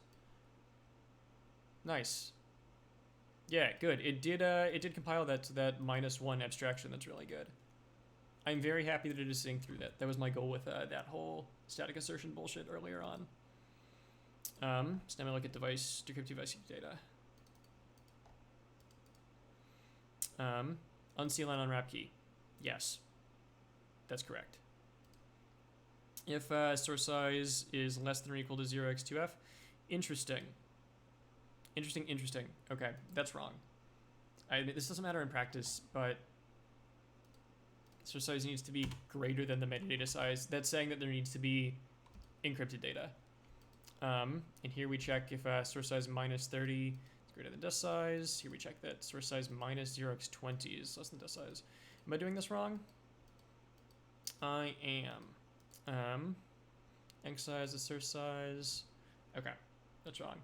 Hey, Nikki. Do you sleep? Rarely. So what is going on here? Deck size. Oh, right. This needs to be like disk size, doesn't it?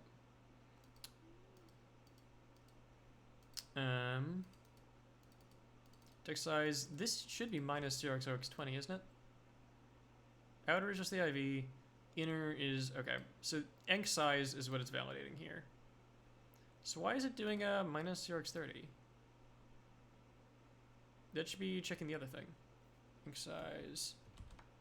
Oh, disk size is greater than or equal to enc size.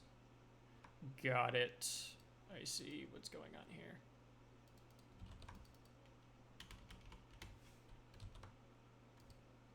Yeah, right, because we decrypt the encryption directly into dist. That's what this is checking. That makes a lot more sense. I understand now. Is this a greater than? Yeah. Okay, we're good. Sorry that this is kind of lightning speed. The comparing IDA output is the thing that I'm really good at doing quickly. But this is how I validate my code. Basically always. Cool, we don't need this temporary. Now we load it in. And then we go back to decrypt device unique data. Which will be right here. Cool. Let's get this window back to where we want it. And now we can resume comparing. And there we go. That's what we wanted, is that -0x20. Okay, we check that, and the IV needs to be copied in. Do we do that? Yes, we copy in the IV.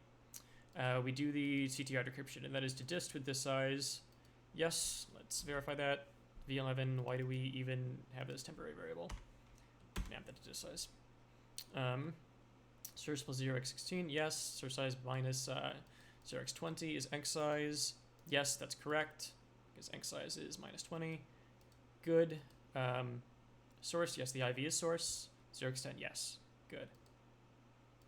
I don't know why it copies to the temp IV if we're using this in the first place. That seems like a source error. Let me check. it might be a compiler optimization, but more likely, yeah, okay. There we go. That's better, because now we can modify it. And I think the IV is going to need to be this too. So we're going to use the temporary IV here. Yes. Okay. Good. Error spotted. Error fixed. Check again.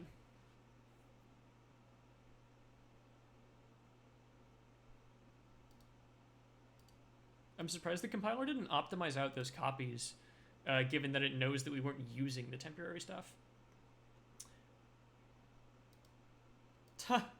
I've been streaming for 4 hours and 20 minutes, actually. Nice. That's the weed number. I'll be done pretty soon. But I've been streaming since like 10 p.m. my time, and it's about to be 2 a.m. my time. I am Pacific time. I'm in California.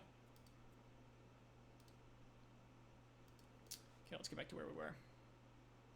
Resize the window. Ugh. I forget that there's a delay there. The best bugs are, the best bugs really are the ones that you can fix by looking at IDA output without running it. I export all my VODs to YouTube, XY2K. Did you read books to learn how to use IDA? Nope, this is just years of experience by brute force. I learned this by spending hours a day trying to do it for like 3 or 4 years. Okay.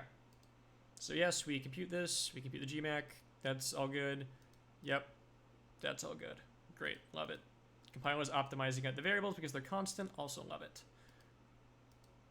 Oh hey, is that the same optimization that this is doing? CalcMac dist size temp IV. Ta! Nice. What was the first program you ever reversed? It was a dummy program that I wrote to test looking at IDA output for source code that I had.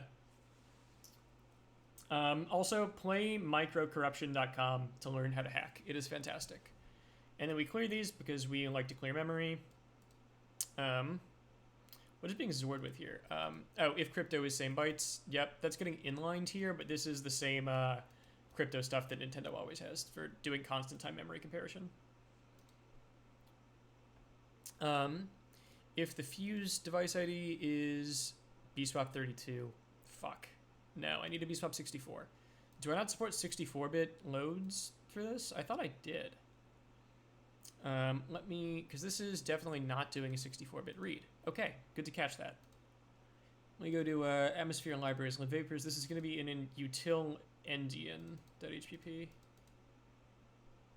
Vapors, util endian. Because I definitely have the size check here for this. Load little endian. This is convert to little endian, and it's going to be a constant. This is going to be a 64. So convert to big endian. If big endian static cast static swap bytes. Huh. This should be correct. Like, this is definitely a thing that works for 64-bit. But I bet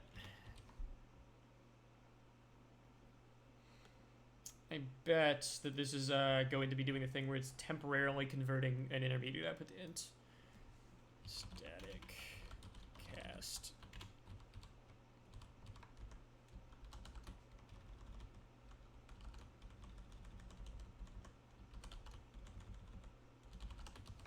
I bet that fixes it.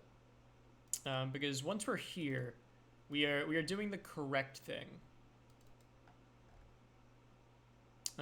Where I'll be making an unsigned 64. That should be correct. Swap bytes is templated? Yes, it is. Let's also be explicit, actually, about this.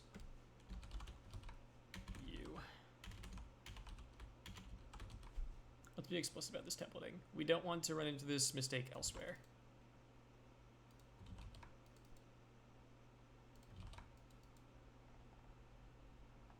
Cool. Swap bytes 48 should be fine. Now let's recompile this.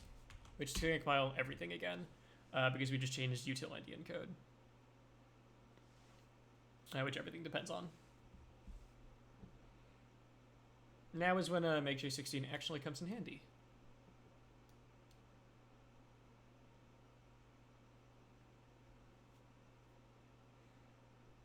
I hate that I know how to solve these template issues like, immediately and instantly. I have dealt with this bullshit so many times in the past. Let's get the program window open again. This was in Atmosphere, Exosphere 2. Night, Masan. I'm gonna go to bed right after this. Get good rest, man. Hope you enjoyed.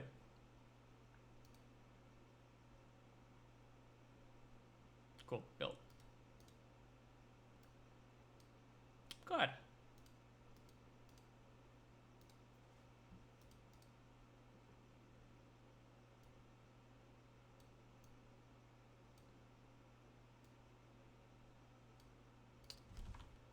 Decrypt. Device unique data.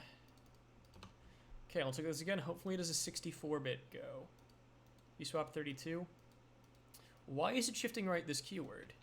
This is clearly... It is loading a 64-bit thing. Oh.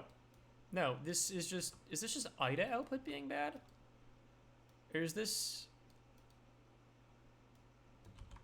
Let me Google LDUR.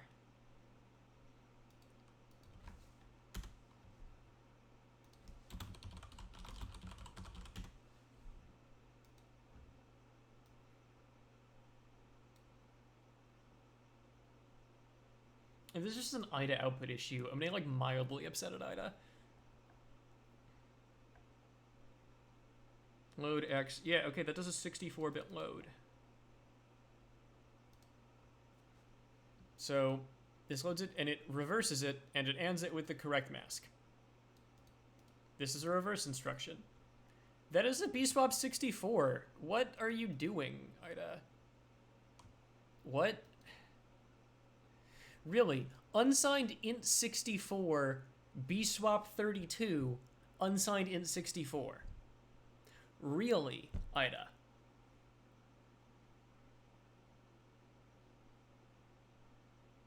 That's bullshit. Whatever.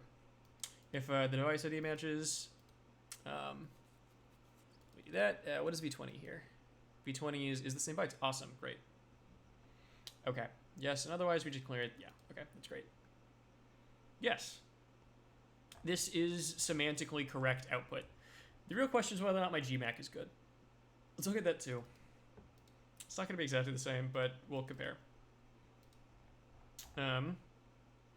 First, we initialize the AES encryptor, and this should just do an int dereference.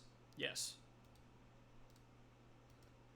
Next, we initialize the GCM mode impl, which does block cipher. Yes, cipher func is process block. If we look at this, process block should do AES encryptor encrypt block. Yes. I look at this, and this is SE encrypt AES. Yes. Great. That works. Then we look at initialize hash key. And this does an encryption. Yes. Cool. Do I have a day job? Yes, I do. I have a job that is totally unrelated to all of this. This is just my hobby. Then, oh, the initialize also does a reset at the end of it. So let's check our reset. Reset. Great. Yeah, it's clearing all that shit, setting process to ID. If IV size is 12, yes, I'm glad that it optimizes that correctly. Otherwise, we call update ID on the IV, and the IV says yes after setting EK0 to 0. Yes, that's right. We compute the MAC with 0. Let's check compute MAC. Ugh, I cannot verify this by hand. Fuck you, Windows. This is the part that might be wrong. This is the part that I don't know. This is the part that I will have to debug by hand tomorrow because I can't verify it from IDA output. Probably this too, although this might actually be more readable. Yeah, this is like what I want it to be. Yeah. That looks structurally correct. But I don't know for sure. I'll have to like validate that with real output checks.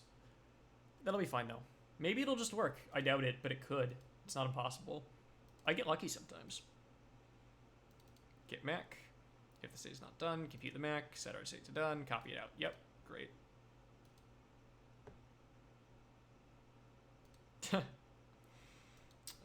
Clear memory.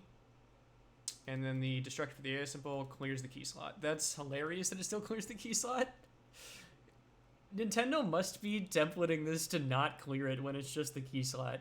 But I like the meme of it clearing the key slot, and this costs like 3 instructions, and it makes me laugh.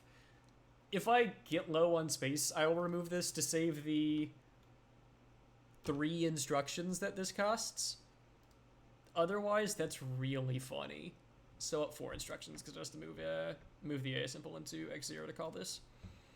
Okay, 0x10 bytes for the meme. I'll take that. Okay. I am happy that this is structurally correct, and /road the bugs that I would normally detect via IDA inspection are not there. Or there aren't bugs that I would find via IDA detection. I will have to test this on hardware tomorrow. What do you think of the new Gateway mod chip? I don't have thoughts about it yet. I am waiting to see what is happening with it. No commentary until it is a thing that exists and that we know works and can evaluate. I can't evaluate something that I don't know how it works yet. Is Atmosphere going to be updated for Light Mariko support? Well, I will make this statement. For Atmosphere to support Light and Mariko, well, Light is a type of Mariko, I will need the boot encryption key for Mariko and the key encryption key for Mariko. These are burnt into fuses. In order to get these, you need to exploit the boot ROM, and you need to exploit the boot ROM early. Or you could get them out of the security engine if you get really early package 1 code execution. But that's unlikely to.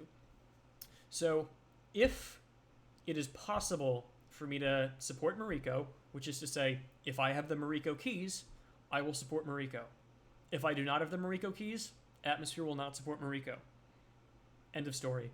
I'm not going to try to support something that I can't verify changes on updates for. If Gateway wants me to support Mariko, and their chip doesn't let you get the Mariko keys, sucks. Not gonna do it. I have a champion. I'm actually just wrapping up, since I've been doing this for 4.5 hours now, and I have like just finished the goal that I had for tonight. Yeah, if Nintendo wants to send me the keys too, that would be lovely. But yeah, let's see what happens. I will evaluate once I know what I can do with their stuff.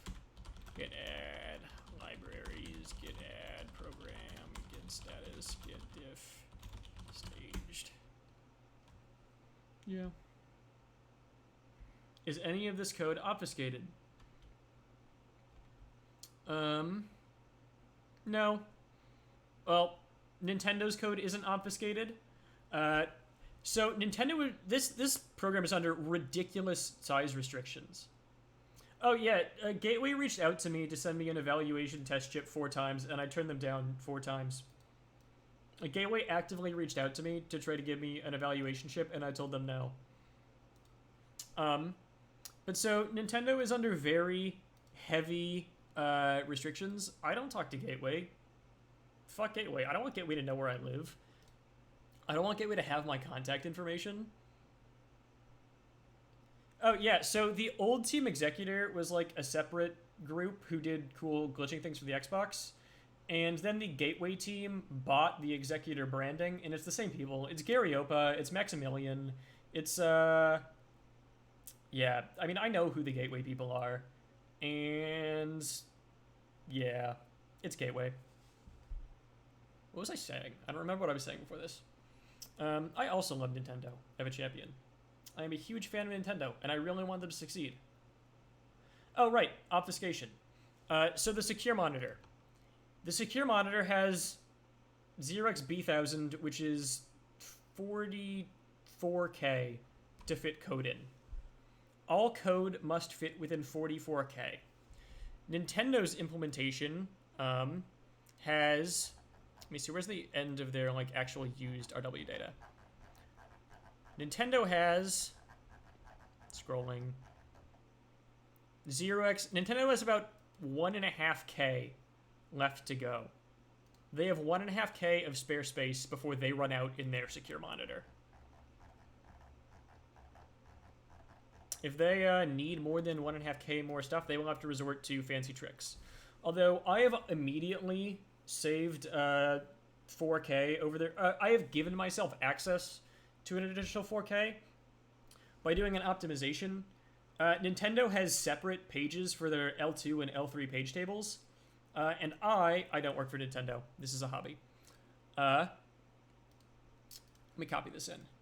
Nintendo has separate pages for their L2 and L3 pages, and I spent the hard work to design an address space. I actually did this by hand, where I figured out what entries use what, and I made sure there's no overlap. And I have L2 and L3 sharing a single backing page, and that gets me an extra 4K that I can use over Nintendo. So I have 48K for my secure monitor to their 44K. And then on top of that, they have, let me go to boot config. Boot config. Validates on boot config. They store a bunch of fixed keys that they don't need after boot in RW data, which takes up space. And I boot config, verify your client boot config, verify your boot config share. I do fancy tricks to reuse volatile data, so I don't need to store this in RW data. So I save 0x300 that way. And then if I check random cached, get cache random bytes. They store this in RW data, and I random cache. I store it in volatile memory, so I save 1K that way. So right now I am saving 8K on top of N, so I have an extra 8K to play with, and I am hoping that that extra 8K will let me compile this at O2 instead of OS, and I can optimize for speed instead of size. That is my real goal here, is to have better code that I optimize for speed instead of size. Also, no, I implement this is for my custom firmware for the Nintendo Switch, where I re-implement a bunch of Nintendo stuff and extend it and do custom stuff for homebrew. But yeah, I hope that explains the obfuscation thing, is they just don't have enough space to obfuscate. They are super low on space. They have 1K left. I have 0x200 bytes left, so half a K, compiling the old code at OS. And I'm thinking that I can compile the new code at O2 for speed instead of size, and have space to spare since I'm saving 8K by default over them. That would be awesome. That's my goal. Also, if I want to support Mariko, I can't use old Exosphere because it will take more than half a K to add Mariko support to my secure monitor. So I just literally can't fit Mariko support into the old code. And so this is a prerequisite for supporting Mariko, is finishing this new secure monitor. Also, yeah, I offer Nintendo a BSD zero clause license for anything that I do. So they can take anything that I do with no need to comment that they took it and no need to recognize me or provide any credit. Any improvements that I make, if Nintendo wants them, they're theirs, no conditions. I have no leverage over them. I want them to make... I want Horizon as an operating system to be as good as Horizon can possibly be. And so if I make improvements and Nintendo sees them and Nintendo wants to implement them, I really hope they do. I love Nintendo, and I really want Nintendo to be as good as they can be. That is my endgame, is a secure Horizon. For those who aren't into Switch stuff, Horizon is the name of the custom operating system that Nintendo has designed for the Switch. And the 3DS. But the Switch version is a hard rewrite of the 3DS one.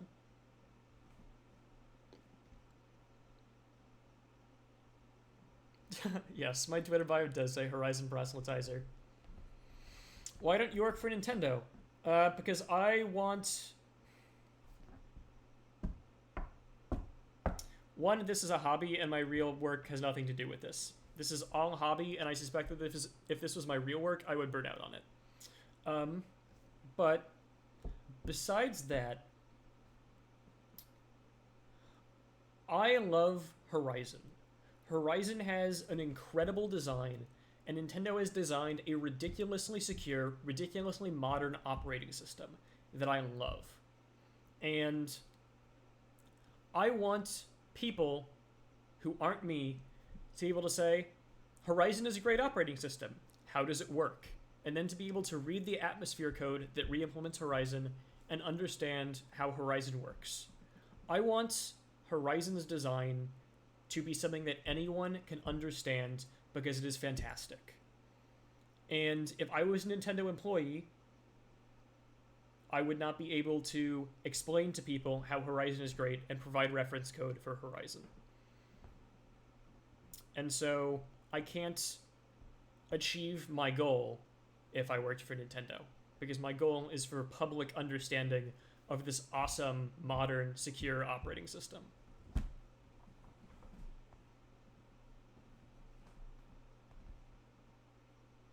Also, I like mining Pokemon, and that's a no-no if you're a Nintendo employee, I'm told.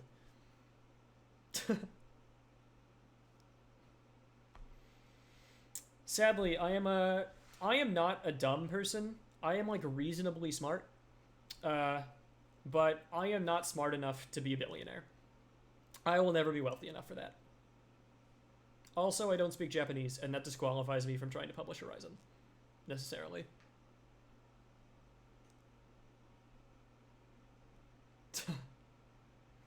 Good meme, though.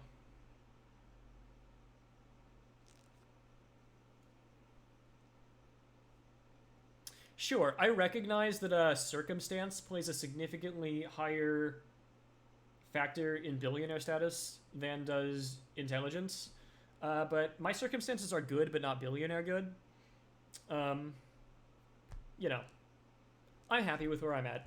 I like my life. I am a happy person. I mean, I'm depressed sometimes. Not at the moment, but sometimes. But I think everyone is at times.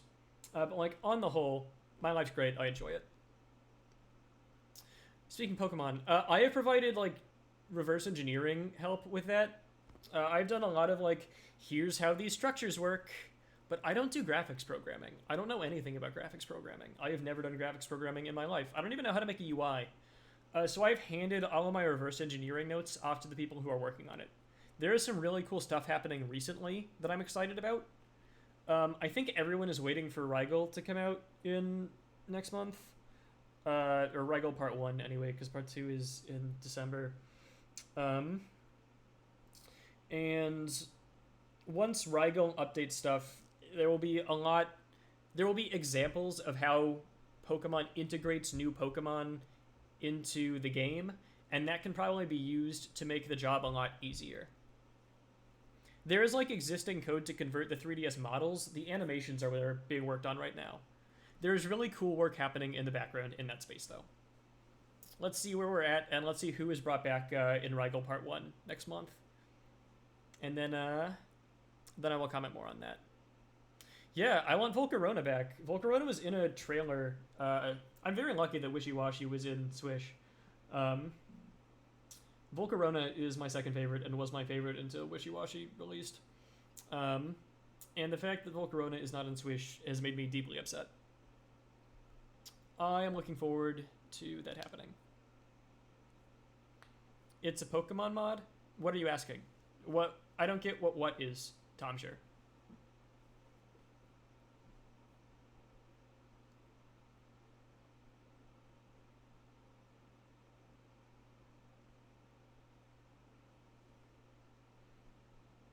Well, the DLC... oh yeah, Rigel is the codename for the Pokemon DLC. In the same way that Sword and Shield are Orion, Isle of Armor, Crown Tundra are Rigel, and Isle of Armor / Crown Tundra is hard for me to remember because it's long, so I say Rigel. But for Sword and Shield, I don't say Orion, I say Swish, because Swish is one syllable. That's inconsistent, but, you know, I do my best.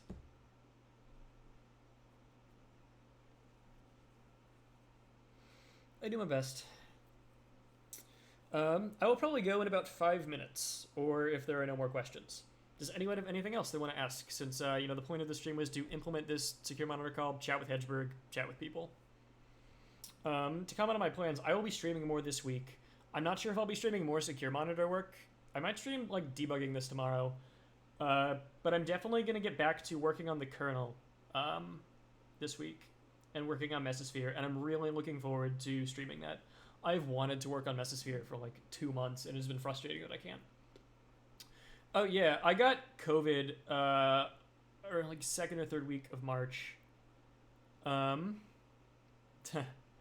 and that sucked. I felt awful for quite a while.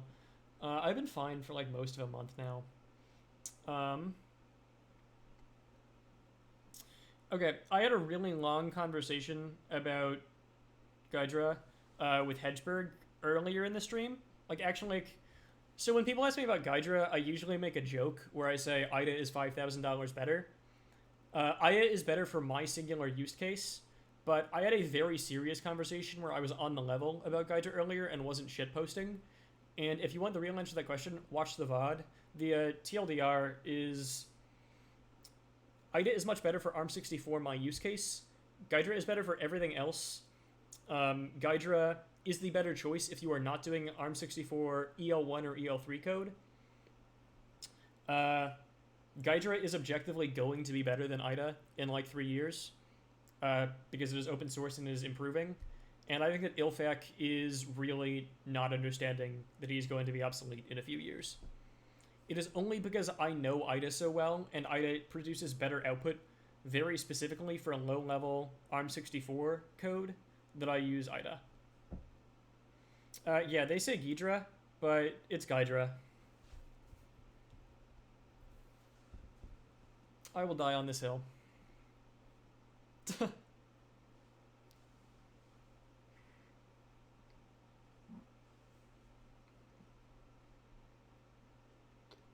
But yeah, no, I had a very real conversation. The first, like, half of the stream, Hedgeberg, who was another hacker, was present and, like, voice chatting with me.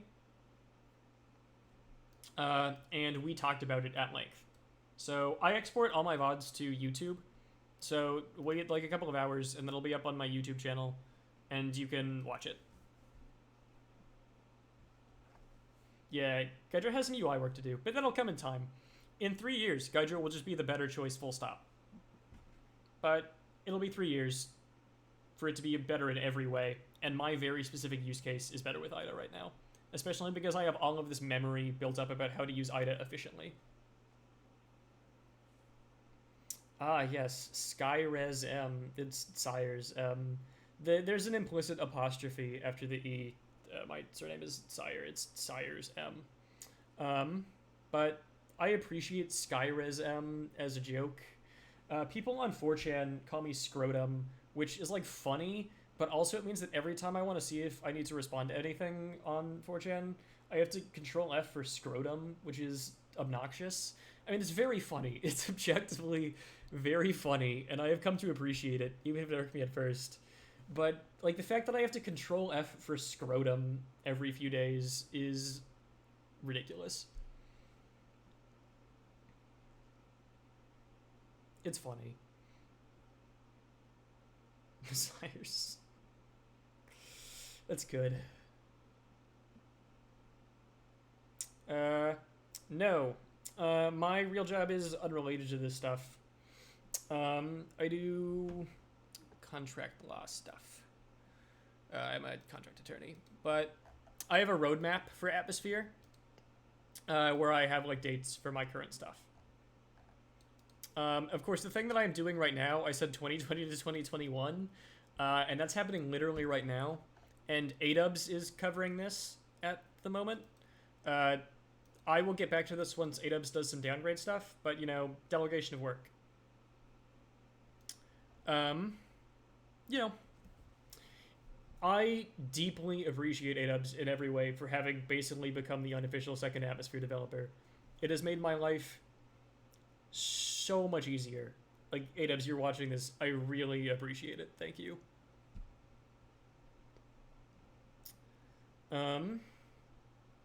Yeah, 4chan is a lot. But I love them. I do love them.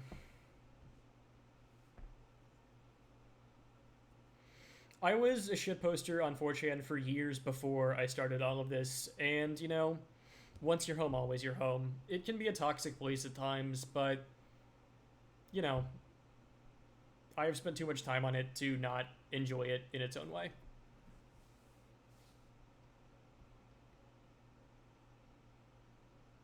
And yeah, Andrew, I have pretty good internet, so the stream delay is pretty low.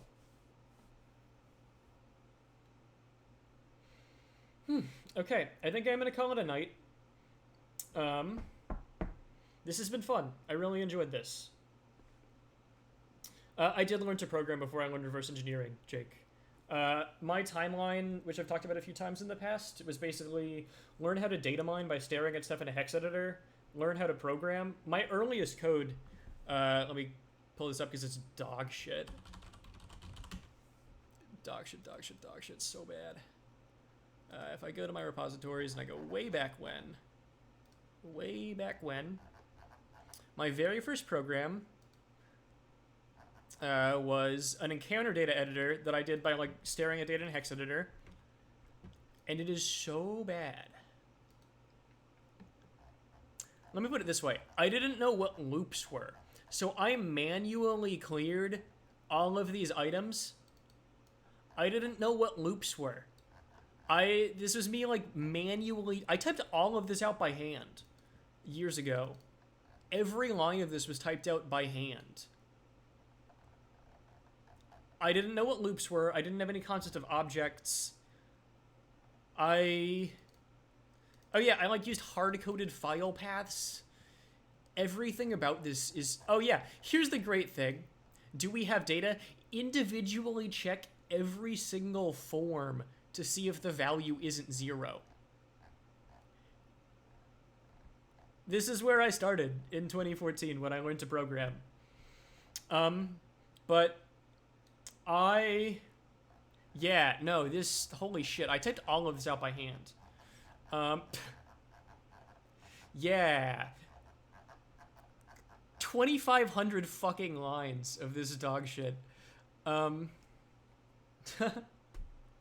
But I don't need very much sleep. Hedgeberg thinks it's genetic, but I sleep 3 hours most nights, 2 hours if I'm crunching, and 4 hours if I need sleep and I'm catching up.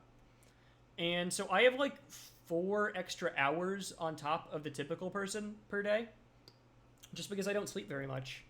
Like I am stable on 3 hours. And I spend all of that extra time on my hobby. I genuinely love this shit. What is 927? I really genuinely love this shit and do not have motivational issues, and I am excited to wake up every day and do reverse engineering and do atmosphere work. It makes me really deliriously happy to do this stuff. So I do, every day. 4 to 6 hours per day, every day since 2014. I've put in my 10,000 hours, and that is how I got good at this. Was just putting in the time. Yeah.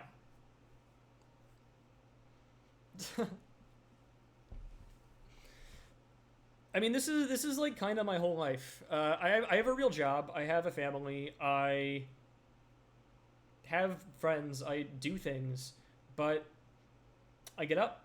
I do my real job. I make dinner. I go on a walk. I like play with my cat, and I work on this. This is my singular hobby. Oh, also I played Animal Crossing a lot the last month. I play Animal Crossing and I play Fire Emblem and I play Pokemon. And I sometimes play like Paper Mario games.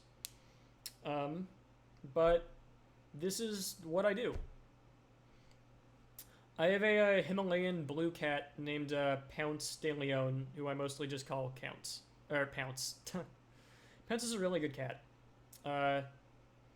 Super love Pounce. I talked more about Pounce when Hedgeberg and I were discussing our cats earlier. Yeah, no, I love Thousand Year Door. I love Super Paper Mario. Sticker Stars dog shit. The weird Mario and Luigi crossover was dog shit. Color Splash was okay, but I didn't like it that much. I'm cautiously optimistic about Origami King. Oh yeah, I play some indie games. I loved Baba Is You. I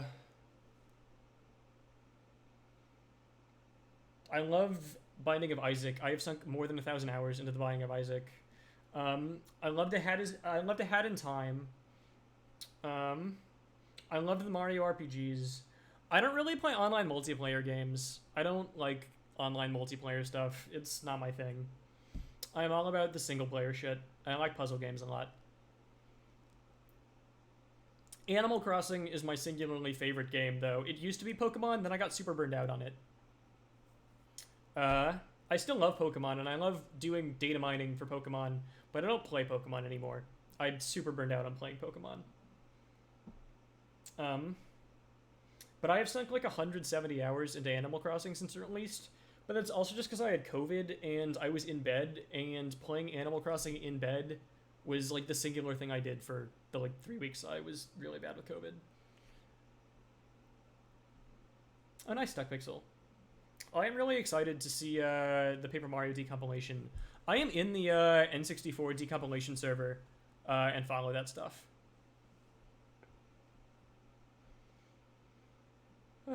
Okay, I said I was going to call it quits like 5 minutes ago.